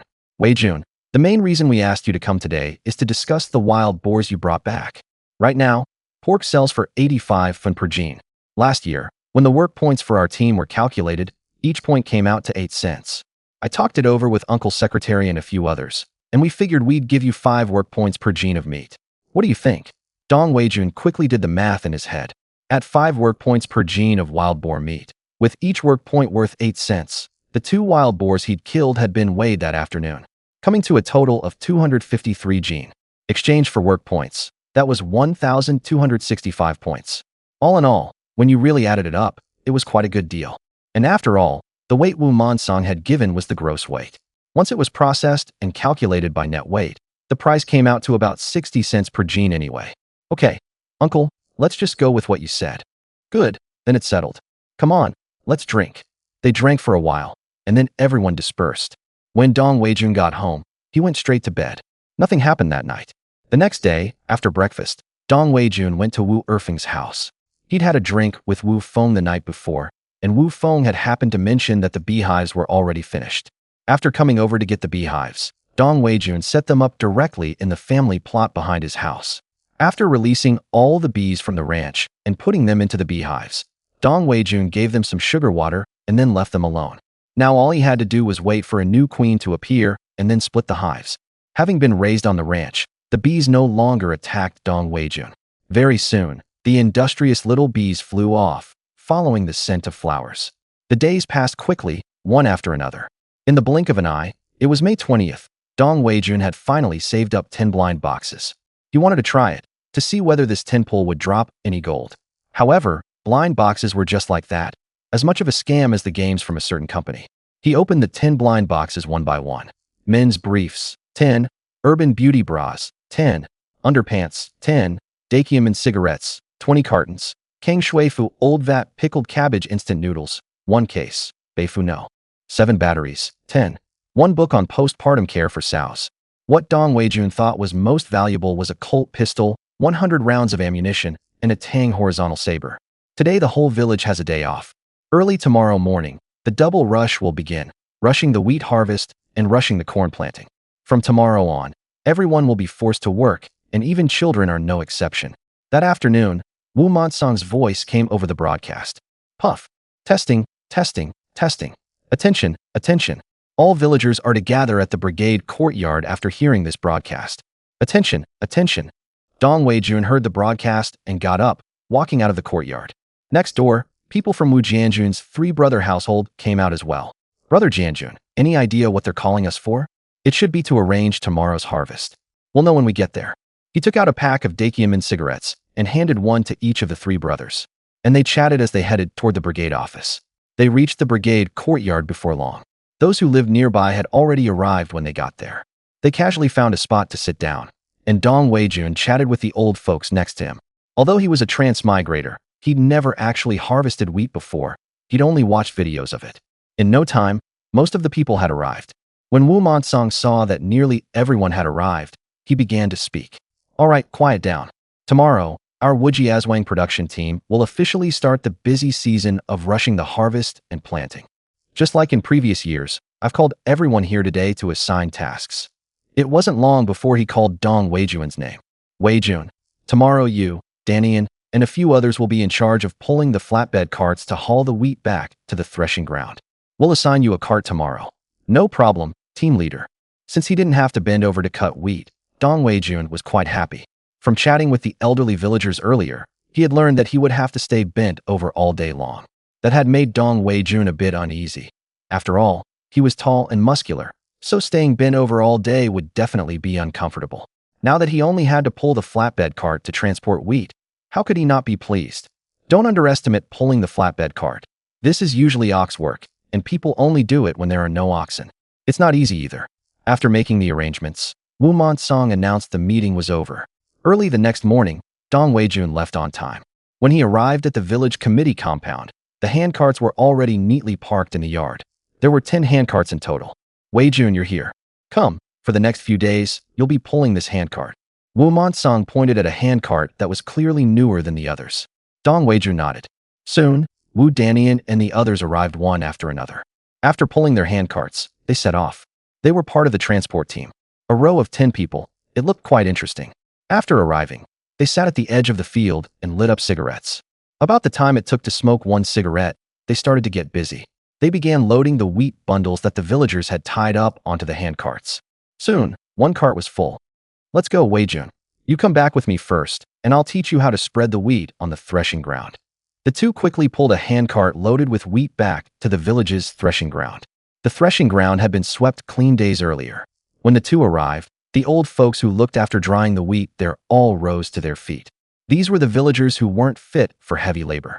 Although he couldn't go into the fields and bend over to cut wheat, he could still make a contribution at the threshing ground. Spreading out the wheat was simply laying it evenly on the threshing floor and letting the sun bake it. During the sun-drying process, they had to turn the wheat over from time to time.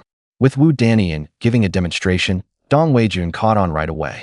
The two quickly unloaded the whole cart of wheat. When they returned to the wheat field, Dong Weijun's handcart was already full. Disclaimer: the image comes from the internet. If it infringes, it will be removed.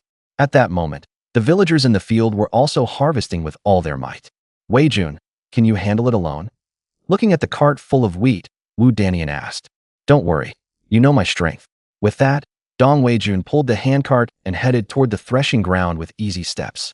Seeing that Dong Weijun really didn't have to use any effort to pull it, the other people also responsible for transport watched with envy as he walked farther and farther away with a cartload of wheat. They also wished they had strength like Dong Weijun's. Soon, the second cart was loaded. Then the third, the fourth. One cart after another was hauled to the threshing ground. Everyone responsible for transport was very conscientious. No one tried to slack off. When they returned with an empty cart, they automatically queued up at the back. Soon, the 2 hours of the morning were over. Ning Fangxia and the others had already gone back ahead of time and prepared the communal meal. During the double rush, the production team cooked big pot meals, so after work, everyone hurried back to grab their bowls and chopsticks before coming over. Because it was the double rush season, after eating there was no rest. everyone went straight back to the fields to harvest wheat. The children also obediently picked up the leftover wheat ears in the fields after the adults had finished. The older educated youth were fine. At least they had experienced the double rush before, but the newly arrived ones couldn't handle it. By around 9 o'clock, the scorching sun was already unbearable. After being baked by the blazing sun for 2 or 3 hours, they were all dizzy and lightheaded. At that moment, Yukaikai felt like everything he looked at was doubled. The next second, the sickle in his hand cut into his own calf. Blood immediately flowed down his pants. Woo, it hurts so much. Damn, Kai, what's wrong with you? Why are you yelling? You scared me. Tan Xingli, who was just a short distance away from Yukaikai, was startled by that shout. Turning around, he saw Yukaikai sitting on the ground, clutching his leg with both hands as tears streamed down his face. His mouth was wide open as he cried. Man, buddy, you're something else. You even managed to cut yourself. Captain, Yukaikai is hurt. After all, they were close buddies who shared the same calm. Tan Xingli still quickly stood up and let out a yell. The first to come over were a few new educated youths, who brazenly slacked off under the pretext of coming to check on Yukaikai. But the villagers who were in the same group as them were immediately displeased. Soon, after being scolded, the few went back to work looking utterly dejected. The workload was already heavy. And on top of that, having these educated youths assigned to their groups, the members of those groups had long been holding back a bellyful of anger. Wu Monsong and Wu Feng also heard the commotion over here. He put down his sickle and hurried over. What's all the howling about? Brigade leader, Yukaikai cut his calf. Hearing this, Wu Monsong's face went dark with exasperation. You can't do anything right, but can always make things worse. Move your hand, let me see. Yukaikai quickly moved his hand. Wu Monsong crouched down for a look and was so angry he nearly blacked out. It's just a scrape. What are you bellowing about? If I'd come a minute later, that wound would have healed on its own. Hearing Wu Monsong's words, the villagers working nearby all burst into unrestrained laughter. Even the children gleaning wheat shouted their little rhyme. Shame, shame, scratch your face, dig a ditch, and plant peas. As they chanted, they made scratching gestures on their cheeks. Why are you still sitting there? Get back to work. You're docked 1 work point today. With that, Wu Monsong took Wu Feng away to get back to business. Yukaikai's face at this point, whether from the sun or from embarrassment, was so red it looked ready to bleed. Hey, Kai, if you're going to slack off, at least put some effort into it. If you just cut your skin and a little blood seeped out, the brigade leader certainly won't let you rest. I didn't do that, don't talk nonsense. I really got hurt by accident. I saw the blood seeping through my pants, and it hurt too. That's why I cried out. All right, you didn't. Educated youth Tan, if you don't focus on your work, you'll lose a work point today too. The group leader of Tan Xingli's team immediately scolded. Tan Xingli quickly shut his mouth. After a whole morning, even some villagers couldn't take it, let alone these pampered young educated youths. Every one of them was pale, as if their bones had been pulled out. Fortunately, although the rush harvest was exhausting, the meals were good. Basically everyone could eat several pieces of meat. Compared with the others, Dong Weijun seemed to feel absolutely nothing. After a busy morning, he was still full of energy. The rush harvest lasted a full 3 days. The following 2 days were spent threshing wheat. At this point, the village's old yellow ox finally made its appearance. Wu Monsong wrapped the ox's rear with a bag, then fitted it with a harness to pull the stone roller. Then, old man Wu Dakue, the village's dedicated cattle keeper, began leading an ox around and around over the wheat, dragging a stone roller. They hadn't been able to find an old ox to pull it, so this one had to do. There were also dedicated workers following behind with wooden forks, turning the wheat over as the roller passed. Zui, wooden fork in hand, waited until the grain was completely crushed from the stalks. Then a crowd surged forward, beginning to pile the straw on the open ground at the edge of the threshing yard. Another batch of wheat was brought in and rolled again, on and on like this. Then the wheat was gathered into a heap, catching the afternoon breeze. A few experienced hands used wooden shovels to fling scoopfuls of wheat high into the air. The wind did its work, separating the grain from the chaff. Within 2 days, all the village's wheat had been processed and packed into burlap sacks. Watching sack after sack of grain being stored in the village committee's granary, Wu Monsong's face crinkled with joy, his wrinkles pressed together. After the wheat harvest came the corn planting. Plowing and sowing took another week. When the double rush was finally over, every villager was visibly worn out. These past few days, Dong Weijun had started working the moment he got up, and when he got home, he would simply wash up and collapse into bed. He had also saved up more than a dozen mystery boxes. Now that he was finally done with the busy work, Dong Weijun lay down on the Kong and opened the mystery boxes. There were 13 in total. From them, he got, "Please bookmark, please rate, please keep commenting. Thanks to all you handsome guys and beautiful ladies." 60 renminbi, a Dongfanghong tractor, 10 gene of northern Shaanxi red dates, 300 stamina jelly beans, restoring 10% stamina, a golden eagle chick, 1,000 kilograms of pet food, and a pair of the Celebrity de Mimi's original flavor stockings. The previous items were still relatively normal, but when he saw the Celebrity de Mimi's original flavor stockings, Dong Weijun's face was full of black lines. However, the stamina jelly beans and the golden eagle chick from this batch did make him quite satisfied. After immediately settling the golden eagle chick into the ranch, he also quickly checked the golden eagle's information.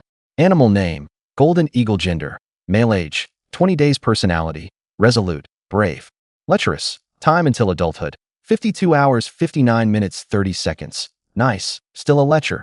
Hurry up and grow up quick. After withdrawing his consciousness from the ball ranch, Dong Weijun also got ready for bed. The night passed without incident. A good day still starts with opening a blind box. Congratulations to the host for obtaining Grandmaster level massage techniques. That was quite a good thing after all. There was no need to go to work today. After breakfast, Dong Weijun went to the beehives in the backyard. More than half a month had passed, and there was already plenty of honey in the hives. After taking the honey, he checked the few newly split bee colonies and confirmed that the split into separate hives had been successful. Then he left them alone. Now there were 6 beehives in the backyard. Each one could produce about 20 to 30 kilograms of honey a year, and he had 6 hives. Anyway, he would never have to worry about running out of honey again. Afterwards, he could trade honey with the villagers for other goods or sell it to the recycling station. It would be an extra source of income. Today was a good day indeed. Dong Weijun carried the honey and walked back into the house through the back door. Just then, Wu Monsong pushed the door open and walked in. "Haha, what a wonderful day today is. Hee hee, I was just humming a tune. Anyway, my bees have finally produced honey, so I'll bring you some when I head back in a bit." Dong Weijun showed Wu Monsong the basin of honey. "Not bad, Weijun. No wonder all the womenfolk in the village want you as their son-in-law. You're hardworking, strong, good-tempered, hardworking, and skilled. I don't have a daughter, but if I did, I'd want to marry her to you." "Haha, uncle. Don't tease me. Are you done with the village business?" Dong Weijun brought a stool for Wu Monsong, and the two sat under the eaves to chat. "All done. Tomorrow I'm going to deliver the public grain. I came over to tell you to come with us tonight. We need to get there early to line up. Otherwise, if we wait until early morning, there's no telling when we'd get our turn. After delivering the grain, we'll also haul back a few cartloads of manure." "Sure, no problem on my end." Dong Weijun had only heard about delivering public grain, but had never seen it done. He was also quite curious. Nowadays, whenever anything happened in the village, Wu Monsong was happy to bring him along, which showed that Wu Monsong already regarded him as one of the people of Wujiazwang. He felt quite happy about that. If they didn't let you participate in anything, then you'd be just like those educated youths at the educated youth point. Settling down would be no different from not settling down at all. After the two chatted for a while, Wu Monsong was about to leave, so Dong Weijun quickly found a palm-sized can bottle from the room and brought some honey for Wu Monsong. "Uncle, the honey has just started being produced. Once there's more later, I'll give you more. This time there isn't much. Let's all share a little to taste. Don't mind it being too little," Dong Weijun said with a smile. After Wu Monsong took it, he pretended to be angry and said, "Do you think your uncle is that kind of person?" "Haha, no. Then it's settled. If you can think of your uncle when you have something good, your uncle is already very happy. How could I ever complain about it?" Wu Monsong said with a smile. "All right, I'll head back first. At 10 in the evening, remember the time." "Got it, uncle." After seeing Wu Monsong off, Dong Weijun took out 2 more can bottles. He packed a bit of each, planning to deliver some to Wu Feng and Wu Kongzhan. When he arrived at Wu Feng's house, Du Mylan was overjoyed to see Dong Weijun bringing honey. Her eyes narrowed into slits from smiling. "Weijun, don't rush off. Your auntie wants to chat with you for a bit." Du Mylan was ready to have a good talk with Dong Weijun. "Sure, auntie, I'm not busy anyway." As the two sat down, Xiaoli immediately knew what her mother was up to. Blushing, she ran into her room. Sitting on the edge of the Kong, she listened intently to the conversation of the 3 outside. "Weijun, your auntie here is a straightforward person and doesn't like beating around the bush, so I'll just get straight to the point." "Weijun, auntie will just say it plainly." Dong Weijun smiled. "It's like this. You've been in the village for about 2 months now, right?" Dong Weijun. Yes, it's been 2 months. Then you must also know the situation between me and your uncle. Your uncle and I had 3 daughters, no sons. The eldest and second are married off. So as for Xiaoli, to tell the truth, we've been hoping to take in a live-in son-in-law all along. I don't mind if you laugh at me for saying this, but I was thinking of fixing you up with Xiaoli. You two are about the same age. And as for your situation, your uncle and I have a good understanding of it. Of course, you don't have to marry into the family. After all, you've settled in Wujiazwang. So if Xiaoli marries you, she'd only be a few steps away from us. So, having said that, Du Milan looked toward Dong Weijun, and Wu Feng likewise fixed his eyes on him. Wu Xiaoli, secretly listening from her room, also tensed up. Uncle, Auntie, to be honest, since I've chosen to settle in Wujiazwang, I do intend to marry a girl in the village and raise a family. What's more, Xiaoli is quite good in every regard, and I'm honored that the two of you think well of me. As long as Xiaoli is willing, I'm certainly very happy to do so. I just don't know her thoughts. Even with his thick skin, Dong Weijun's face turned red at that moment. After Wu Feng, Du Milan, and Wu Xiaoli, hiding in her room and eavesdropping, heard Dong Weijun's words. They all broke into smiles in unison. Haha, Xiaoli will definitely be willing. Du Milan said hurriedly. Auntie, there's no need to rush this matter. After all, it's a major step like marriage. Nowadays, what's valued is freedom of marriage. It's better to get to know Xiaoli first. No need to get to know her. She came out of my own belly. If I don't know her, who does? This is settled. Once this busy stretch is over, I'll have your uncle find someone to pick an auspicious date and get your marriage done. Dong Weijun. Auntie, isn't this too hasty? We're both only 18. Why don't we date for 2 years first? What about being 18? There are plenty in our village who married and had kids at 18. 18 isn't young. Get married early, have kids early. While I still have the energy, I can help you watch the little ones. Mom, you haven't even asked for my opinion. Wu Xiaoli really couldn't listen any longer. If she kept listening, she figured they'd already have decided the child's surname and name. She knew Du Milan's personality all too well. Hee, well, uncle and aunt, I'll head over first. No rush on this matter. Take it slow, take it slow. Having said that, Dong Weijun didn't give them a chance to invite him to stay for lunch, and quickly walked out of Wu Feng's house. After delivering some honey to Wu Kangzhan, Dong Weijun finally returned home. The day passed by quickly. At around 9 in the evening, Dong Weijun locked the door, told Big White, Little White, and Tuanzi to watch the house, then took a flashlight and headed to the village committee compound. When he arrived, Wu Montsong and the others were already there. The ox cart and hand carts in the yard were also ready. I'm not late, am I? No, we just got here too, Wu Danian said with a smile. All right, since Weijun is also here, let's pull the hand carts over to the granary and start loading the grain. After speaking, Wu Montsong called everyone to pull the carts and the ox cart and head to the village granary. After arriving there, Wu Montsong and Wu Feng were in charge of weighing. In about 40+ minutes, the public grain to be delivered was all loaded onto the ox cart and hand carts. Then the group left the village with flashlights, heading toward Majiao Commune. In the Guangzhou region, the temperature difference between day and night was actually quite noticeable, especially in the mountains. So basically everyone had brought along an extra jacket. Night roads were hard to travel even in the best of times, and on top of that they were hauling grain. By the time they reached Majiao Commune, it was already nearly 1 in the morning. Several production teams' grain delivery queues had already arrived at the grain station entrance. They were all village cadres, and Wu Montsong and Wu Feng were well acquainted with them. Once everyone sat down together, the most common topic of conversation was how much grain each team had harvested this year. Dong Weijun and the others gathered around chatting as they waited for dawn. By then, the dampness had crept up, and everyone had put on their jackets. Weijun, I heard you've gotten together with Xiaoli from Uncle Wu Feng's family. Wu Danian asked with a nosy look on his face. What the hell, who told you that? Everyone in the village is talking about it. Seems like Aunt Milan mentioned it around the village. I heard they're planning to pick an auspicious date for you too. Is it true? The others also stared at Dong Weijun with gossipy expressions.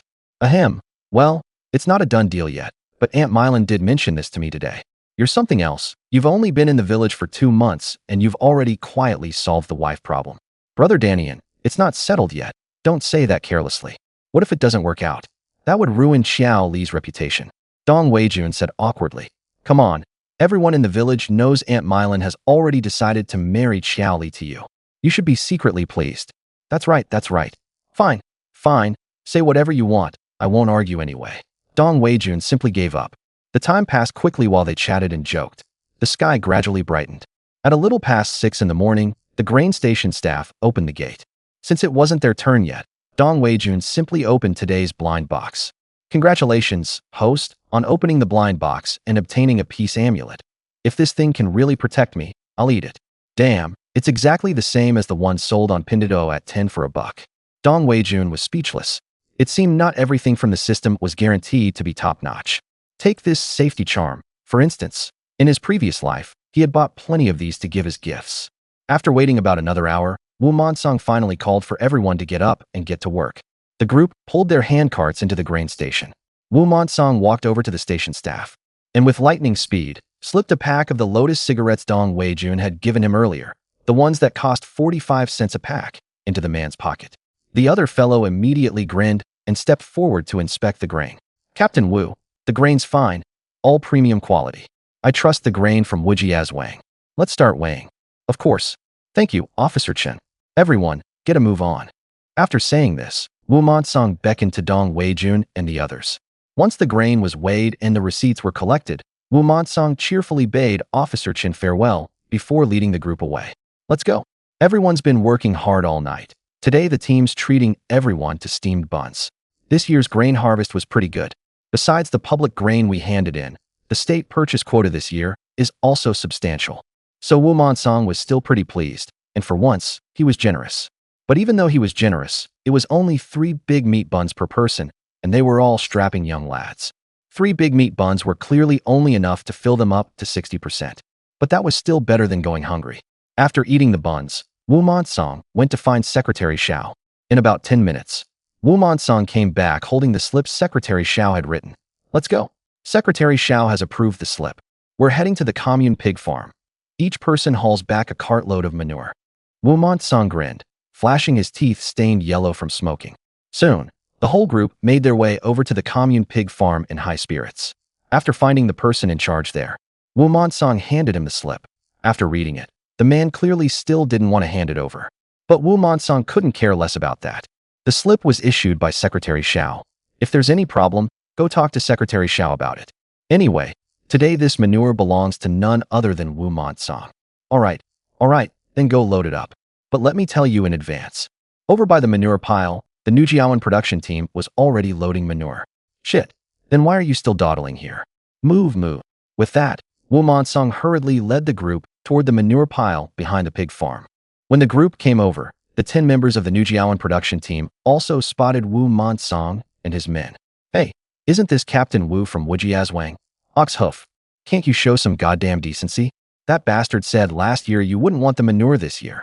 Wu Monsong came straight over, pointed at Niu Xingchan, the captain of the Nujiawan production team, and cursed.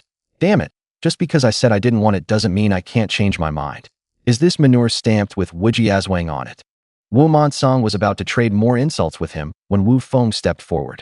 All right, cut the chatter. Load the manure now. At this rate, you could have loaded a cart already. Humph, Oxhoof, I won't stoop to your level. Move it, everyone. Load the manure fast. Don't let those Nujiawan bastards take advantage. Wu Monsong quickly grabbed a shovel from the ox cart and shouted at the crowd.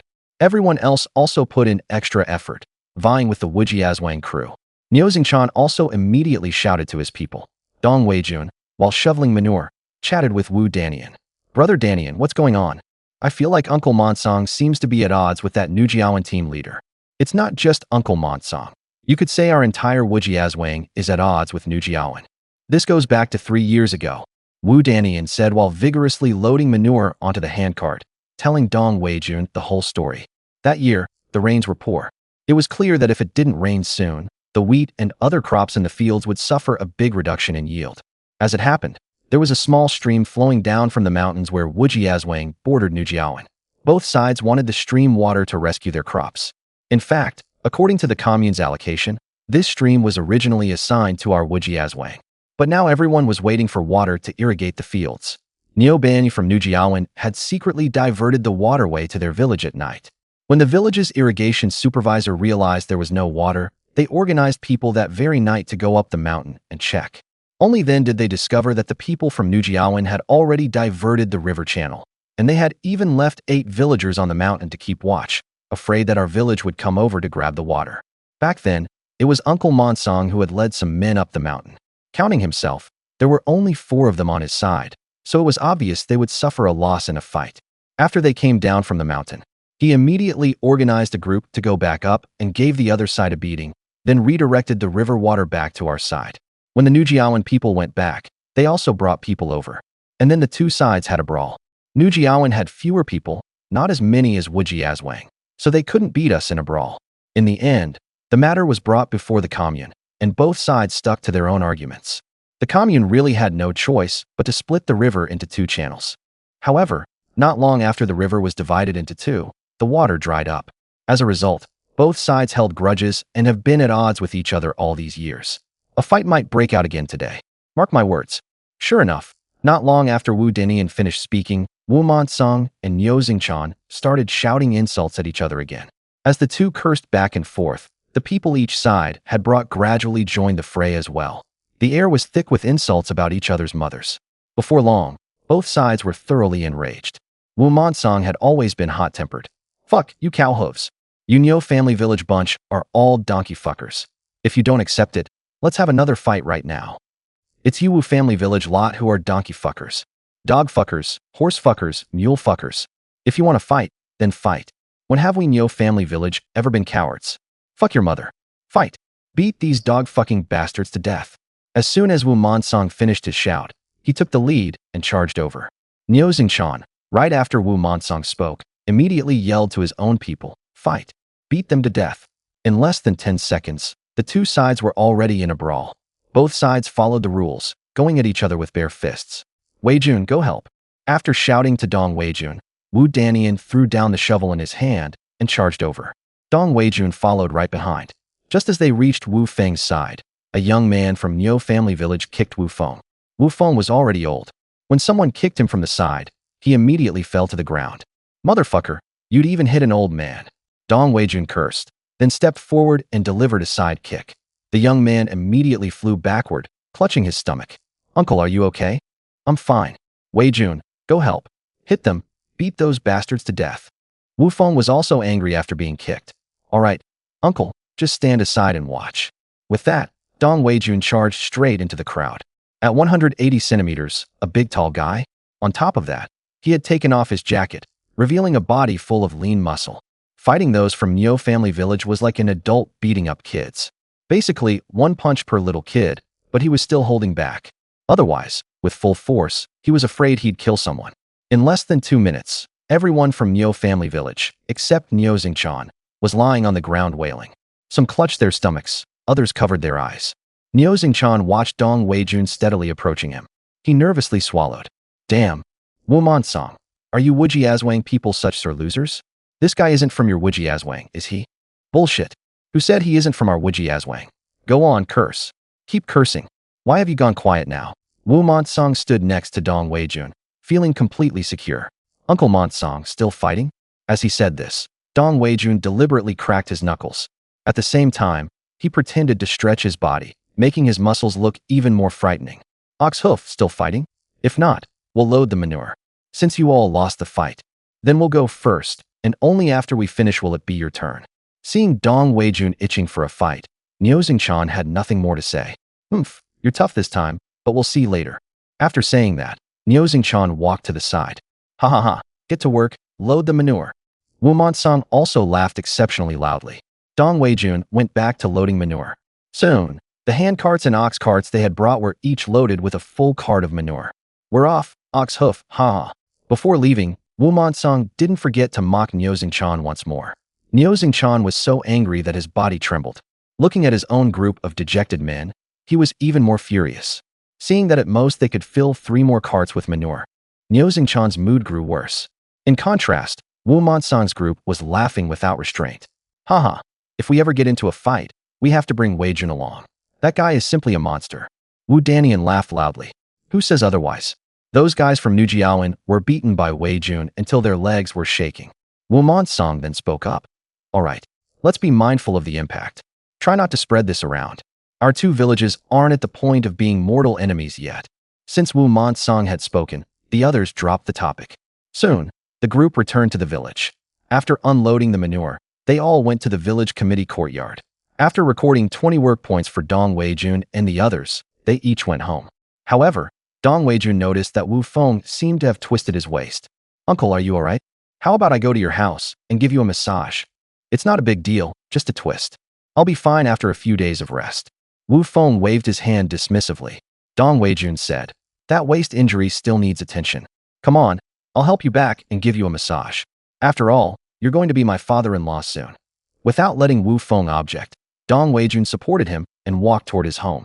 Wu Monsong and the others also expressed concern about Wu Feng's condition. "Weijun, what's wrong with your uncle? Why are you helping him back?" Du Milan was at that moment picking wild vegetables under the pear tree in the yard. "My uncle twisted his waist." He briefly explained what had happened. Du Milan also looked at Wu Feng with exasperation. "You still think you're a young man? Why didn't you know to step back when people were fighting? You deserve the pain." Though her words were complaining, the concern in Du Milan's eyes could not be hidden. Wu Qiaoli also hurried over to help Dong Weijun support Wu Feng inside and lay him face down on the calm. Actually, the problem really wasn't serious, but Wu Feng couldn't be bothered to explain. "Uncle, if it hurts, just bear with it for a bit." As he spoke, Dong Weijun began to massage Wu Feng's lower back. It had to be said, the skills from the system were impressive. It hurt at first, but after just a few minutes, it became comfortable. With that comfort, and since he hadn't slept all night, Wu Feng soon started snoring. "Auntie, it's not a big deal, he's fine. I haven't slept all night either, so I'll head back now. Have a meal before you go. Auntie will make you something right now." "No need, Auntie. Uncle Monsong bought us steamed buns this morning. I'll head back now." "All right then, hurry back and get some rest.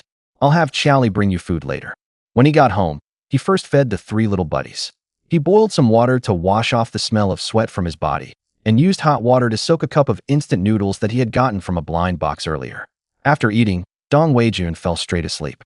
He slept until after 4 in the afternoon, only woken by the knocking at the door from Wu Qiaoli, who came to deliver food. Dong Weijun went out and opened the door, then she saw Wu Qiaoli standing there holding a bowl of steamed egg custard. "Come in," Dong Weijun said as he took the bowl. Wu Qiaoli remembered what her mother had told her and couldn't help blushing, but she still walked into the yard. Once inside, Wu Qiaoli crouched down and ruffled Tuanzi's big head. "Did you just wake up?" Dong Weijun thought she was talking to Tuanzi. "I'm asking you a question." I thought you were chatting with Tuanzi. I just woke up." "Oh." For a moment, neither of them knew what to say. "Well, my dad just woke up a little while ago too.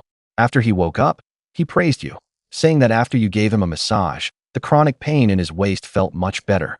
Wu Qiaoli took the initiative to find something to talk about. "That's good to hear. In a few days, I'll go give Uncle a proper massage. This technique was taught to me by my grandfather when I was a child." Dong Weijun simply fabricated a grandfather out of thin air. Anyway, all of the original body's relatives were gone, so who cared? "You're so amazing. You know how to do everything. Hunting, beekeeping, and even massage," Dong Weijun said with a laugh while eating an egg cake. "Can't help it. I was left in my hometown with my grandpa since I was little. We country kids, you know, we more or less have to learn a craft or two. Anyway, it seems what I learned back then is still useful." The two of them chatted idly about this and that. Dong Weijun cracked a joke from time to time, making Wu Qiaoli laugh uncontrollably. After Dong Weijun finished eating, Wu Qiaoli picked up the bowls and got ready to leave. Dong Weijun quickly washed the bowls. "Wait a moment. I brought quite a bit of cloth when I came to the countryside. See if there's a color you like," he said, leading Wu Qiaoli into the house. Once inside the room, Dong Weijun took a thick stack of fabric from the con cabinet, all kinds of colors, which he had cut from his space long ago, and carried it out. Wu Qiaoli was dazzled by so many colorful fabrics. "Is your family running a cloth factory?" "No, don't ask so many questions. Just pick one quickly." "Better not. This cloth is clearly top quality and definitely not cheap." Although Wu Qiaoli really liked the fabrics, she still knew to be reserved. Dong Weijun couldn't be bothered to let her choose. He directly pulled out a bright red piece and an army green piece from the stack. "If you won't pick, I'll pick for you. The bright red one can let Annie make you a wedding dress." Wu Qiaoli's face instantly flushed crimson. Dong Weijun was also amused by this seemingly outgoing girl who blushed at the slightest thing. Seeing the mischievous grin on Dong Weijun's face, Wu Qiaoli shot him a fierce glare. Then she gathered the cloth, took her bowl, turned around, and hurried out. Watching Wu Qiaoli's retreating figure, Dong Weijun found himself looking forward to their future married life. As the saying goes, when well fed and warm, one's thoughts turn to other things. Meanwhile, Wu Qiaoli quickly returned home. Hey, what's that you're holding in your arms? Du Milan, who was making cloth shoes for Dong Weijun in the courtyard, quickly asked as Wu Qiaoli came in. Weijun gave me some cloth. Weijun gave you some cloth. Hurry inside, let me see. Du Milan immediately snatched it over and ran into the house. Soon the two of them were inside. This must be at least 20 feet of cloth, and the material is so good. Wow, no wonder the village all say Weijun is rich. Du Milan stroked the unbelievably smooth fabric and said with a sigh, he has a lot of cloth, a thick stack, and he told me to pick some. I was too shy to pick, so he just chose 2 for me. Wu Qiaoli didn't mention the remark Dong Weijun had made about making her wedding dress. After all, she was a bit embarrassed. Qiaoli, listen to your mother. If you marry Weijun, you're sure to live a good life. If you don't marry him, there are plenty of people in the village eagerly watching him. You're not the only one in the village around his age. You're so beautiful, and your dad is the village secretary. We already have an advantage. If you don't take this seriously, by the time someone else snatches him away, you'll be too late to regret it. This time Wu Qiaoli was unusually silent. Clearly, she had taken Du Milan's words to heart. No, if we count on you, we'll be waiting until the cows come home. It's up to me. Once I finish making the cloth shoes in the next couple of days, you can take them to Weijun. Okay. With nothing to do at home, Dong Weijun noticed that the firewood was running low. Just as he was about to head out, Tan Xingli appeared at his doorstep. Brother, I'm scared of dogs. Can you keep them away from me? Tan Xingli looked at the 2 big black dogs and said in a trembling voice, they don't bite. Come on in. Seeing that the 2 dogs really weren't paying any attention to him, Tan Xingli cautiously walked into the yard. After confirming once more that Dabai and Xiaobai really weren't bothering him, he breathed a sigh of relief. It was Tan Xingli's first time at Dong Weijun's house. Brother, your place is huge. You even grow your own vegetables. Tan Xingli couldn't help but marvel as he looked at the big courtyard. Why aren't you staying at the educated youth site? What are you doing coming to my place? Dong Weijun tossed him a cigarette and asked. Nothing to do, so I thought I'd come hang out with you. Then you've come just in time. I was about to go out to gather some firewood, and I'll drag you along as my helper. After we're done, I'll treat you to a meal. How about that? Dong Weijun asked. Tan Xingli didn't hesitate at all. No problem, bro. After Dong Weijun took a machete and some hemp rope out of the storage room, the two headed together toward the mountains. Bro, do you think I could buy a house in the village too? Dong Weijun looked at Tan Xingli curiously. What's wrong? Isn't the educated youth dorm pretty nice? Bro, don't joke around. If the dorm were really that nice, you wouldn't have moved out to live by yourself. To be honest, I'm starting to find it hard to stay at the dorm. Every day it's just a bunch of trivial, petty things pulling this way and that. If you have anything good to eat, you have to eat it on the sly. Otherwise, if they see it, they'll say you're not being united or some such. Bro, I'm serious. In this village, you're the only person I know, and you get along so well with the brigade leader and the others. Do you think it's feasible? Dong Weijun thought for a moment. Do you plan to go back in the future? Bro, I'm not afraid to say it even if you'll laugh at me. There are 4 brothers in my family, and I'm the second. The 2 younger ones were both brought into the family by my stepmother. This time, coming to the countryside was actually all because my stepmother whispered in my father's ear. Do you think I still have a place to go back to? Fortunately, my father gave me quite a bit of money before he left. Judging by his attitude, he didn't intend for me to go back either. Tan Xingli said somewhat dejectedly. What about your older brother? Dong Weijun asked. My older brother got married last year. Though they said he married a wife, it's actually no different from marrying into the bride's family. He's doing quite well now, so I don't want to trouble him anymore. After hearing these words, Dong Weijun thought for a moment. I never expected your life story to be just as dramatic as mine. How about this? Tonight I'll take you to see the brigade leader. You explain your situation to him, and it shouldn't be a problem. Tan Xingli immediately beamed. Brother, from now on, you're my real brother. Whenever there's anything your little brother can do, just say the word. At first, Dong Weijun hadn't really liked this kid. He initially thought Dong Weijun was the same kind of person as those educated youths. But as they spent more time together, Dong Weijun found this kid pretty decent. With Tan Xingli's help, the two of them gathered a lot of firewood in just an hour. After returning home, Dong Weijun took a piece of cured meat down from the beam in the kitchen. He cooked some porridge. The two sat in the yard, eating and chatting. Bro, I didn't expect you to be such a good cook. I really wouldn't have guessed. All right, stop with the flattery and eat up. Dong Weijun's ears were practically growing calluses from all the praise. In Dong Weijun's view, if Tan Xingli were to work in the government system in a later era, he would definitely have a bright future. There was no helping it. The guy's skill at brown-nosing was truly something Dong Weijun had to admire. But it had to be said, people like him usually did get along well in any setting. After the two finished eating, Tan Xingli took the initiative to wash the dishes and pots. It was still early in the day. The two continued sitting in the yard to cool off and chat. Bro, do you still remember that Shui Yining who came down to the countryside with us? I remember. What about her? Xia Qingsheng has been sucking up to her lately, but she won't give him the time of day. Every time, he's running after her with a warm face and getting a cold shoulder. What? You've taken a liking to her? Dong Weijun asked. What are you talking about? Bro, I know exactly what I look like. Anyway, I've got zero interest in those girls at the educated youth point.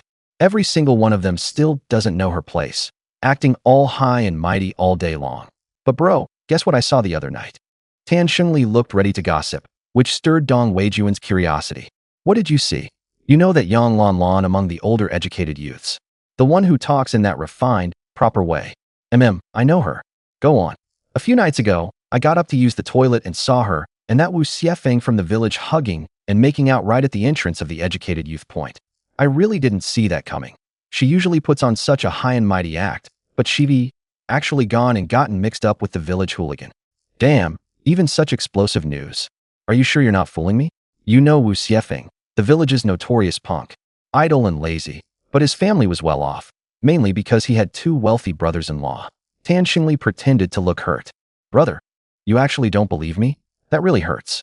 Why would I lie to you about something like this? I haven't even finished yet. Are you still listening or not? Keep going, keep going. Since I was free anyway, of course I'd take the chance to enjoy the drama. The two of them were hugging and kissing at the door, so I couldn't exactly walk out. I just had to stay in the bathroom, peeking and waiting. Then, before long, I heard an even more mind-blowing piece of news. That Yang Lan Lan said she might be pregnant, and then that Wu Xiefeng said he was willing to marry Yang Lan Lan. Then the two hugged and started kissing again, and Wu Xiefeng's hands weren't idle either. But Yang Lan Lan really did have the goods. Besides, the moon that night was especially bright. I had seen all of Yang Lanlan's upper body, and the only pity was that after they made out for a while, they left.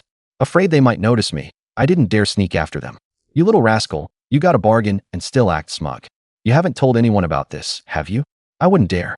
That Wu Xiefeng is a thug, and I don't want to get beaten up by people he sends. Tan Xingli hurriedly said. All right, it's getting late. I'll take you to see the brigade leader. After finishing the melon, Dong Weijun got up and led Tan Xingli out. Before long, the two arrived at Wu Monsong's house. Uncle Monsong, it's me, Weijun. Coming. After Wu Monsong opened the door, the two went inside. Educated youth Xiao Tan is here too. Is something the matter? Brigade leader, I'd like to buy a house in the village too. You also want to buy a house? Let's go inside and talk. Wu Monsong said. After entering, they saw that Jia and Jia were still awake, running around bare-bottomed on the Kong. Weijun is here. Auntie, these two boys still haven't gone to bed? Not yet. You two should greet your brother. Brother Weijun. Yeah, come here and let your big brother feel that cow. Dong Weijun walked to the edge of the Kong and said with a mischievous grin. No way. Jia quickly covered his little thing and hurriedly backed away. Haha. Weijun, you've only been here 2 months and you're already picking up the villagers' bad habits. Wu Monsong laughed too. Haha. It's called when in Rome, do as the Romans do. All right, let's get down to business. Uncle, Tan Xingli wants to buy a house in the village. He also means to move his household registration over here. Dong Weijun briefly explained Tan Xingli's situation. That should work. Tell you what, tomorrow I'll ask around the village to see if any family is willing to sell their old house. If nobody is selling, then after you get your household registration done, Xiao Tan, I'll approve a plot of land for you, and you can find people to build the house yourself. There are quite a few folks in the village who know how to build. No problem, Uncle Brigade Leader. Then can I take a day off tomorrow to go to the commune? I'll go to the post office to send a telegram home and have my dad find someone to sort it out. All right, I'll write you a pass. But Xiao Tan, you've been in the village for over 2 months now. You don't need me to tell you what impression you educated youths have made in the village. If you want to live here for the long run, learn from Weijun. Why do you think Weijun gets along so well in the village? Since you've already been sent to the countryside, you should settle down and live a down-to-earth life. Don't dwell on all sorts of pointless things all day. It's only because Weijun brought you here today that I'm willing to say all this to you. Got it. Wu Monsong looked at Tan Xingli and said, I understand, Uncle Captain. I'll definitely learn more from my brother from now on. All right, I'll help you ask around the village tomorrow. But when buying a house, you usually have to pay the full amount at once. Any problem with that? No problem, Captain. After a while more of small talk, Wu Song approved Tan Xingli's leave slip. Then Dong Weijun and Tan Xingli got ready to head back. After leaving Wu Song's house, Tan Xingli thanked Dong Weijun profusely. That's enough. You heard what the captain said tonight. I've helped as much as I can. From now on, it's up to you. When you come back tomorrow, remember to bring something for the person and thank them properly. That's all. I'm heading back too. Brother, thank you. Don't worry, I know how these things work. The night passed without incident. The next day, the first thing Dong Weijun did when he woke up was open that day's blind box.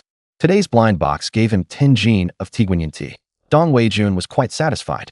From now on, if anyone comes over to the house, there'll be something to brew for them. Meanwhile, at the crack of dawn, Tan Xingli walked alone to Majiao commune. After arriving at the post office, he first sent a telegram home. With his father's connections, getting his household registration settled was quite simple. So Tan Xingli wasn't worried at all.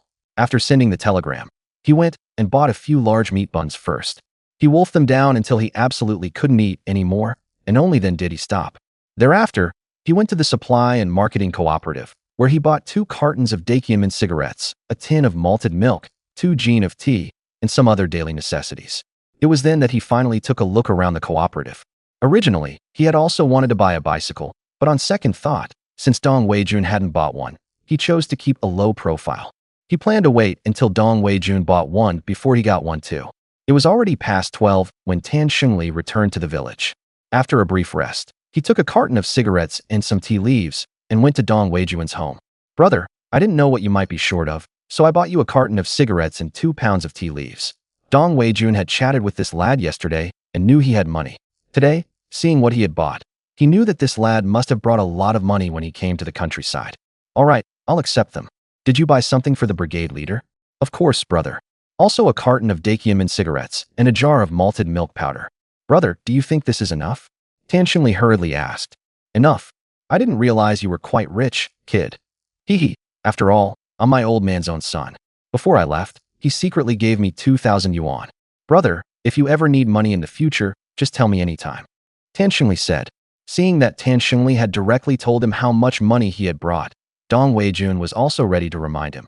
No problem, but I have to tell you. After all, you'll still be living in the village in the future. Don't be foolish and lay your cards on the table. Bro, I'm not stupid, I understand this. I've only told you about it. Even Yu Kai doesn't know I have money. Tan Xingli narrowed his eyes and said, all right, stay here for lunch. Since Tan Xingli had opened his heart to him, Dong Weijun didn't mind having him as an extra friend. The two made some simple noodles for lunch, and just after they finished eating, Wu Song arrived. I went to the sent-down youth quarters and didn't find Xiao Tan, so I knew he'd come to your place.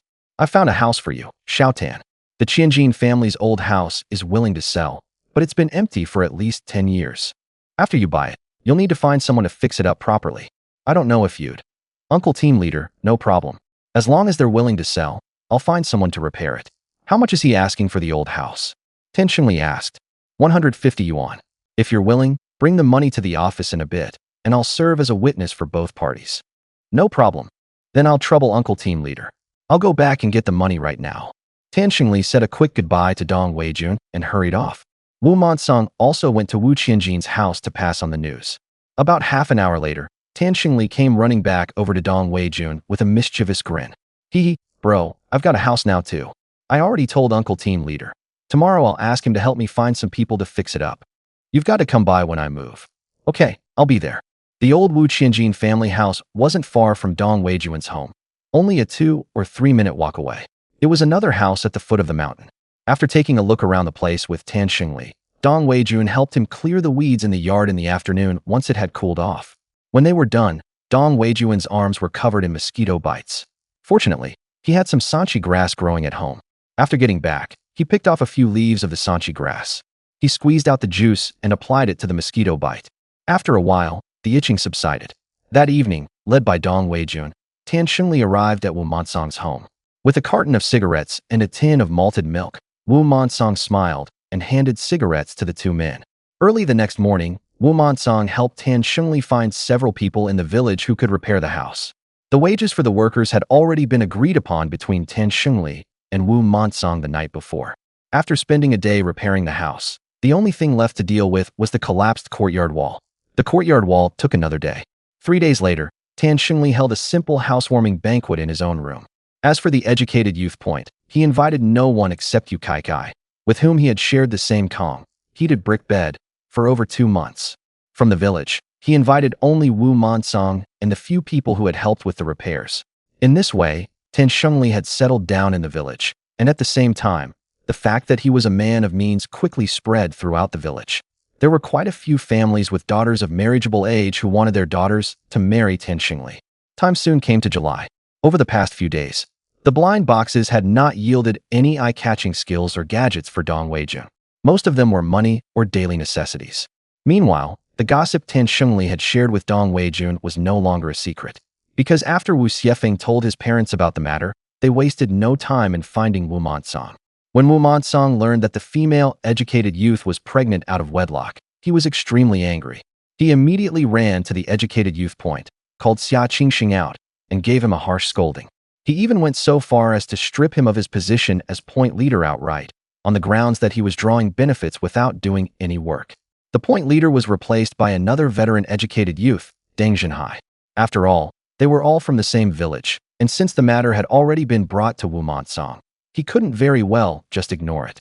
So he called both parties to his office. After asking both sides for their opinions, Yang Lanlan was also willing to marry Wu Xiefeng. Wu Xiefeng's parents, for their part, had no objections whatsoever. They know exactly what their son is like. It would be strange if they refused someone who didn't mind him and even got pregnant. Seeing that neither side had any objections, Wu Monsong was worried that Yang Lanlan would later cause trouble for him over this matter. So, under the witness of a group of village leaders, Yang Lanlan wrote a statement, signed it, and pressed her fingerprint. And so, the news that the female educated youth was pregnant out of wedlock with the village thugs spread throughout Wujiazwang. Wu Xiefeng's family also began preparing for the wedding. The date was set for tomorrow. So in the afternoon, Dong Weijun came over to see if there was anything he could help with. After all, they were from the same village. If you don't help others, don't expect others to help you when you need it.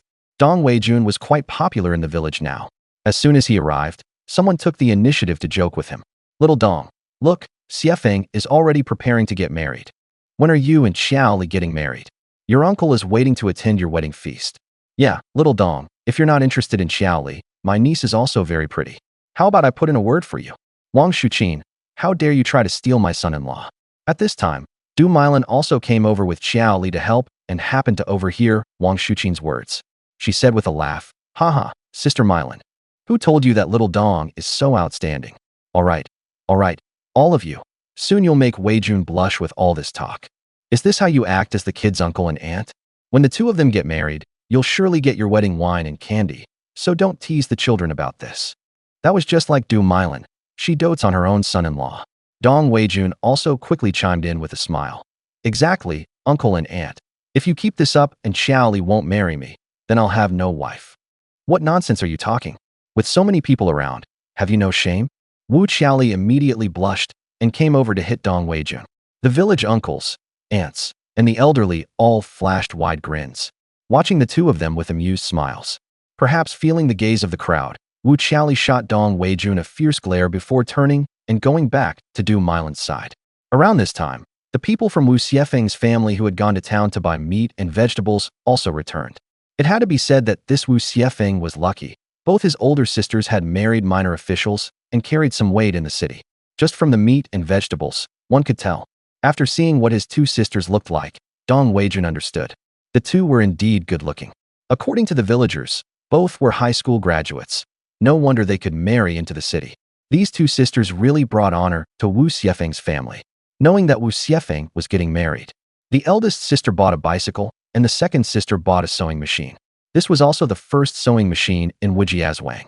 Wu Xiefeng's parents truly had a moment of pride in front of their neighbors today. The son might not amount to much, but the daughters were impressive. Actually, there wasn't much to do. After chatting with the villagers for a while, Dong Weijun casually helped out with some work. When he saw the gift table had been set up, Dong Weijun planned to give a gift and then head back. Auntie, how much do people usually give in the village? Dong Weijun asked quietly beside Du Milan. Usually it's 5 or 10 cents, and those closer to the family give 50 cents. You can just give 10 cents like the rest of us. Okay, then I'll go give my gift now. After I give my gift, I'll head back first. There shouldn't be any more issues, right? Nothing much. Come around 6 o'clock for the meal. On the afternoon before the wedding, the host family makes a few simple dishes while discussing things, mainly to go over tomorrow's wedding arrangements. Du Mylan said to Dong Weijun, "Got it, Andy. I'll go get my gift first." When Dong Weijun arrived at the gift table, before he could even speak, Wu Xiefeng's eldest uncle said, "Little Dong, you're an educated youth from the city. You should give a bit more." "What nonsense is that? Wu Lianhe, since when do city folks have to give more gifts? Did you come up with that rule? Or was it your brother Wu Lianxia? So when it comes to giving gifts at your house, you have to treat people differently based on who they are? What about my Wu Feng? Just because he's a secretary, does he have to give more too?" Du Mylan was worried the villagers might give Dong Weijun a hard time. Having just come over, he heard Wu Lianhe's words. Du Mylan spoke loudly, not leaving Wu Lianhe any face. Under the villagers' odd stares, Wu Lianhe's old face flushed instantly. "Sister-in-law, you misunderstood. I was just joking with Xiao Dong. Just a joke, hee hee. What's going on? What's going on?" Wu Lianxia also hurried out of the house. "What's going on? Ask your brother." "Brother, what's wrong? Why are you arguing on such a happy day? On Xiefeng's wedding day? How can you let the villagers laugh at us?" "I was just joking with Xiao Dong." The sister-in-law got anxious. Wu Lianhe also looked embarrassed at this moment. "Sister-in-law, this was my fault. I'll apologize to Xiao Dong. I really was just joking. Xiao Dong, I'm really sorry. Uncle really was just joking." Wu Lianhe's attitude was very good. Since it wasn't a big deal, Dong Weijun couldn't be bothered to argue. "All right, I really thought it was a village rule. It scared me. I was about to run away," Dong Weijun said half-jokingly. After giving 1 mao as a wedding gift, Dong Weijun also pulled Du Mylan aside.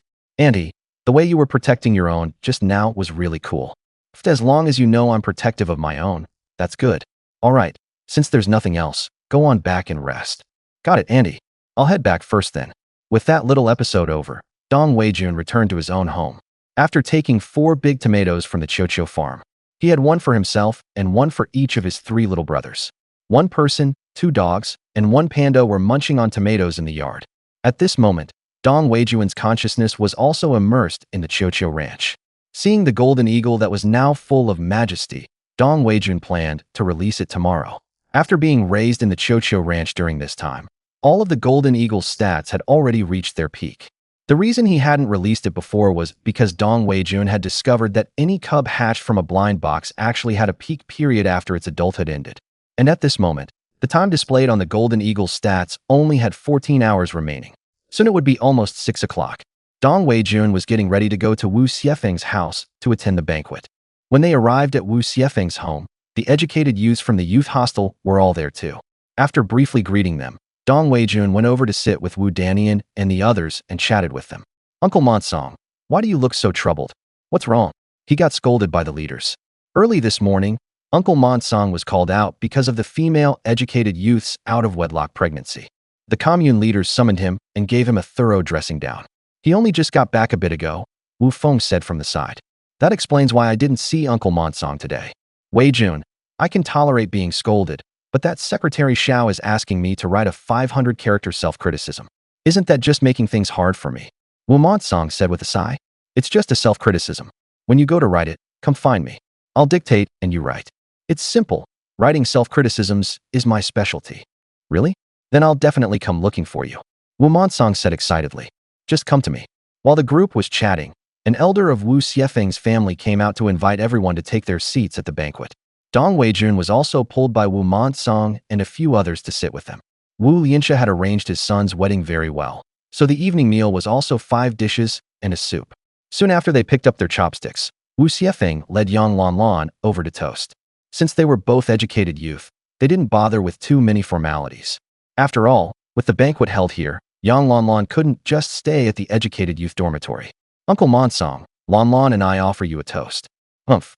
Do you know that because of you too, I was scolded by my superiors for a whole day? If it weren't for my old face vouching for you too, the people from the commune would have come down to arrest you too long ago." Yes, uncle, thank you. Forget it. You're going to be a family man from now on. So correct your old bad habits." After saying that, Wu Monsong still took the wine glass and drank it. Then Wu Xiefeng toasted each person at the table in turn. When it came to Dong Weijun, nothing melodramatic or contemptuous happened. After dinner, everyone sat in the courtyard to discuss the next day's banquet. Since there were no relatives from Yang Lanlan's side, so there weren't that many rules. After leaving Wu Xiefeng's house, Wu Monsong dragged Dong Weijun back to his own home. As soon as they entered, Wu Monsong brewed a cup of tea for himself and one for Dong Weijun. Then he took a stack of paper from the drawer. Weijun, you dictate to me, and I'll write. All right, I'll read and you write. Dear leader, hello, I am Wu Monsong, captain of the Wujiazwang production team. Hereby, regarding the incident involving the educated youth in my production team, I make the following profound self-criticism. The two of them, one dictated and the other wrote. From time to time, Wu Monsong would encounter characters he didn't know how to write and had to ask Dong Weijun for help. Fortunately, Dong Weijun had automatically mastered traditional Chinese characters when his master-level calligraphy skill was instilled.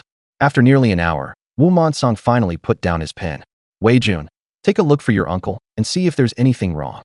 Dong Weijun took it and carefully examined it. It had to be said that Wu Monsong's handwriting was really hard to describe. No problem, just submit it like this. Secretary Xiao will definitely be satisfied. Alas, if it weren't for Wu Lianxia and the others being relatives of my own family. I really do not care about this matter at all. The situation is already bad enough, and now this pregnancy out of wedlock has come up. If I hadn't been holding things together, people from above would have come down long ago. All right, uncle, I won't disturb you any longer. If there's nothing else, I'll head back. Dong Weijun didn't want to discuss these matters with Wu Manchong, so he got up to leave. Okay, then go back and get some rest. The night passed in silence. A beautiful day starts with opening a blind box. Huh, holy crap, a golden legendary. Seeing what came out of today's blind box, Dong Weijun instantly sat up from the Kong. Replacement death doll, passive item. Cooldown 30 days per use. Automatically activates when the bound person suffers fatal damage. During activation, the bound person gains 10 minutes of invincibility. Dong Weijun immediately bound the replacement death doll to himself. From now on, he had no need to fear someone taking a shot at him from hiding in the mountains. It wasn't easy, truly not easy. After more than 3 months, he had finally pulled a gold. To make it double happiness, the golden eagle had also reached its peak period. After getting up and washing up, Dong Weijun released the golden eagle at once. From now on, your name is Lucky. If you understand, call me Big Brother. Golden Eagle Lucky, Big Brother. Good dog. Lucky.